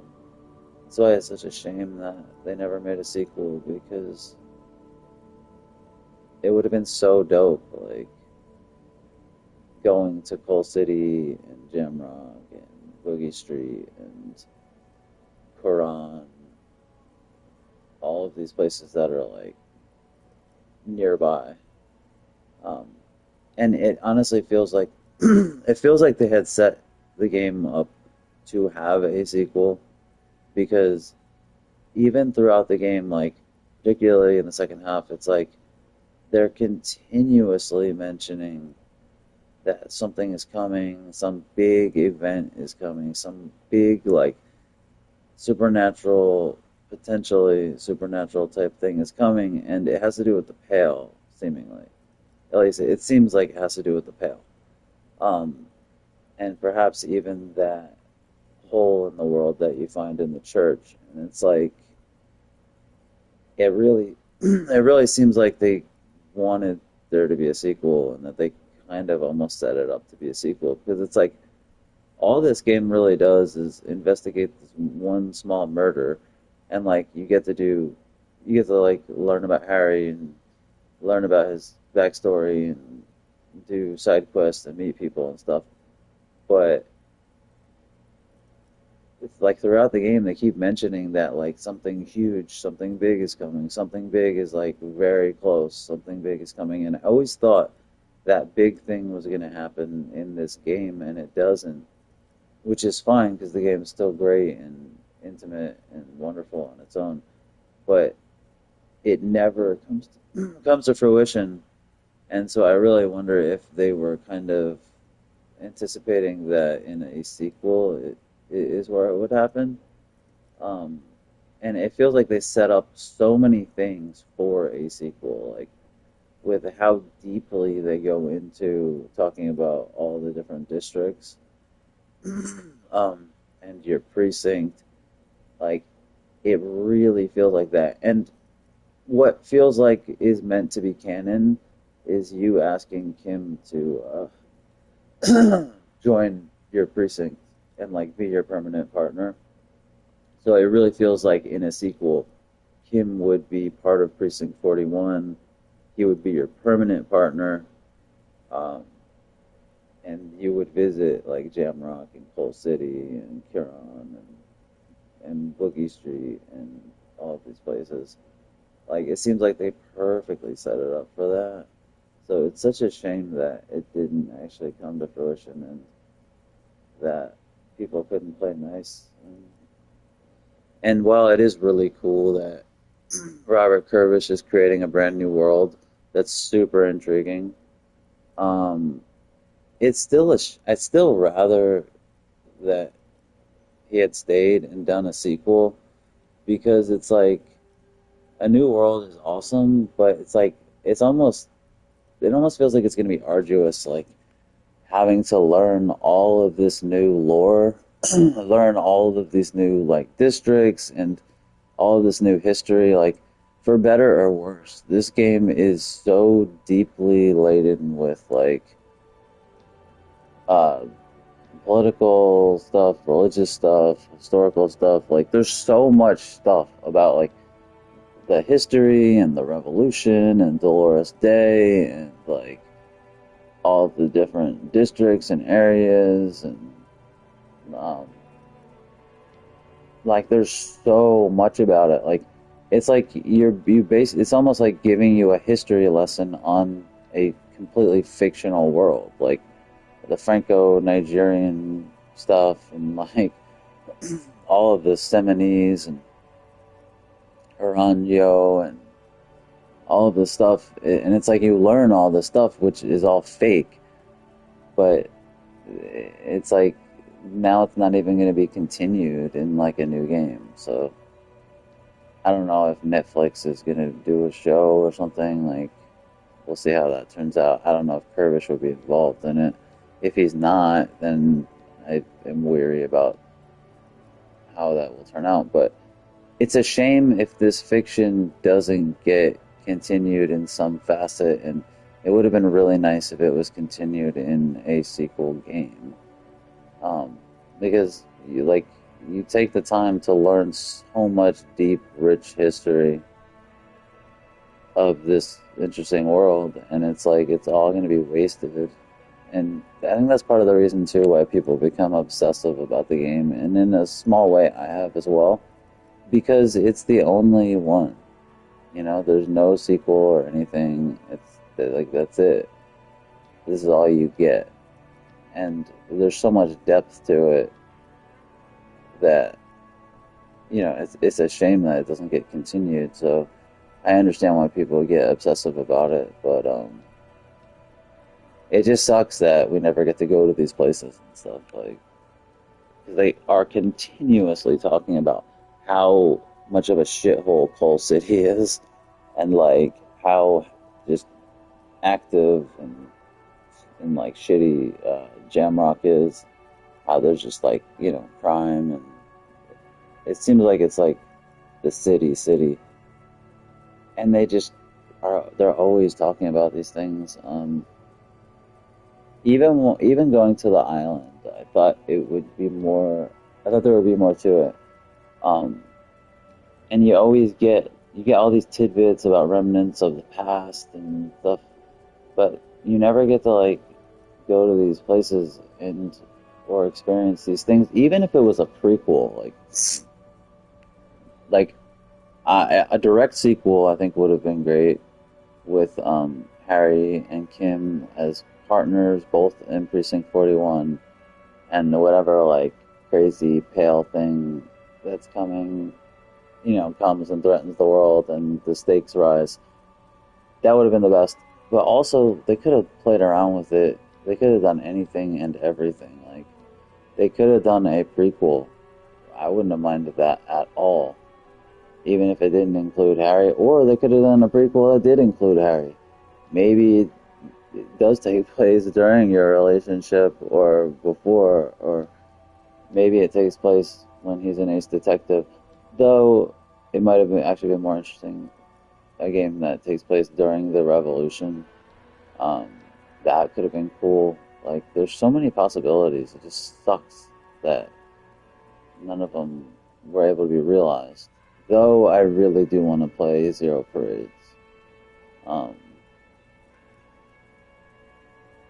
Despite what people say and protest and all that, like, Robert Kurvish still owns 21% of the proceeds from that game, so it's like, I'm sure he would want people to buy it, but And I'm obviously interested in what he's working on, what all the developers are working on, but Your vision blurs. You wipe your face yeah, with your hand. it just would have been so cool. Rain stings your eyes. I was really hoping we would go to Jamrock. Also, when you go south, right before you cross, once it's connected, the waterway, once the waterway is connected, and you go south, there's like a little smattering of buildings to the right that you can sort of go right up to, but you can't quite go inside.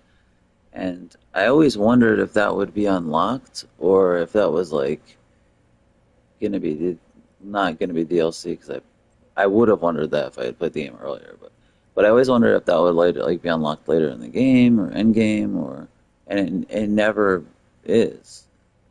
I truly, honestly think that area was meant to be something, but that's just what happens in development. They don't have time, money, or things don't get fully realized, or things get changed. But that area to me is unlike any other area in the game, because it's an area that shows you a bunch of buildings and a bunch of things that look accessible, and it looks like something's there, but it's not actually accessible, and nothing comes of it. I almost guarantee that when they were building it, they originally meant for that to be a thing. When I first played the game, I was wondering, is that Boogie Street or something? What is that area going to be? But it turns out to be nothing. It would have been really cool if that was a DLC area or something, but it would have been nice too if that was maybe a third area. It would have been cool if a third area opened up in the game. Coalition-era statics hang like apparitions. Still an amazing game and experience. Way up there, where rain forms, rotors flutter silently. Your sight clears. This rain will not let up anytime soon. I'd recommend you put on your coat. My question is, what if I do have a coat on, but what if I was wearing the cloak before that happened? Because they specifically mentioned the cloak, so I'm just curious if I had that cloak on. He actually looks pretty fucking dapper, not gonna lie. He looks kind of fly. He's wearing the actual jeans, the fucking frog hat, which I didn't get on the first playthrough, and his gloves match his jeans. And he's got glasses. He's got his drug glasses that you can't see. Yeah, he looks pretty dope. His communist jacket. We'll probably change his outfit, but I guess we could rock it for now. But they keep saying, you should have had your cloak on, your RCM, jacket. So I wonder if we did, if that would have changed anything. I really want my interface to do it. I kind of want to get Torque Dork, even though I know it's probably not important. So I think I'm going to swap my electrochemistry, even though this looks so gay. I hate wearing these gloves, but what can you do? So we actually called Sylvie and freaking found out exactly why she left, and now what we didn't do last time is we found out that Gart hit on her, and I thought she left partly because of Gart, but it was completely because of me, and she actually likes Gart, and him hitting on her had nothing to do with her leaving, and I didn't get this quest last time to tell Gart that she's sorry. So that's pretty cool. It's funny though, I almost want to wait until I have my gun to do that quest, because she was like, when you go tell him, don't be waving your gun around or anything. I know I'm almost positive that it wouldn't have anything to do with it, but I'm just kind of curious.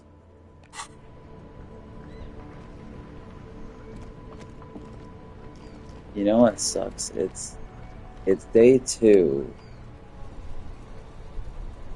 and I'm kind of worried about the plot. Even though I know it doesn't matter that much, but I'm kind of worried about it. Like, there's a bunch of stuff I want to do. I want to go open Gary's door so I can get my gun back as soon as possible, because I actually kind of do want to have my gun when I'm talking to him, even though I know it probably won't do anything. But since she specifically said don't have your gun, don't be waving your gun around like you were, I want to have my gun out when I talk to him, even though I'm 99% sure it won't do anything. But there's so many other things I haven't done. Like, I have not talked to what's his name, the poet. I haven't talked to the fake scab mercenary guy or the racist Lori. I can't believe Kuno doesn't like me, and I have to like pass the empathy check to make him like me. There's so many things, man, and I'm afraid like to waste time. But I guess we'll talk to fucking scab. Let's get our visual calculus up, so we can recognize that he's wearing fucked up clothes. It's getting choppy.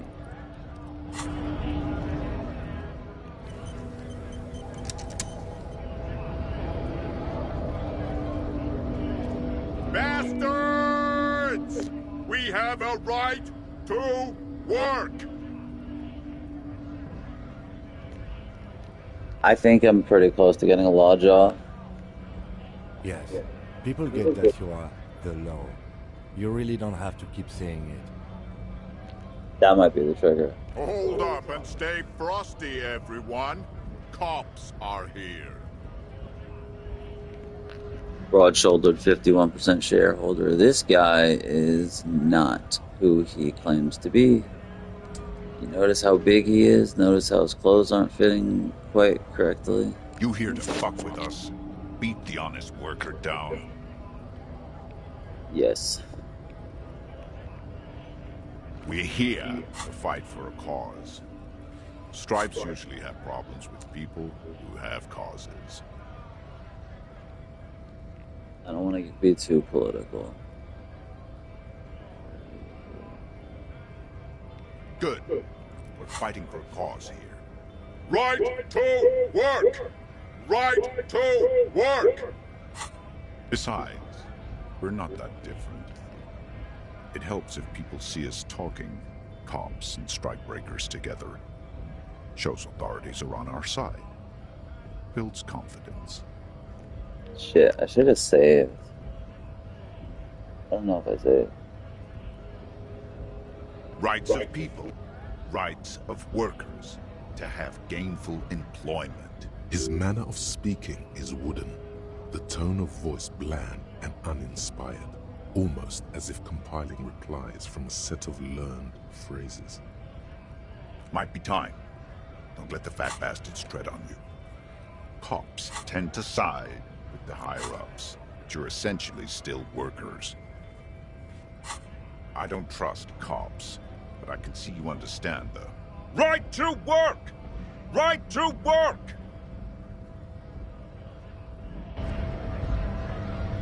Right to work! Just want to see if I can get back into that dialogue. Back again, eh? Just want to make sure I save. Also, I'm just trying to make sure. Yeah, everything's alright. I really want to get my authority. Oh, we do have skill points. Sweet. Okay. I'm wondering if we should get rid of Indo Tribe and maybe grab Mama Dakwa.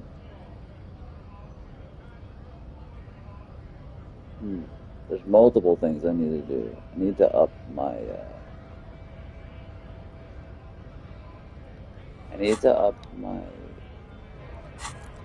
authority, also my empathy. Though I should probably fail the check first.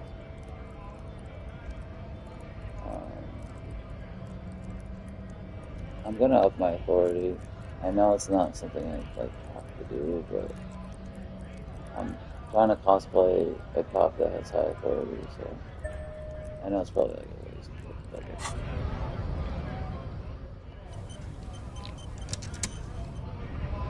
Right to work! Back again, eh? Here to show the militia support for our cause. Might be time. I don't trust cops, but I can see. Maybe you should ask them the questions, like why we're not allowed to make a living here. Sure. We have families to feed, you piece of shit. So do we, Scab.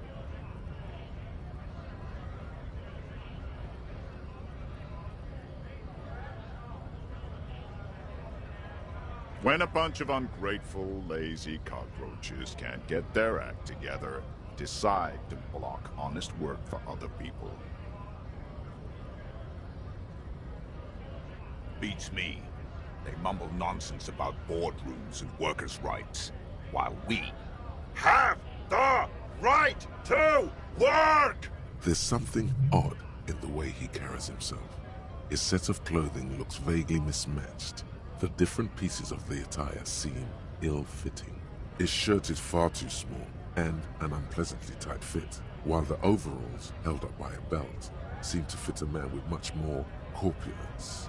He ignores your question, choosing instead to turn to the emaciated workers, raising both fists in the air. The clothes are obviously not his. Silence is the answer. There's something off here, but he won't say what.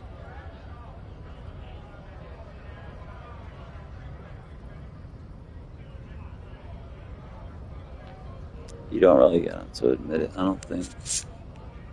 Honest men and women with rights to work, to be useful, not toys. He does a hell of a job pretending, though.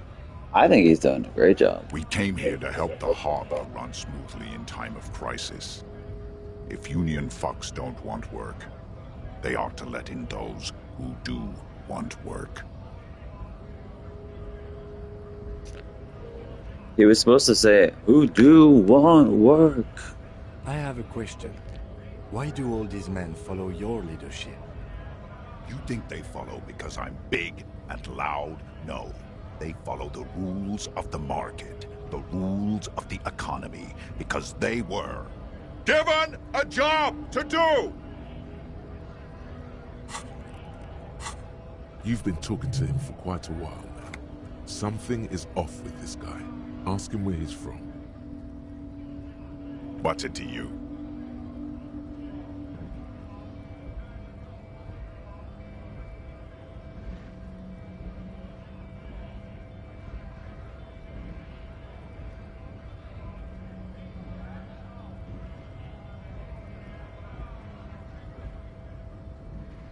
Am I a suspect? Done no crimes. I only fight for the rights of people.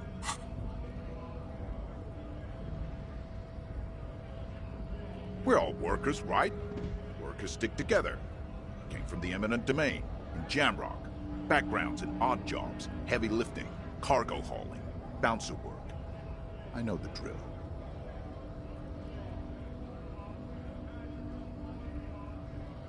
Worked at Territorial. Ring a bell?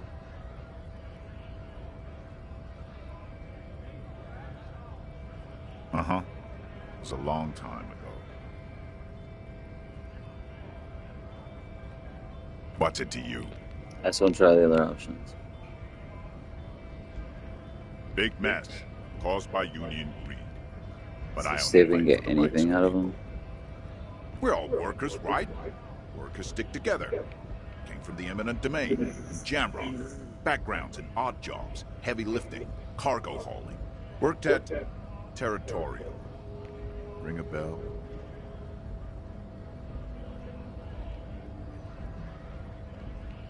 We're done here. I have a strike to break. Oh, what does it end at? What does it end? That sucks. Right to work! Right to work! Shame on you! I think he was lying about it, that's probably why. Things are busy enough. You going to waste less of my time? The hulking man oozes stark skepticism. We were promised work. We'd be in there, working, if the bastards hadn't shut the gates. Main gate's locked. Would take heavy ordnance to bust it open. Could try to get in through the secretary's office. Door's locked. The guard's blocking the way to the access panel. Don't mean the scrawny mess punk. I mean head measurer. Or whatever he is. Huge Seminese guy standing up there on the overhead passage. Won't let anyone by. Bad. Standing on a narrow bridge, he's got a strategically advantageous position. And he's trained. I don't know how the Union has a trained killer up there. But that one's no joke, and my men are tired. Like civilized folk, you mean? These native fucks don't understand civilized. It would be better for the neighborhood if you went home. No! They will give up eventually. Or get drunk. Leave the button unguarded. Then, we charge. We were promised work. Main gate's locked. Don't mean the scrawny mess punk. Why don't you go arrest them instead? I'm sure they've done plenty of criminal shit. It would be better. No! They will give up eventually. Alright, at least we established contact. I am gonna approach Measurehead. I don't even have to fuck with them now because we already got in, but there's stuff. Oh yeah, there's stuff behind Measurehead as well. Boy, it'd be nice if I had Coach Physical Instrument. I'm gonna have to drink when I talk to him. We could fuck with the racist lorry driver.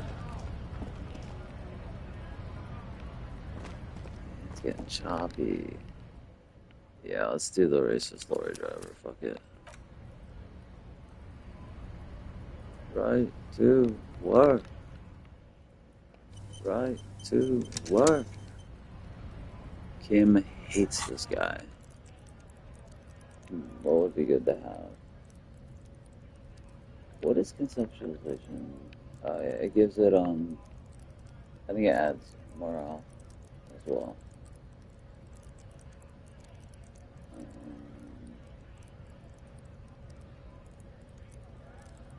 Just trying to make sure my stats are how I want them. I think we're pretty good. I gotta show him the mug. Alright. I think we should do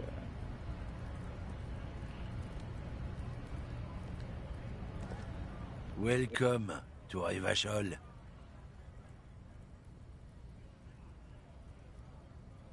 Don't you welcome to Revachol me. My grandfather came here from a 3,000-year-old racist isolationist culture, while your ancestors came to this island a mere 300 years ago. Every school of thought and government has failed in the city, but I love it nonetheless.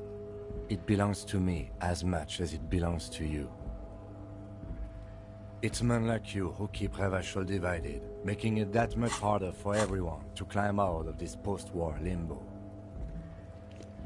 I always thought it was like a little bit harsh that Kim like went at him like that. Then I later find out that the guy is a racist and an asshole, so he deserves it. But at first, like, I was like, what? Like, he didn't say anything.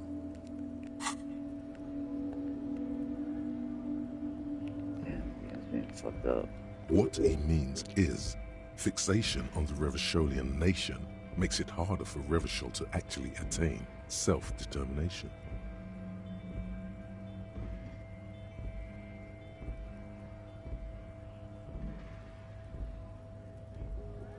Oh, come on, man. I just said, welcome to Revachol.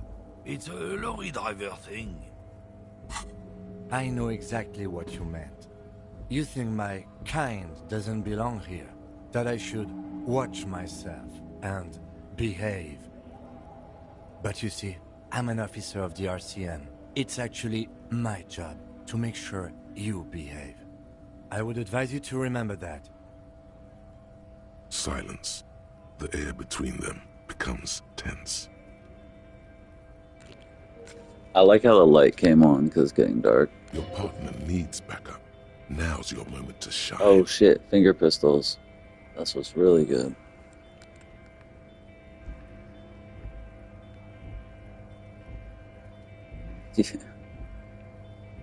Yeah, your back. Point finger pistols. Hell yeah. I don't think he's actually gonna do it, but You two make a cute couple. You know that?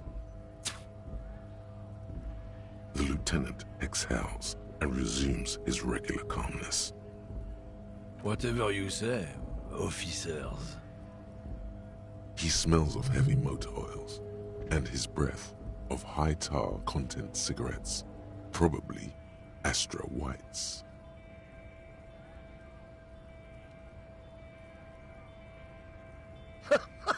Oh man, that's great. Look at that guy go. Haven't seen anything that funny in a while. God damn. Thanks for that, but no, it's not mine. He doesn't live in Martinez. It's about biological determinism, natural law, the sorting of the races. Not the most popular topic nowadays, with the coalition in charge and all. You might want to change the topic. That is, bury your head under the sand like common sheep.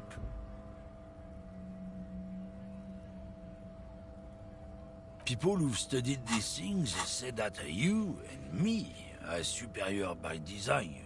So, naturally, we Occidentals should be in charge. Obviously, you can see the merits in that.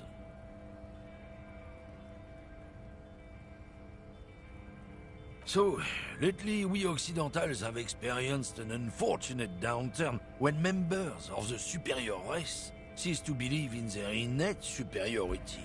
They stop competing for resources.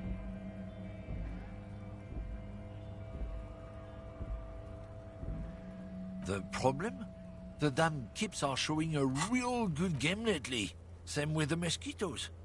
And the other introduced species too. They're on the precipice of cultural victory. Cultural victory? What is this then? damn, that's the first time I got art degree to Flash. Art degree is the second most valuable thought you can have in terms of getting XP. Wumpty Dumpty Center's even better. They almost break the balance of the game, but you know. It's what the kips of Boogie Street are going for, right under our noses. And the others too, on the radio. Heard any chansons lately? Heard any motetos or leader? No. Dominating culture is how they plan to win. They say so themselves. It's true. Also, you need to realize the dangers of mixing races. Who knows what might happen if people don't stay in their birthplace? You might end up with a new sub-race, with unknown characteristics, leading to extra competition. That's why you've got to control the offspring.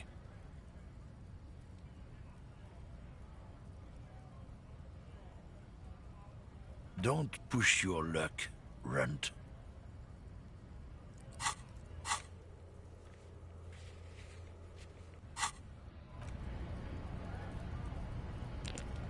I wonder what would happen if I picked the Looking for something, Runt? Come to tell me to fuck off again? I mean, kinda. The non-aggressive option. Oh, not much anymore. I'm here to pick up some Forgot to look cargo, in his but lorry. the dock workers are on strike, so it's a sit and wait on your ass situation. Forgot we could get a leg up on him. The strike? Oh, they've been at it for a while. A month, 2 months maybe. But this here is just the last week or so. Apples. Apples is exactly the kind of thing you'd say if you had something to hide. Fine.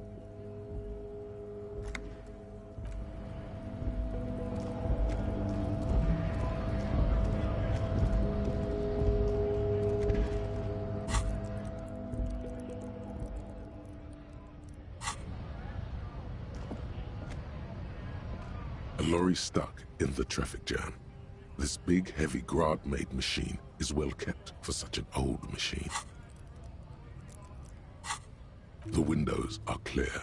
They've been recently washed. You can see a lorryman's cabin with personal belongings. The driver has adorned his space with a substantial collection of peculiar paraphernalia. Proclamations about honor, strength, and purity are glued to various panels. A large metal pendant hangs from the rear view mirror. The pendant features a sun crowned with wavy rays. The back end of the cabin has a small perch to sleep, large ashtrays. There are several suns and wheels sewn into the curtains. A book with ragged edges catches your notice. The front cover features a large, muscular man. The title reads, Man from Eamdal in the Lost City of the Pygmies. Racist nationalist paraphernalia. Not unusual in this part of town. This is our guy. Likely, yes. This guy's proud of who he is. Drapes it all over his machine. There he is, in front of Rita, smoking nervously, hoping it's over. Yeah, I totally forgot. If you go to his lorry and you investigate it, you can get a leg up on him, and you can it'll help you. What the hell is that? Just wanna try something.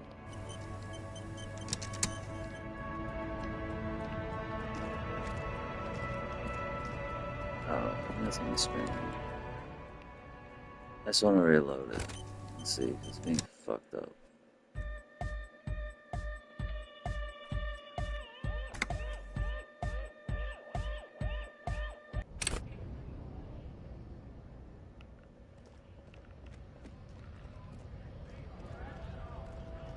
Alright, now we have a leg up.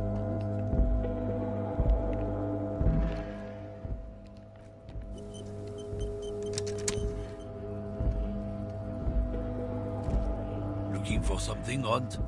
Come to tell me to fuck off again? Oh, not much anymore. I'm here to pick up some cargo, but the dock was... Apples. Apples is exactly the kind of thing you'd say if you had something to hide. Look, as detective. I come from a long line of lorrymen. We got ancient rights and privileges. Oh, I'm here to pick up a load of fucking apples, man. Just regular Koiko picked apples. Koiko may be another derogative for a person from Grad, you think? Yep, it's one of their main exports. They grow him down South Yekokata. A beautiful place. Got great scenic vistas. In fact, Yekokata is a desolate wasteland whose name literally translates to Zone of Ecological Catastrophe. It features no scenic vistas and supports virtually no plant or animal life. Yeah? Says who? Then, I guess they grow apples somewhere else. You can never really tell with those koikos. They're everywhere, except their own homes. He means the people living in Grad. Yeah, you know, Gradniks, Gradvolk, those degenerates from Grad. 'Cause that's what they're all called. Koiko Pichik, Loslav Koiko, Koikovich someone. Low self-esteem, those guys have. Mind you, they look Occidental, but they're not really like us. Hey, if the name and description fit by the very grace of nature, who am I to say otherwise? Did you miss the part where I said they aren't here yet? Besides, even if I did have some, I wouldn't go putting my nose in them, huh? Relax. You've got all you can get here. He probably doesn't even know what he's hauling, even if it is something unsavory. So he'd remain unaccountable. Oh, not much anymore. I'm here to pick up some cargo, but the dock was... Apples. Apples is exactly the... Yeah, apples? I take it you had other questions? Oh yeah, they're a big deal. My great-grandfather was a carter, had a royal license and everything. We've tried to hold on to our privileges. Someone with a cart? What did you think it was? That's how deep into history our thing reaches, before machines. Sure fucking is. We have a guild and everything, huh? Very ancient, very prestigious. Goddamn right. They've been trying to fuck us out of our heritage in the name of profit. Trusting street thugs with their goods is going to fuck them right up the ass. Mark my words. Yeah, they're a big deal. Sure fucking is. Hell no. It's a guild. Invitation only. Unions work for the rich fucks. They're basically the same.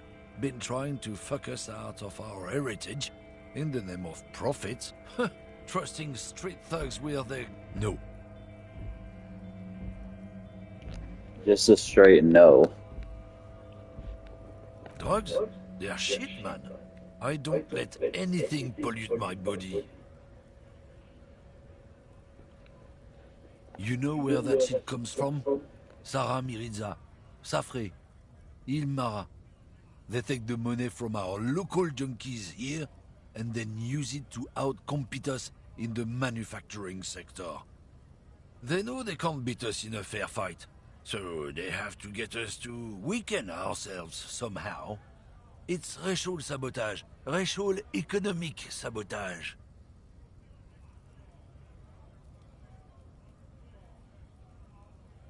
Not in, not out. I'll never betray the purity of my tribe. So you're telling us that you don't know anything about drug smuggling through Terminal B? I don't know shit. And if I did, I wouldn't tell you. What do you think? I can't leave the lorry unguarded. Stuff's been getting looted lately. It's those little kips sneaking around at night. If they touch my stuff, the bosses will be on my ass like ass cancer.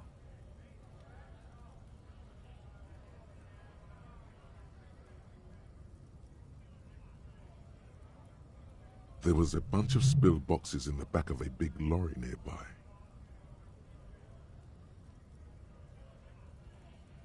Yeah, I knew that guy. He was an honest driver who loved his country.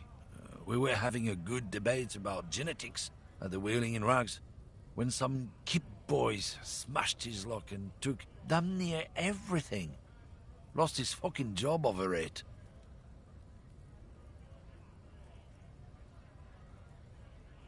Since he left, I haven't had anyone to talk to.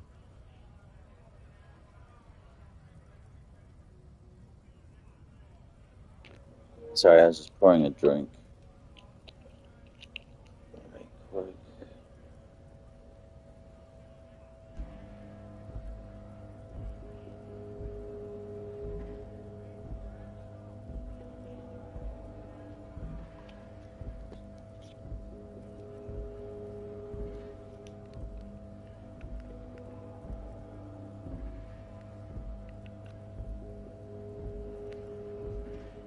Wait, what happened?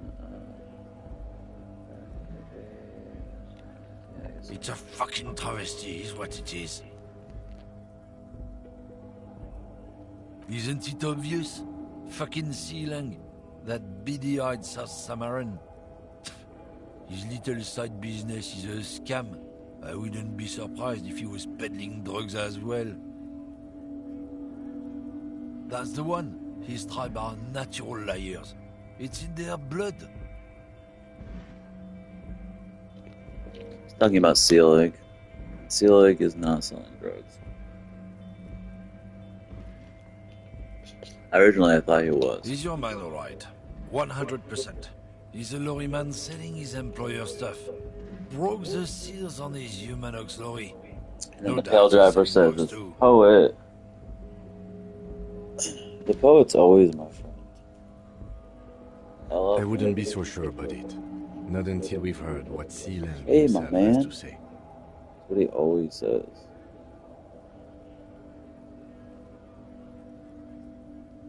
Good tunes, my man.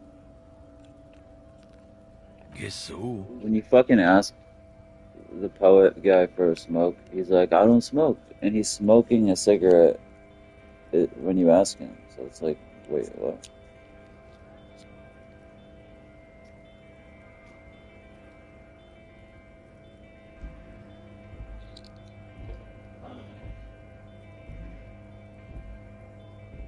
It's charging.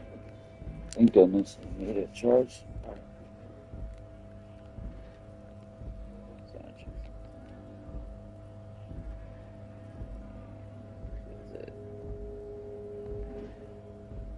Incredibly underappreciated. I love quirky art for little gems like that. Yerp. Come on, G. You know, I'll fuck you. Alright, so we did the cup. We talked to everybody but Measurehead. Oh my god, that's what it is. We have a... The checks are definitely harder.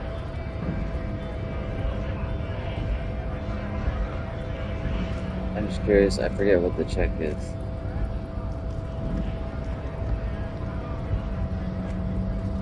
Hola, Wandering Man. How can I help you now? It's an inland check. That's so crazy. It's so hard.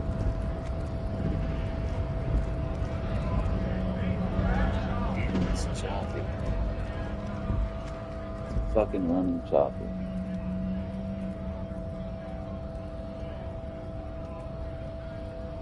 I never unlocked Torque. I think I'm gonna wait to examine the Ruby's lorry.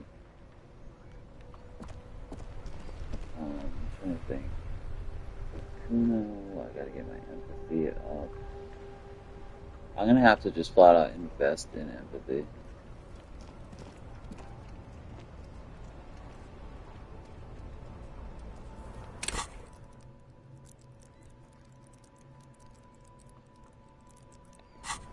I might as well talk to him. I haven't yet. We got conceptualization, we're gonna need that. Yeah. I am a gander and a hunter and a gatherer. Feel like a traveler. A simple little cadence. He seems to be making it up as he goes. I want to say I am law, so I can get law job, but from another we can do both. planet. Hey there. You sure are, my man. Everyone understands you are the law. That's why you have that insignia on your arm, so you don't have to keep seeing it. It's pissing him off so bad. I'm just gonna keep saying it though. I want to get Lawjaw. I think that'll play into my archetype. It's the jam, my man. The air from the east is thick with the smell of crude oils. It's a traffic jam for the ages. Meanwhile, we're all stuck here in long-haul limbo for days upon days upon days. Yeah, exactly. It's official. He too agrees. This is the antechamber of the afterlife. See how fucking conceptualization is just hooking me up. I'm gonna have to be a super high empathy character in order just to get Kuno to like me. I'm okay with that though. I think I might purposely fail the check, then raise my empathy, then try again, because I feel like that might help me. It might not, but it's like, damn, I'm gonna have to be so high in empathy to get Kuno to like me. And I don't even know what else I can do. I can't even believe he hates me. I gave him the man from Heimdall. Like, insane. Feels like forever. Like I was born on this here roundabout and this was all I ever knew. Just me and the metal and the tires, the oil and the fumes of mazout. My archetype would be more like that, but... Yeah, imagine. It's been a whole week already. Behind the laugh, however, a touch of sorrow. So tell me, What do you need? Nope. Don't smoke. Literally smoking. Some of the other drivers do, though. I remember the first time I saw this, I was like, waiting what for the the jam fuck? to disperse. Or waiting for the sweet release of death. Yup. Nothing wrong with that statement. Your senses have nothing to Perception failure, You yeah. have to ask Yeah, if you around have high perception, you can call him out on it. I couldn't believe that the first time I played. Because my perception wasn't high enough originally, and I was like, what the fuck? And then I was like, I'm getting my perception high. You could also check the kiosk down the street. Frit. With 3 T's. Rebishaw's weird. I'm not even asking for money. That's not my style for this character. It's like, whatever's going on over at the docks. Workers got a blockade set up, making demands, no way in or out. Some pretty wild stuff, I hear. Like a giant new power crane in half the company? I forget what. I've heard talk there's a company rep in town, too. Like, a strike negotiator type. They want to keep that money flowing in, my man. He doesn't blame them, but he's not on their side. Anything else? Yeah, us lorry drivers. I didn't mean to sim that. You still hang around here waiting for this mess to end. Most have scurried off somewhere to get drunk or high. Or laid. Not that I blame them, really. Not my thing. Chasing transient pleasures is a drag these days. He's got a family that he Examine misses. life now. Thinking, reflecting, observing. I don't know if something's high enough, maybe perception, but you could find out that he's a family. He tries his best to look nonchalant, but there's a rigidity in him, as if trying to conceal something warm and deep beneath a cool exterior. Damn, bro.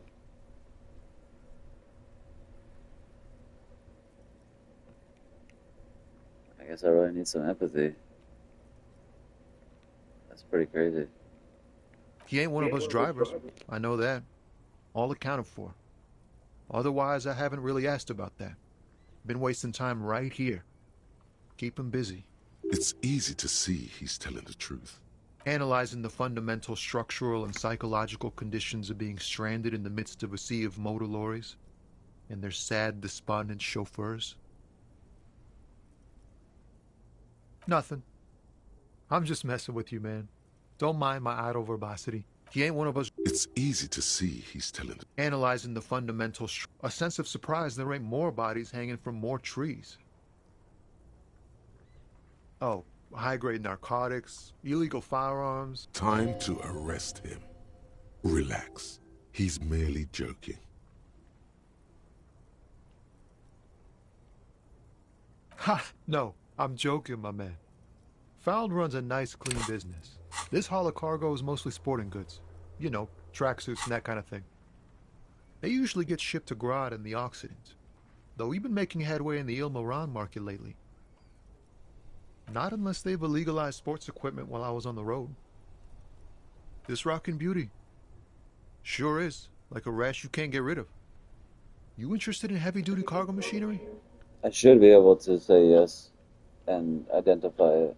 A motor lorry, also called a camion, on Caillou and neighboring islands.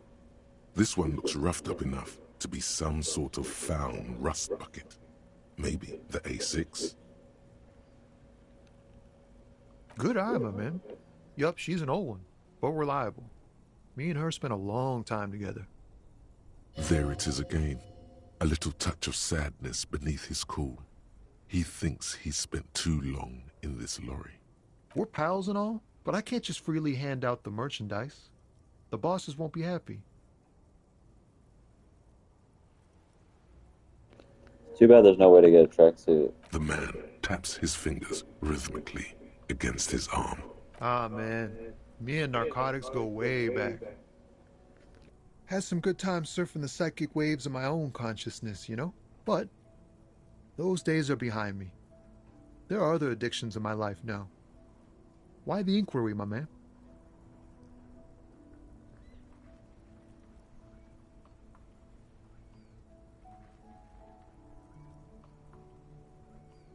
We have a credible lead, sir.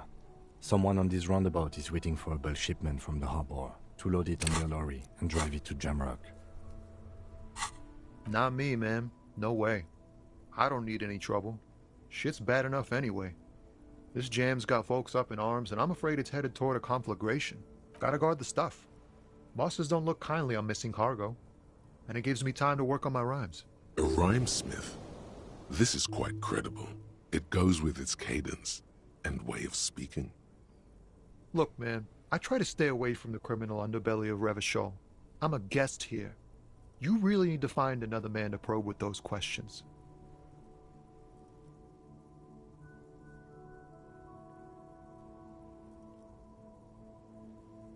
Don't be a stranger.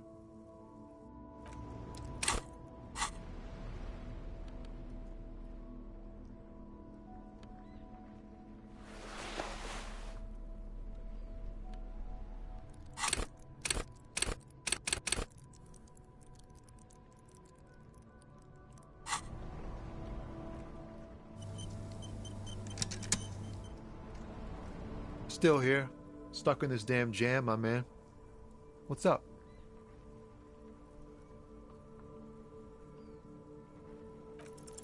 Wait, there's something here, stored away in some dusty corner. It starts like... Whoa. What else? Silent communion. That's good.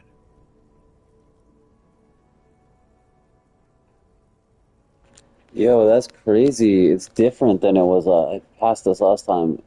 It's different than it was. It's based on like what you've done and said. That's interesting. At least I think. Maybe it's not, but I feel like it maybe is. Dang, that's some great shit. You came up with that yourself.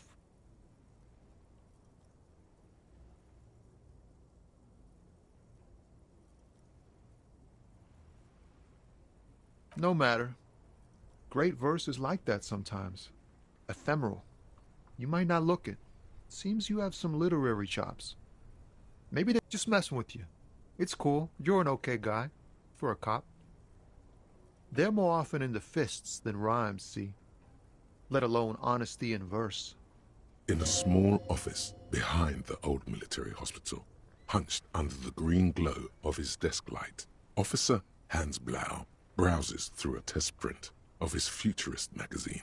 It's called The Futurist. The typeface on the header is too small.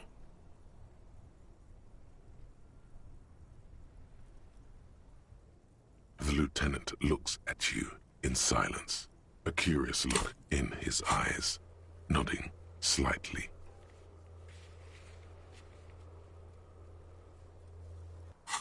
Well, you've given me some hope, I guess.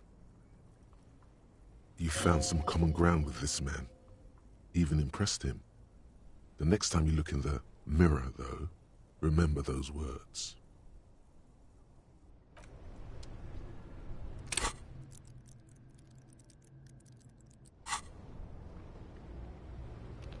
Alright, so we made contact with him as well.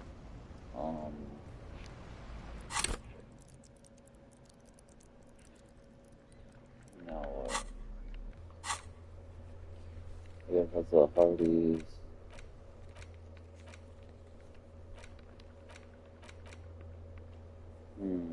Oh yeah, we can still do the smoker on the balcony. I thought it had to be at a certain time. We get Lena's pin back. I wanted to do the Mama Dracula, but let's do the pin before it's fucking gone.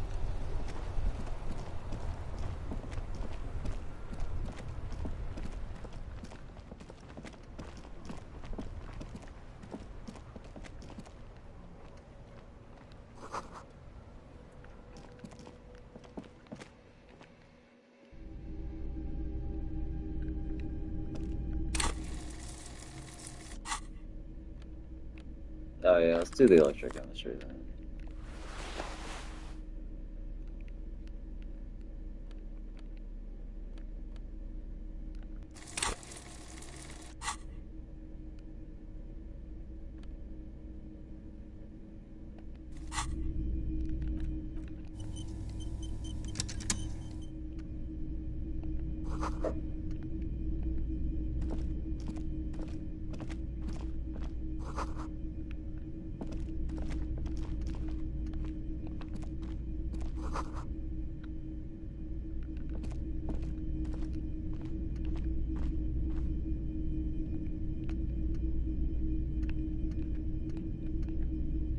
The boomboxes on the shelf look well loved, and one especially catches your eye.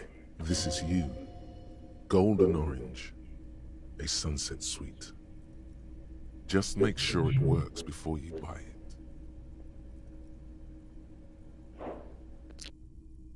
Right, yeah, this is the radio. Gotcha.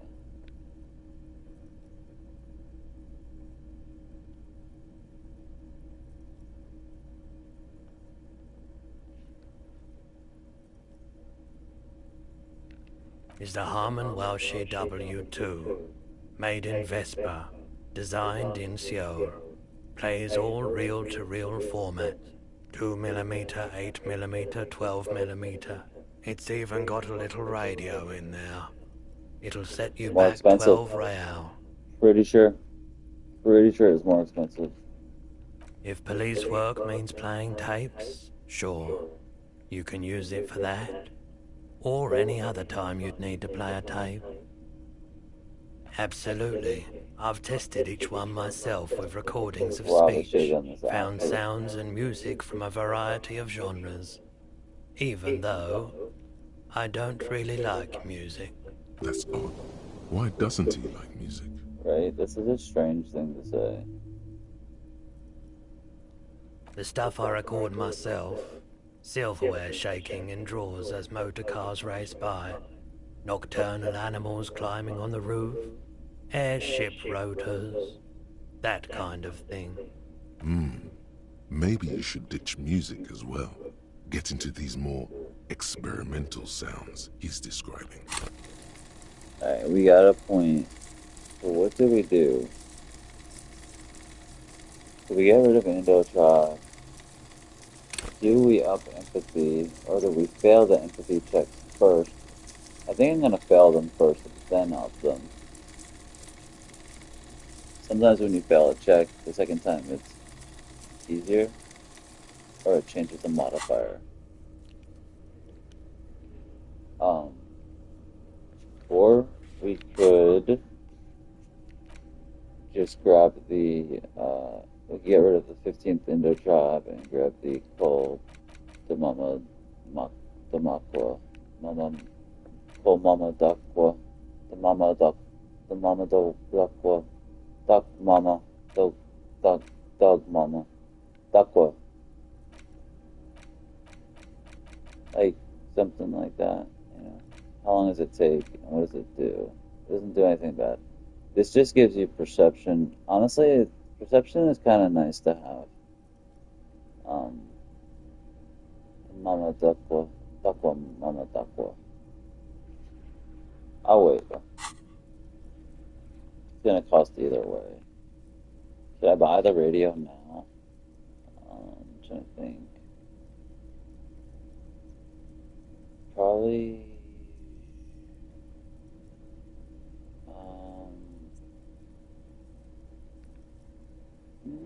I guess it doesn't hurt. There is stuff to sell. You know what? I'm gonna wait till I buy the radio. It's not gonna really do anything.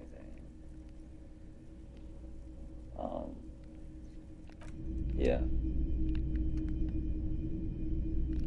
We'll wait till that. We're gonna need cash to pay the fucking bill anyway.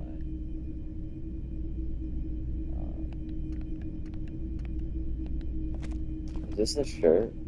Wow, a very large red t-shirt with an impressive print stands out from the other garb. Oh yeah, the print depicts a muscled man striding toward you, a giant sword in each hand, encircled by burning embers. Behind him is a cluster of cabins engulfed in flames. Beneath him are the words, oh my gosh, burning. That's totally a feminist thing. Normally I would pick the feminist choice because it's so rare, but in order to get the shirt for free, we have to like it. Smells like worn cotton and a little old sweat there. Dang, I relish picking the feminist choices. They're so rare and funny. Worn cotton with a side of flea market or trash bin. Can't though. Sniffing is okay. Sniffing. But please don't try anything on. You're not imagining it. Photon emissions? What is he talking about? Hell yeah, man. I don't usually carry printed tees, but this one was just pure exemplar. A fan? No, I wouldn't go that far. But I do think the Hjälmdalaman saga is an integral part of our shared reality. Most people don't think that the man from Hjälmdal really existed, but they're wrong. Hell yeah, man. I wouldn't go so far as to say that I'm a fan, but I do think the Hjälmdalaman saga... I mean, even if the man from Hjälmdal didn't exist before the adventure novels, the stories have made it so that he has. It's simple, really. Okay. You sound skeptical. It's not that complicated. All that's required is a more robust understanding of cause and effect. Oh yeah, I think this is pain threshold and some physical stuff. Besides, I've been to Kotla, though not quite as far north as the Hjälmdal, and watched northern lights travel across the sky. His theory isn't exactly incoherent, but its logic does suggest some unusual neural activity. Very, very unique energies indeed. Geomagnetic ley lines, one might even say. Can't say that. 2 real. I want to try to get it for free. That's dirt cheap. But why?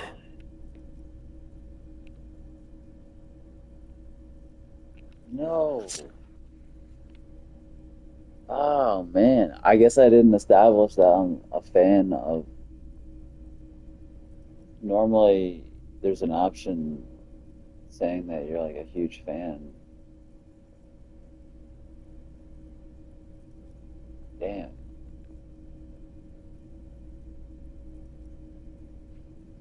That sucks. I sympathize, I do. But this is a for-profit enterprise.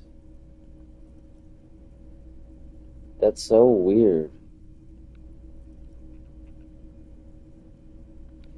Huh. 2 real. That's dirt cheap. But why? I own and I've read The Man from Hjälmdal. Like, what? I'm surprised. I deal in goods, not services. Alright, fuck it. I'm just gonna say it and then just buy it. I doubt the real man from Hjälmdal was as poor a role model as the one in the popular literature. But yes, the books are very sexist, in a not entirely unenjoyable way. That's dirt cheap. But why? You'll just have to buy it then. But it's not like it's expensive. Yeah, it's not, but is it worth it? Welcome to Hjälmdal, officer. I get free shit from it. I got it for free last time. Maybe owning both books was the thing, but stupid Kuno took the one book from me and he doesn't even like me. Like, what the fuck, bro? A typical Martinez streetlight sits among assorted floor and table lamps. The light pole has been carefully cut, and the wiring has been redone and attached to a standard indoor plug. This would make quite a statement in your living room. I don't know how you get this. It's so damn Yes, expensive. officer. As you see, it's in perfect working order. His manner is casual, but his speech is careful. It was brought to me to be altered. We are not here to investigate the theft of city property. You have to admit it's rather clever what he's done with it. 700 real. A bargain, I dare That's say. even more. I think it was 400, 500. Maybe it was 700.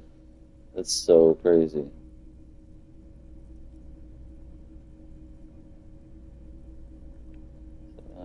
I don't even know if it's possible to get that. I really don't. I don't even know if you can get that much cash in the game.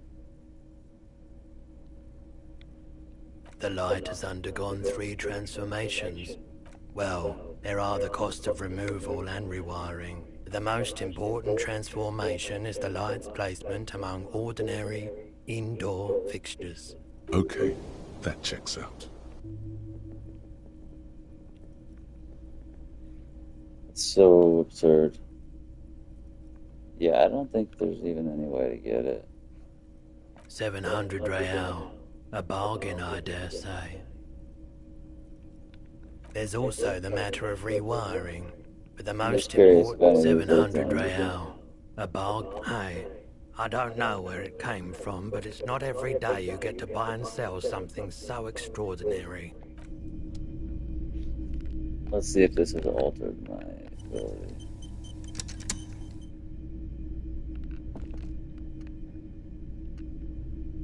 We did that. We just did nothing to the cabinet yet. Hello again. How can I help you? Oh yeah, we got it. Yep. Yeah, that's the thing. If you gotta like explore all the other stuff, and it adds to your modifiers. Holy shit! Strange tie incident. Odd brain activity. Roy doesn't really sleep. Odd prices. Roy's prices are strange. Wow, I didn't think it would be that fucking easy. So we can get Perilodon. Feeling warm and enthralled by the movement of light, while the mind continues to race forward. Lucky bastard, he's probably on Perilodon. It's tough to come by on the street.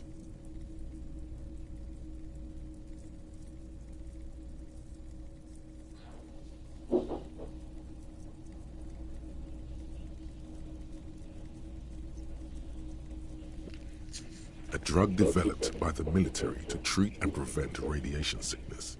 It has psychedelic side effects, and it makes your eyes turn yellow.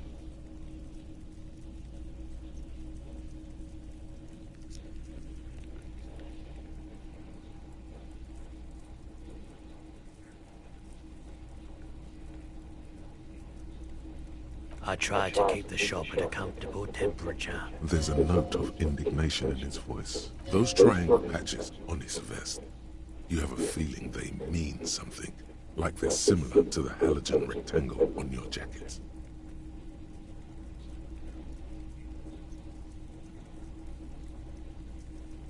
I was with the Emergency Relief Brigade. You know, after the People's Pile disaster.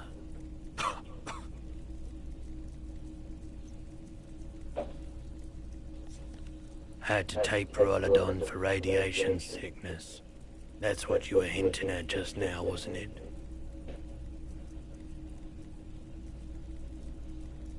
He's taken it for mental and emotional, not physical pain these days.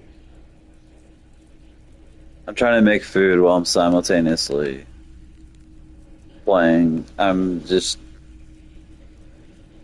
trying to make it quick. I might pause for a moment here and there. A bad idea. Some poor leftist built a particle decay generator in hopes of bringing affordable electricity to underserved communities. It malfunctioned. Radioactive waste everywhere. Probably some of it in you, too.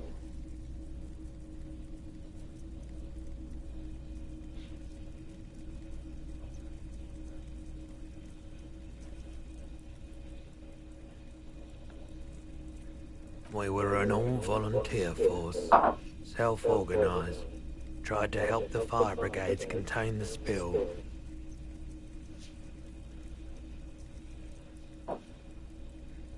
On the patch, gamma radiation lines crossed with a red drop of blood.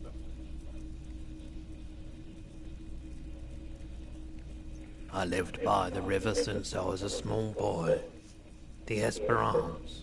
Didn't have the art to let it all go to shit without trying to do something to help out.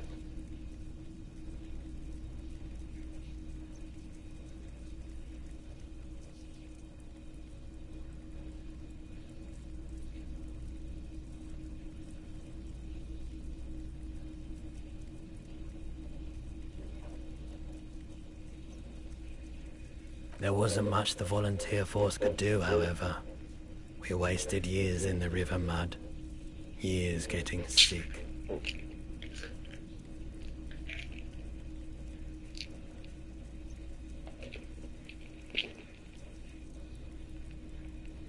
There's a reason why everyone's tried to forget any of it ever happened, and why no one has tried to repair or replace the pile.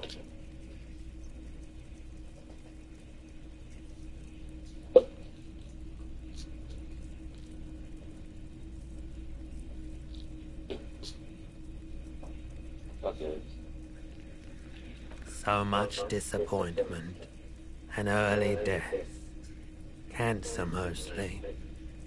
And we knew all that was coming even as we were cleaning up as best we could.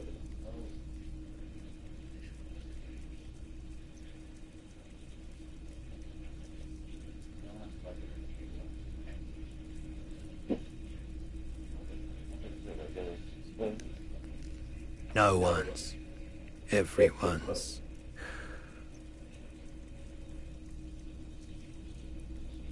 So much bitterness.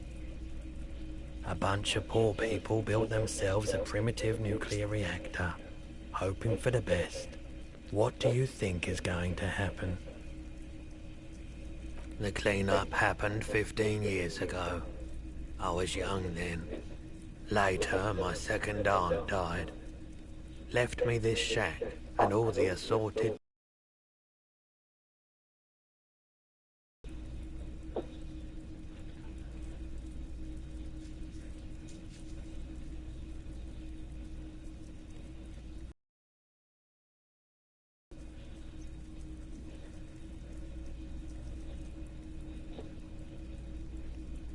So I came to Martinez. People told me don't go there. It's a shithole.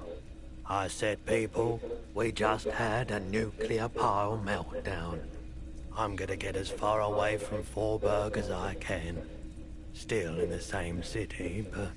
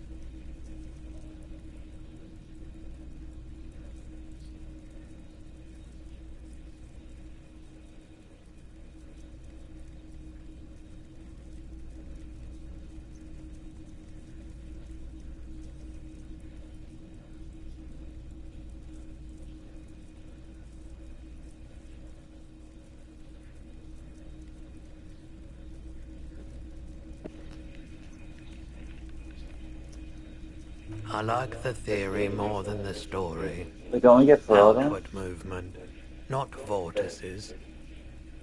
Yeah, you gotta get in on those vortices, my man. Have you tried it before? The lieutenant steps away, pretending to admire some of the knickknacks on display. Looks like he doesn't want to get involved.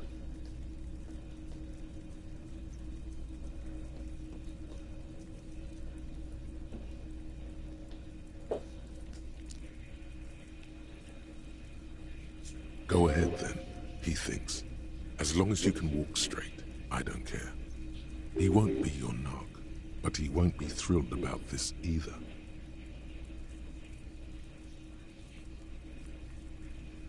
Every day, you look the part.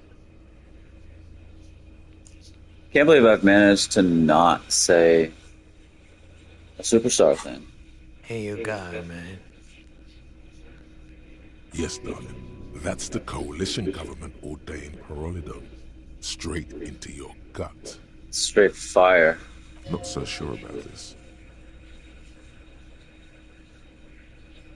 Because it's an anti-radiation drug, and you're a cop, not a post-apocalyptic scavenger. Of course. Yes. Fortunately, I still have it. 3:30 and it's yours. Yes, you did, but this is how pawn shops make profit. So, do you want You get honor points for this, and Lena likes you. Totally gonna give her the pin back.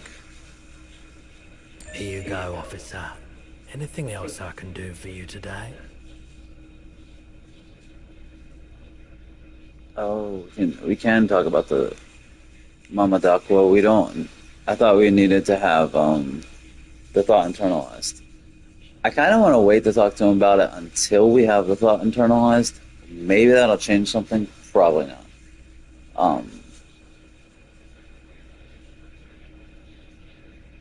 I don't want to exhaust all my dialogue because it's late.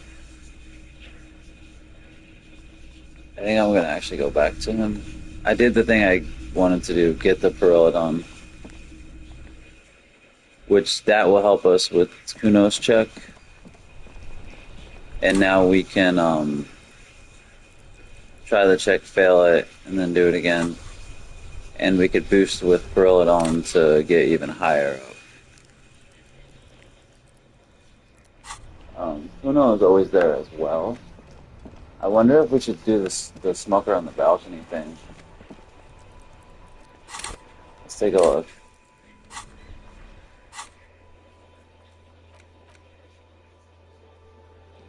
Still got the windbreaker too. Oh, we can't even buy the pants from him yet. We're trying her pin. Make a call. Fascia. Oh yeah, we gotta open the door. Yep. Totally forgot. Probably do that at any time.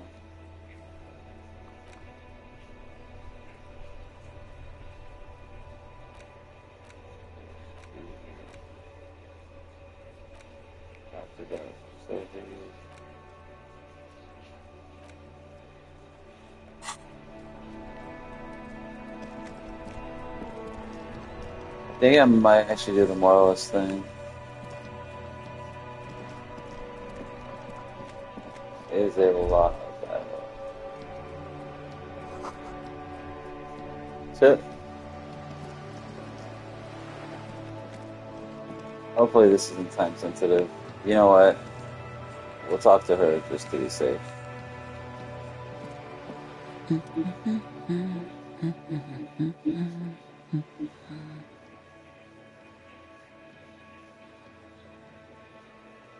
Yes? Hello? Me? No one. I'm just a working class woman. She doesn't really want to be disturbed that much.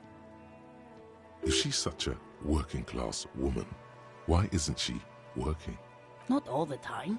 Right now I'm browsing books. Even a working class woman needs something to read. I know you are. Everyone can see that. The rectangles. He gets so mad. I think this is regular cop dialogue. What with?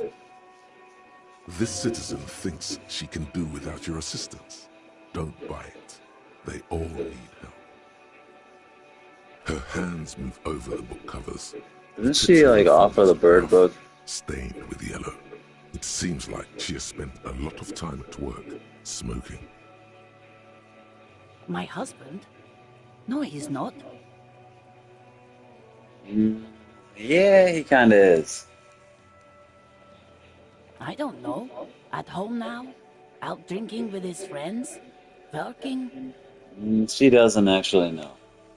It goes from like a what the fuck are you talking about? Like my husband is fine to like wait a minute.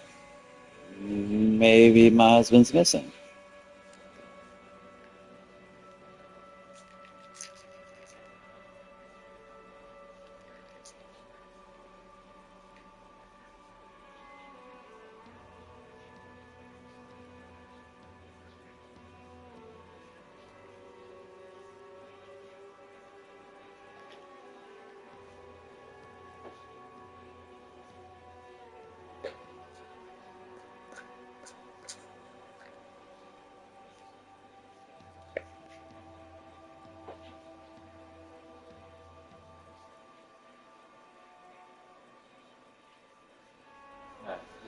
Hang on a sec, I gotta finish making this.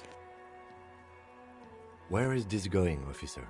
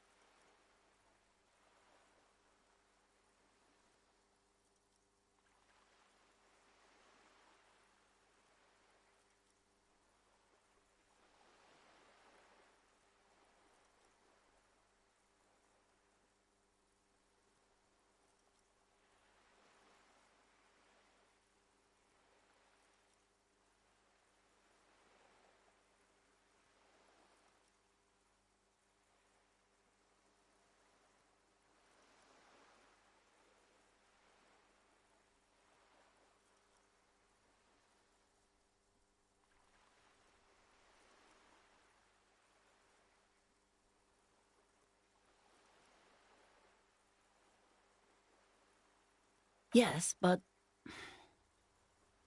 I don't really need to know where my husband is. Not all the time.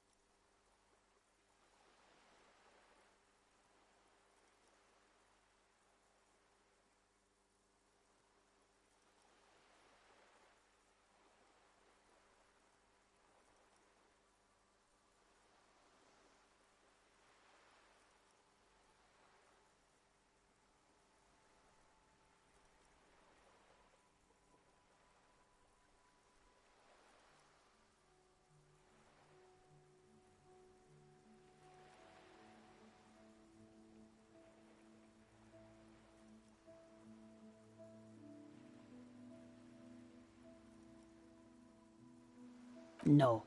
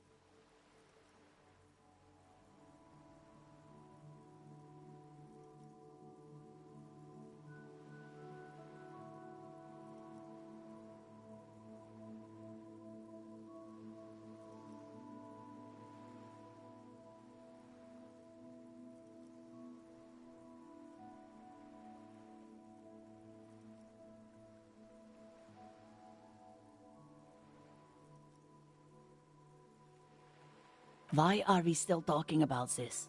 I haven't lost my husband.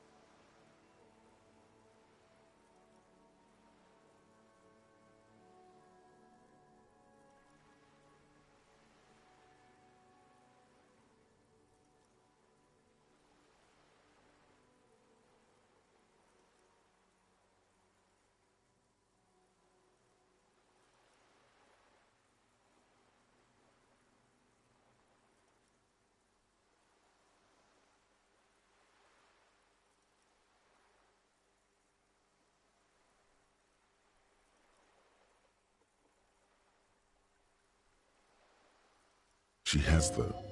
The husband is totally lost. You should tell her that it's okay. What?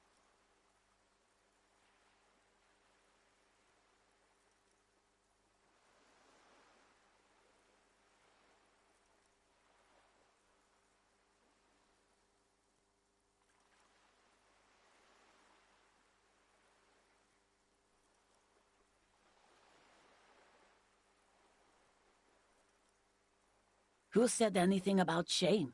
Stop talking down to me. My husband is not missing.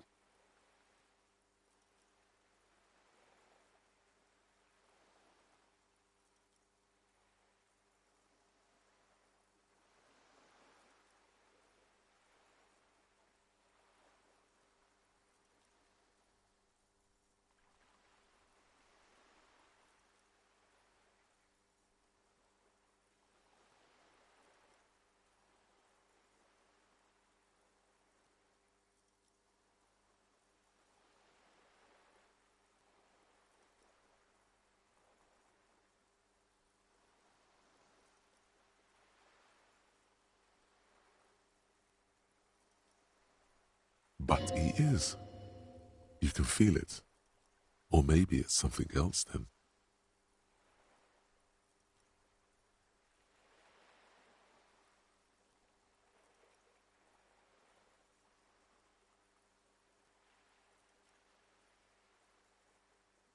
No, absolutely not.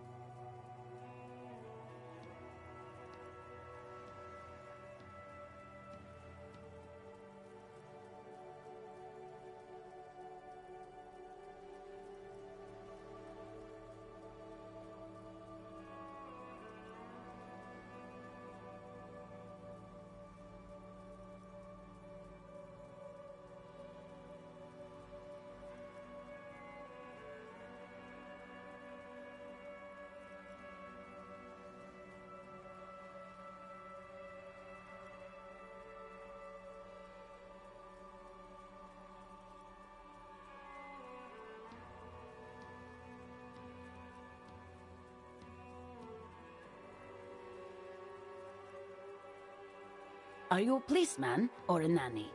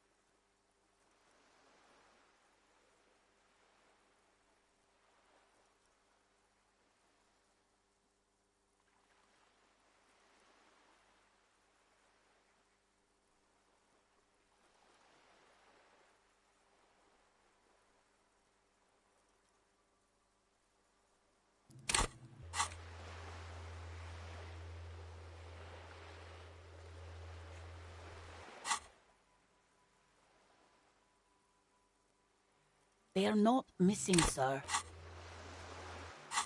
You know where they are. They're at home, smoking. Given the I leather love this, but they're devices at home smoking cigarettes, not like kids. What? That's just... My daughters are perfectly fine. They're with their friends down in Jambrock. There's nothing to worry about.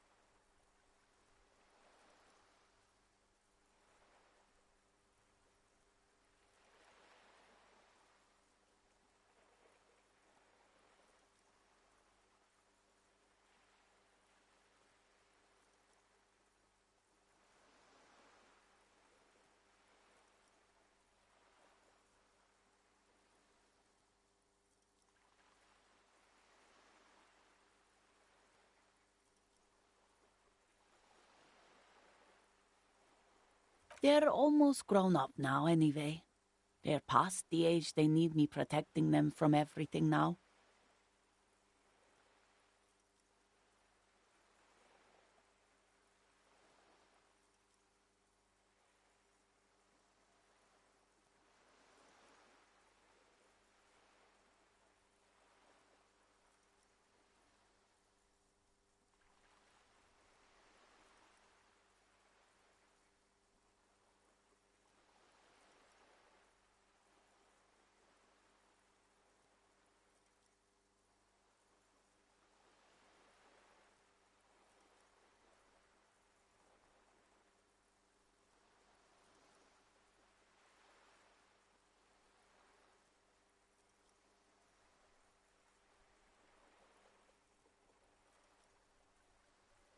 My youngest girl, Jolie, is just shy of 16. Jenny, she is turning 18 next month. But we shouldn't even be talking about them.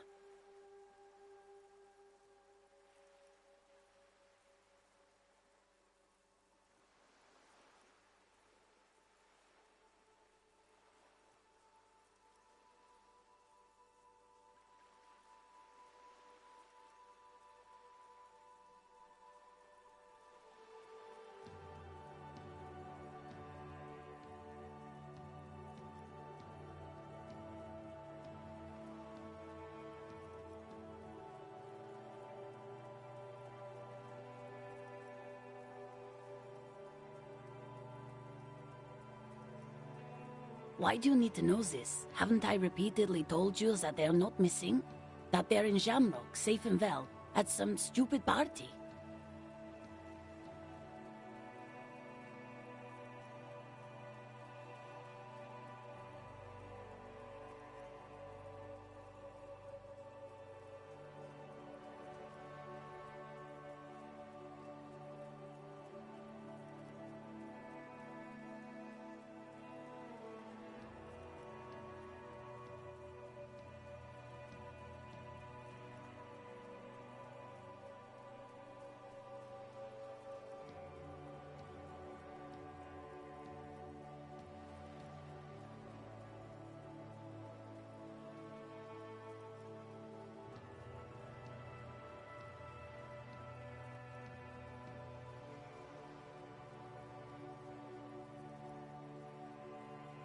Did someone say party?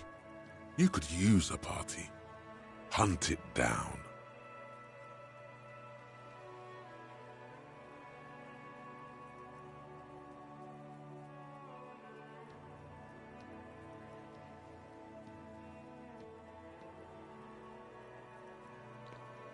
There's no... You can't find it.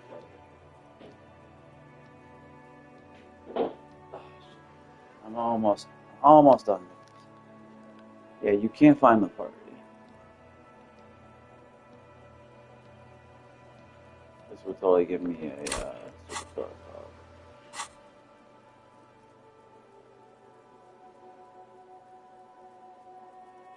I'm curious though if there is a party to find. I'm almost positive there's not. There is no investigation here. I can tell you that. Yeah, I'm pretty sure there's not a party that you can find. Yeah, I would just raise my superstar cop.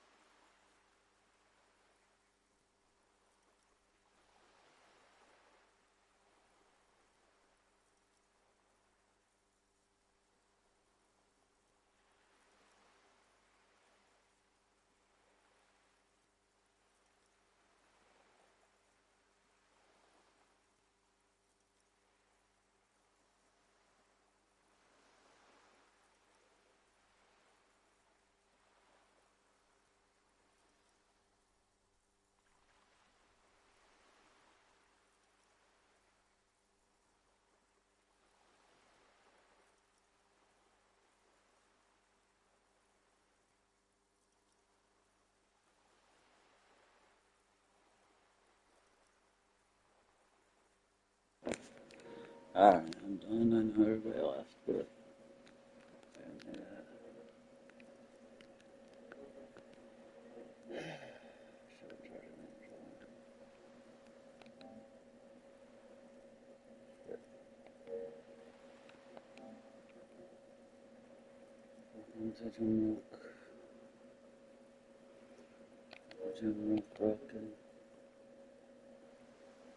I don't mean to disrespect, sir, but you are being a bit of a cockatoo here. For what it's worth, I agree. But cockatoos can't be stopped when they get ladies. It's better to indulge him at this point.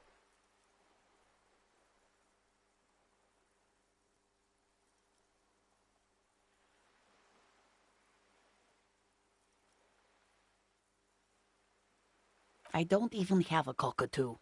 And guess what? It's a trap. Never ever say what. Even if I had, it wouldn't be missing. Great. Nothing. Go read up on them if you're so interested. There's a great book in the bookstore. Maybe you should. Wonderful. The store is open.